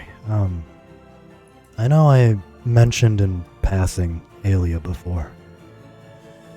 Can I talk to you about her for a moment? Totally. I mean, Right. yeah, of course. You see, Aelia, she was... I found her when she was in one of the deepest parts of her life. She was one of the darkest. She was once the child of an illustrious family, highly regarded in the Felcray Alliance. And in her naivete as a child, she unknowingly made friends with and chose to trust someone with ties to another family. In time, that trust turned to betrayal, and she accidentally revealed something that brought about the downfall of her family. After that, she joined the Bright Guard, hoping to atone for what she did, and she wanted to drown her thoughts with the pretense of protecting people. I noticed that she had a troubled past, and I took her under my wing. But as she rose through the ranks, the politicized atmosphere increased. And with her experiences as a child, she was able to see all the false smiles and the scheming faces of everyone she met, which eventually resulted in her resentment coming back. Filled with paranoia, I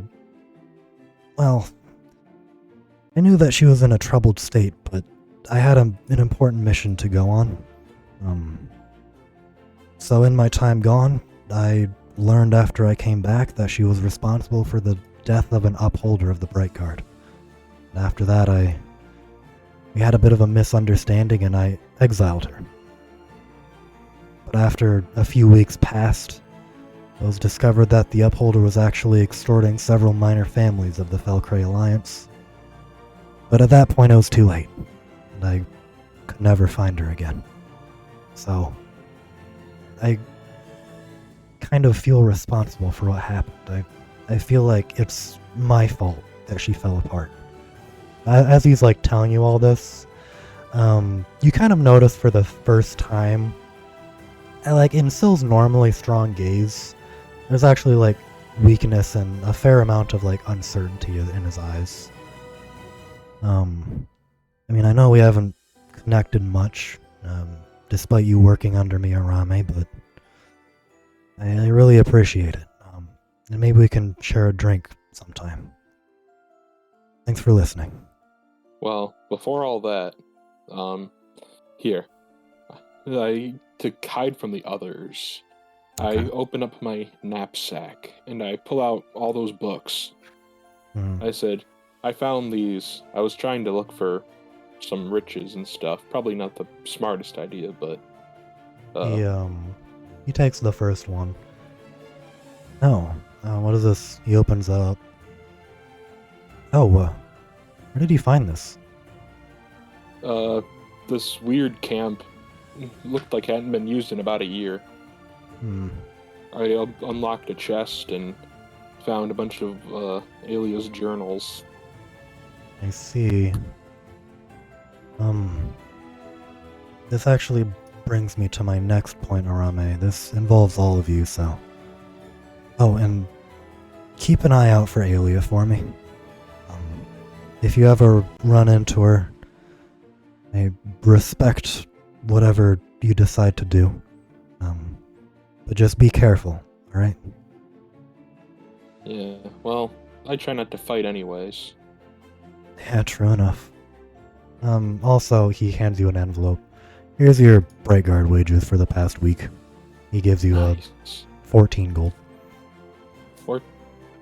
14 gold. Yeah. Wow. It's a salary, you know. You have the most consistent income of anyone. It's true. The Syl kind of like glances back at everyone else standing in the room. Alright, as for the other information, he kind of like walks back over to the command center. This might be better if Cade were here at the moment. And then as he's like saying that, Cade actually kind of busts in the front door, just beaming very happily. Why, hello there, everybody. God. I'm not late, am I? Not at all. Oh, you're good. Perfect. Calgral, you notice like almost a cathartic smile across his face as he just... more of a battle lust kind of cathartic smile. Okay. He kind of like loudly stomps up to the command center. Alright. At least Command... Or what did I say? Loudly. no, I know. It's just like, is there a way to quietly stop? No.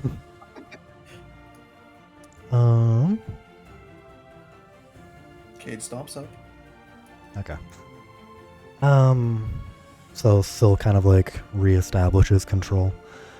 Alright, with the information we gathered from all the other locations, it looks like someone is indeed purposely creating the rift, and it's not a coincidence at all.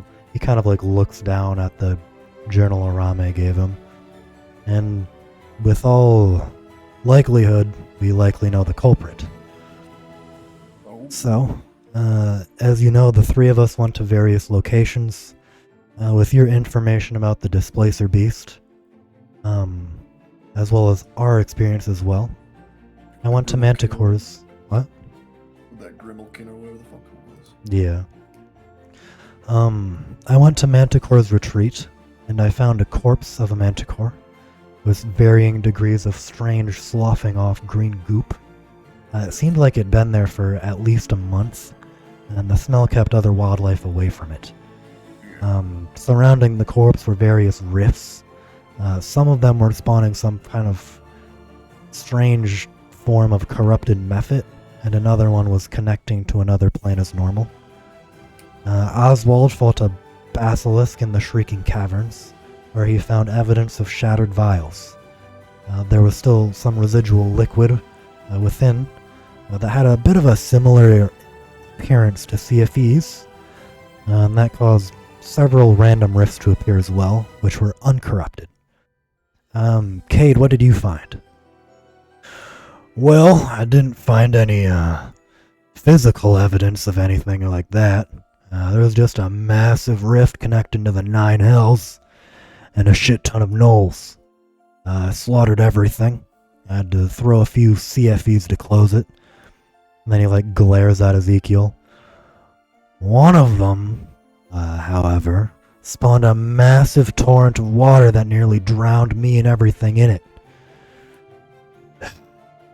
Gonna have to have a word with whoever made those things. Ezekiel kind of like looks down sheepishly. I did feel like someone was watching me though, but nothing solid. Syl comes back. So, with that information, our number one priority should be to either find their research center or Aelia herself. Maybe somehow we can connect all of these clues together, and maybe find out the most likely location. Me and Oswald were spitting a few ideas at each other.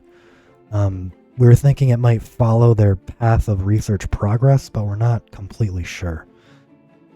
Do you guys have any ideas? What now? So your objective is to find either Aelia or the research center. Based on the clues at the Manicore's nest, there was a already dead Manicore covered in the corruption goop, and half corrupted portals and half regular portals. The Shrieking Caverns, there was only regular portals and like CFE containers. At the Whispering Grove, there was both the alive corrupted beast and corrupted portals only. And then where Cade went, the Scargrave Mire, there was no vials or anything, but it did feel like someone was watching him.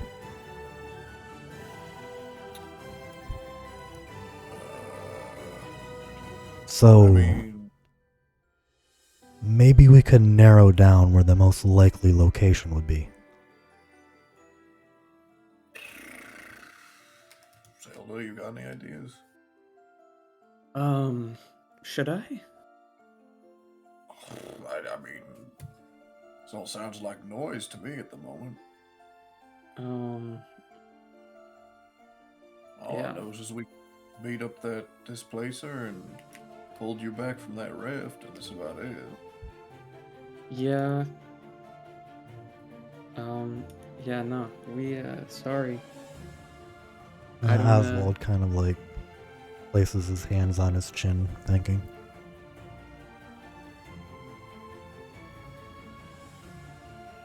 Syl speaks up. Arame, where did you find this journal? Oh yeah, that was that cabin.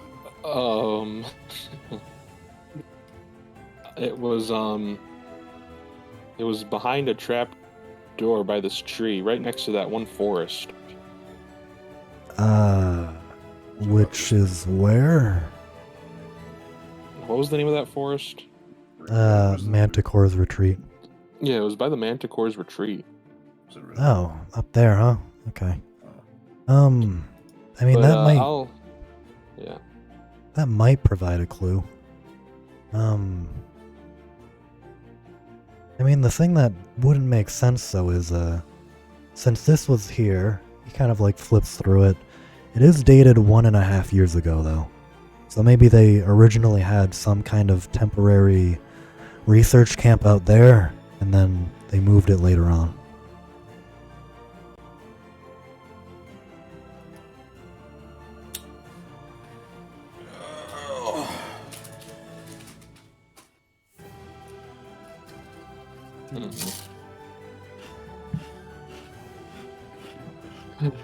So are we supposed to go back to that place? Go back to Manticore's Retreat? Well, I mean, maybe, but it wouldn't really follow a consistent pattern, though. Because my theory is that, they likely conducted some kind of experiment in the caverns. The following experiment was at Manticore's Retreat, where the, portals half-shifted to corruption, and the Manticore died, and then they likely went to the Whispering Grove after that. That's my theory. See. So following that logic, he like looks over at Oswald. Oswald kind of like nods and he like agrees with his idea. My best bet would it be somewhere to the northwest. I mean, I don't know. The only two locations I could really think of is either West Pine or the Mire. Mire. Listen, just point me in a direction and I'll go wild. Cade slaps your back. Now that's what I'm talking about. God, that's scary. What's this? Alright, let me open. Fuck? Why did you post this? Why What? did you do that? It is Zelda.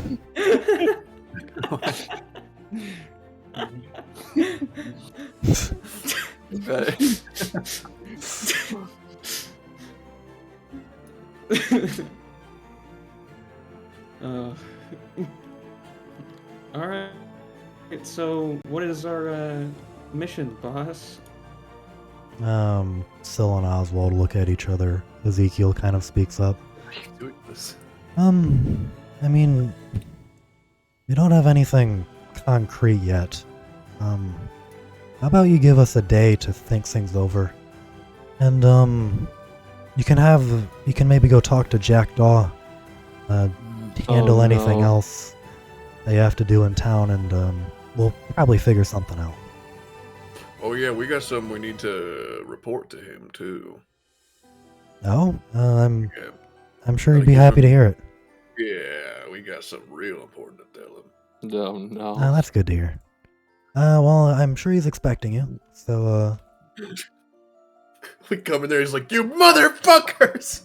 What did you do?" Oh, and, Zelda, if you have time, before you leave, wouldn't mind talking. Okay. Alright, well, I guess the four of us will, think this through and, we'll figure something out. I'm gonna go to Sil real quick. Actually, I just want to make a comment. Like, Yeah. I thought I was hired to do more political missions. Oh, that's, well, depending on where we send you next, I've already got something planned. Oh, okay. Yeah, don't worry about it. I know. So, sometimes, though, they're intermixed. And also, think about it. He kind of, like, smiles widely. Imagine the reputation you'll have for closing one of the first major incursions of Confluence. Think about it. Nice title, isn't it?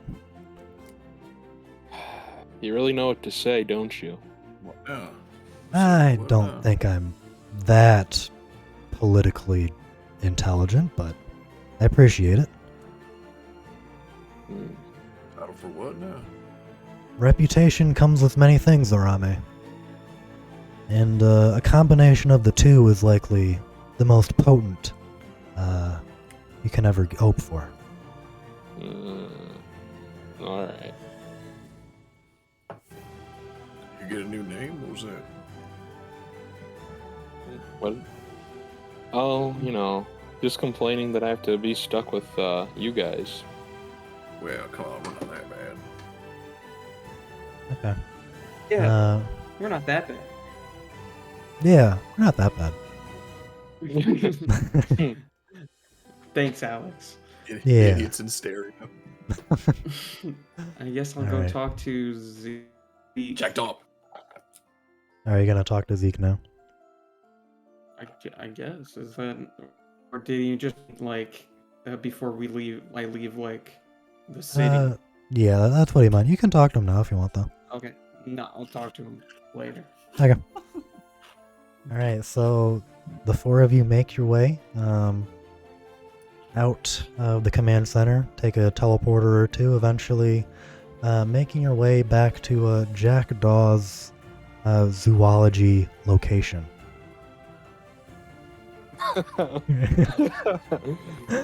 As you enter, each of you flitting into his room, you briefly take in the surroundings.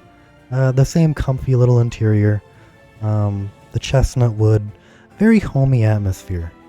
And as the last of you flit into existence, Calgra, you see a small head kind of poking up out behind his desk. Hey there. Boy, I've got some words with you! What did Yeah, you what's do? I didn't do nothing. What is this? What did we do? He like What is what? he like runs towards you, Zelda. He like whips out his jack decks. What the hell is this? He comes up with the corrupted displacer beast entry. Oh, that? Oh, well, You're welcome. We did the job for we you. found. Yeah, I like we this did your job. goofy music.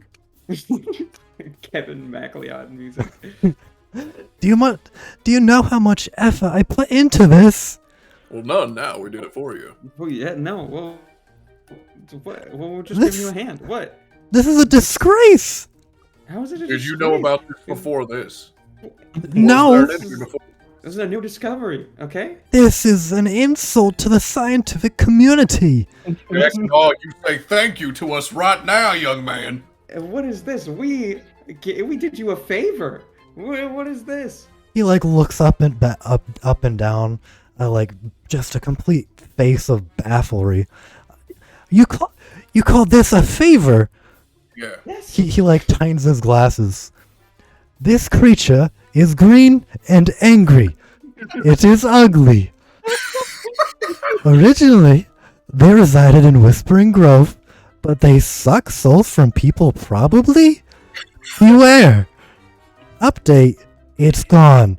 You call that a contribution to the Zoological Society of the Arcanist Union? Listen, it's better This than is an insult. nothing, right? It's better than zero zip. I think. I rather would have had you leave it blank. Well, You weren't the one facing down that critter. We did you a favor. You don't have to go and see it now. I hope to God I'm able to see it so I can update this god-awful entry. Well, you know what? Maybe next time we get word about a. So hang on. Maybe next time we hear about a corrupted displacer beast, we'll point you at it. Please do. This is abysmal. You like, as you're kind of looking around the room, half embarrassment, half pride, you see like a small baby dragon. all pride. All right. Zelda, you see like a small baby dragon like curling its wing over its eyes, kind of like hiding from Jackdaw, and you just see like a burp escape from like a burp of fire escape. He like whips his head around. Don't get me started with you, little boy. What about the egg? Do you talk about the egg to him? I mean, I'll tell him about it, yeah. We found this funny little thing up in the skull. It was going all crazy last night during the Oh, so you think you can abide my anger by offering me an egg just because I don't I'm a give a damn zoologist? about your anger. I want to tell you about something cool we found. And we weren't offering anything. Roll a persuasion check. I'm rolling fucking. I'm not persuading him. I'm intimidating him. I'm sick of this shit. We did him a favor, goddammit. Take this intimidation, bitch. 13. I don't care about your stupid egg. I mean, sure, I could probably know what it is, What are but you God, Come here, take a look. Come here, take a look at it, then, smart man. Come on. Think you're so fucking cool. Come here, look he's at still this very preoccupied, just staring in dismay at his Jack Dex. Why did I design it this way? thing. I will Oh. grab him by the fucking back of his head and point his eyes at it if I have to. He first addresses Zelda. I designed it this way because I figured I'd be the only one to find things. I have administrator privileges, but I can't update an entry if I've never seen it before. Well, This is an abomination. Check out what we found in the skull. He's still like musing to himself. Oh, I just really hope no one else ever finds this before I find To one. put it in front of him, for God's sake. Look at this fucking thing. Oh, woe is me! Woe is me! I slap him. You slap him, he just like, his glasses kind of like tilt downwards on his face. Oh, right. Gah. Get a You hold like- of yourself, man. He like walks back to his desk, puts his Jack Dex like on the upper corner. Fine, let me see it. We found it. That's I why I found it. like it. That's right. Subservience. You kind of like set it on his desk. Did Jackdaw have character art? Yes, No. he's a gnome. Yes. He did? It's probably the Was? Arcanist Union. Oh, yeah. Oh yeah. Oh, yeah. This little fella. Can you Jack Dex Jackdaw? Yeah, you I think we can. did. Did we? I think we did. I think we Yeah. did the test it, yeah. But yeah, you Jack Dexed him before and it just said no. Yeah. Yeah, it just when you Jack Dex a person, it just comes up with their race. Racist.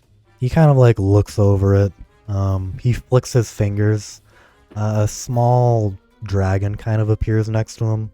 It'll like trace a few glyphs, and he'll trace a few glyphs along it as well. Skip this music. Eventually they'll kind of like settle into it. Unlike Ezekiel's where they just like popped out instantly, they kind of like fuse into the egg itself, and they kind of like fuse with it. They kind of like rotate around a few times in opposite directions, and then it just kind of like leaks into the desk below and into the ground. Well, it looks like you've got something interesting here. I'm gonna be honest with you. It seems to be some kind of salamander egg in nature, but at the same time, it's not exactly a traditional one. If I were to say, it would be something. He kind of like scratches his beard, kind of like motioning his hand across it. Kind of like leans back in his chair, lights his pipe again, takes a puff of smoke. A little ring kind of flies out. If I were to say, this is likely some type of higher salamander egg. Where did you find it, may I ask? Well, after that attitude earlier, I don't know. He gives you a very harsh glare. And you're lucky I didn't throw you out on the spot. We found it in the skull. It was set in the river. Skull in the river. Oh, you're talking about Sibil. the Sibil, right. Well, kind of like muses over. The fog, I remember that. Yeah. Kind of like pieces two things together. It was acting up during the fog. Right, during the fog, right. As if like piecing two things together. Is the fog caused by something in the skull itself? It seemed like it might have been, because it was that egg was in the river boiling the water and making steam rise up off it. Kind of like leans back. Well, there's a few options here. I don't know the history about the fog or anything about that. However, there's probably two options. Yeah. Option number one is there's something underneath, lighting up the this thing that you got for me here, and it's been slowly heating up and cooling over a long period of time. And what's in this egg is likely some very high form of salamander. That's extremely dangerous. So either there's a molten volcano underneath, or maybe some kind of greater rift from the elemental plane of fire, or maybe some kind of abyssal plane with lots of lava. Those are my theories. I wouldn't say they're 100%. In fact, I'm probably only 70 or 80% confident in them. Just logically, that would make the most sense. There was a series of tunnels that seemed to lead down and below the skull. That would make sense. Yeah. Do you have any, You said it was during the fog event, right? Yeah, it was all lit up and hotter than the dickens during the fog, yeah. Was there anything else strange going on at night? I mean, there was the ghosts or whatever, the will-o-wisps. The ghosts and the will-o-wisps, huh? Yeah, and then we stayed awake all night, watched them go into a big rift that opened into like a mead hall. A mead hall. They said something about, what was it, Alexander? Isbad? Easgard. Easgard. Easgard, eh? Well, Easgard is the plane of fallen warriors. Yeah. If I were to They were garner fighting a a Titan, so I assume that's what they were. Titan, eh? Yeah. Well, Whatever had my... that skull before it croaked. He kind of looks back at the egg, kind of like looking at it a little bit closer. He kind of like notices like the veins that you saw before Calgaraw and kind of like looks a little bit closer at them. Uh-huh. His eyes kind of like briefly go wide for a second. He traces a few more arcane runes, focusing them into like the specific veins along. This time, rather than just seeping into the table, they kind of like travel along the entire circumference of the egg itself. Yeah. He kind of like leans back in his chair, another puff of smoke from his pipe. Titan. Warriors from Eastgard. Someone's got a splash of it. And Zelda's what? No, I got it. Something in my mouth. You snacking, Cal? Yeah. Someone's got a sketch of it. I do. I show my sketch. Okay, he like looks at it. Well, those look to be a primordial titan. Kind of looks back at the egg. Well, we can add to the Jack Dex and then write the text, and so we discovered it. True. no, this isn't a living creature, so doesn't really belong in the Jack Dex. Well, with that, my theory might change a little bit. In addition to the rifts and ancient volcano, maybe we can assume that itself, what you found beneath the surface, was the remnants of the body of the Titan. And what you found here was, it could possibly be one of its hearts. Keyword, one of. Oh, yeah, it was beating when I got up to it. Yes, we may have a primordial titan on our hands who Wow. may be working to resurrect himself with the aid of fire elementals. There were those fire snakes down below the skull, so That would make That's sense. so bad. we did. I mean, I think I did kill one of them. Whoa, yeah, And then you Well- patched the other one up? I did. Yeah. I don't know how to say this, other than to be blunt. What you found was likely the immune system of the Titan.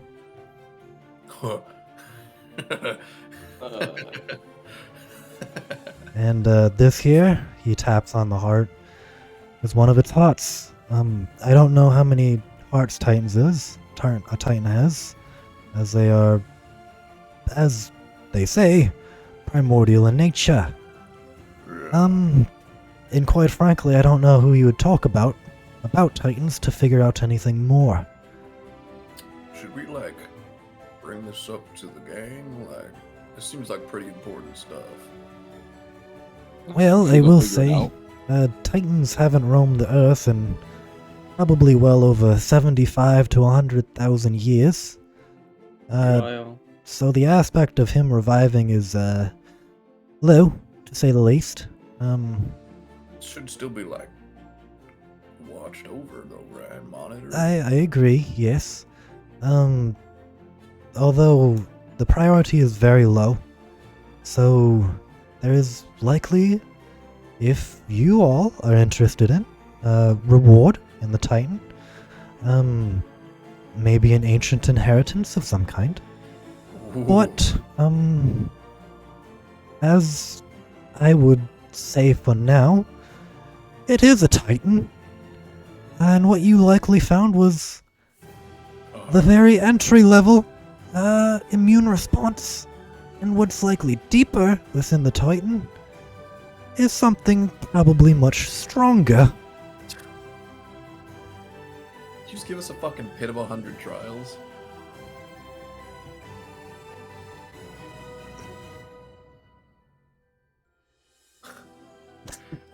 All right. So, with that information, I can pass this along to the Arcanist Union if you want, and we can have other teams go and clear it out. No. Or, No. No, yes, no, no, no. I can keep it to myself. Yes. Also, are you in the market for a Titan heart? Because we're looking to sell. Well, He looks it over. Well, to be completely honest with you, I don't know what I'd do with it, and I also don't know the value of something like this. He's a scientist. Why wouldn't You he are a want it? scientist. how many times have you encountered a Titan? Oh, like- This is deep shit. Okay, Yeah. you could write a paper about this. well, make no mistake, I am very interested in it, but I quite frankly can't really place a value on it. $1 million. To be fair, No. It only seems like active once a month, anyways.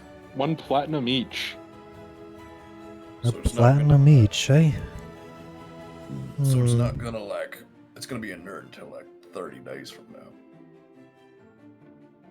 I mean, 5 platinum each. 5 5 platinum. platinum each, eh? I did not mean to do that.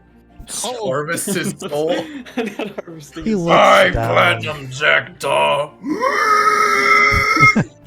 He looks down at the Titan heart. He looks at the offer of 5 platinum each. Well, That's a lot, isn't it? That's like What's that's like it's 500 50 gold. No, it's 50 Oh, gold. it's only 50? Yeah, it's 10. It's 10 is the exchange rate. oh. I'll tell you what, I am okay with 5 platinum for each of you. But at the same time, what's your thoughts? I'll give you the platinum, 5 each, and I can research it more for you and maybe give you some hints along the way. Because as it stands now, I quite frankly have no idea what, how, or where this could be used, but I am very curious in researching it. And any information I get about it, I'll tell you all. Think of it as a bit of a loan, and if I ever find out something I can make, craft, or whatever with, I'll let you all decide what to do with it, and I'll let you have the item, or whatever may happen. How does that sound? Well, I think it's just best to keep it somewhere secure so it doesn't go all haywire a month from now. Well, he like looks down. To be completely honest with you, removing 1 heart of the Titan, while it may have a bit of an effect, the event will likely still happen. Sure, but still rather keep it separated from the body. Oh, I agree quite a bit. And then, since it's so far away, it likely might not be connected to the Titan itself anymore. I think it'd just be a dirt now. To be honest, I don't really know. We'll have to wait another month to find out. Alright. Alright, Jackdaw, you have a deal. Alright, What are we that making a deal on? sounds good to me. We each get 5 platinum. Yeah. Alright. Sure. Then, if I ever figure anything out, I'll make sure to send you an inbox, however you call it. Later. Yes. Do you have any other services of me? I mean, He is a lore master, by the way. lore master.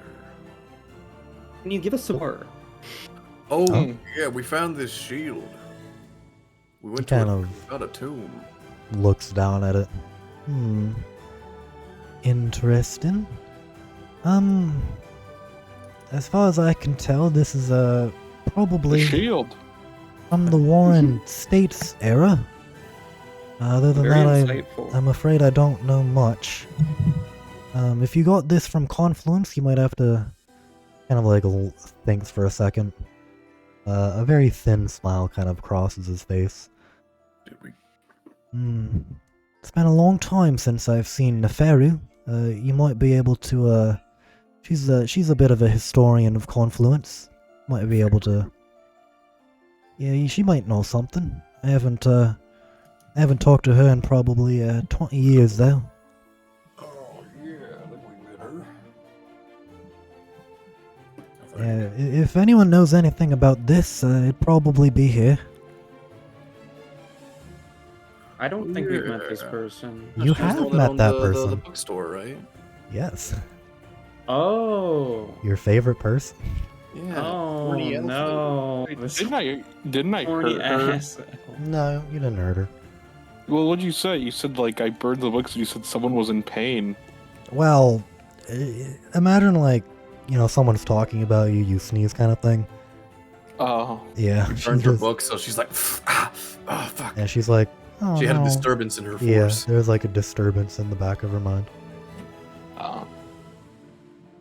But yeah, Every book is like a Horcrux. if I were to be, I don't really know where she is nowadays. It's been probably 20 years. She tends to travel around a bit.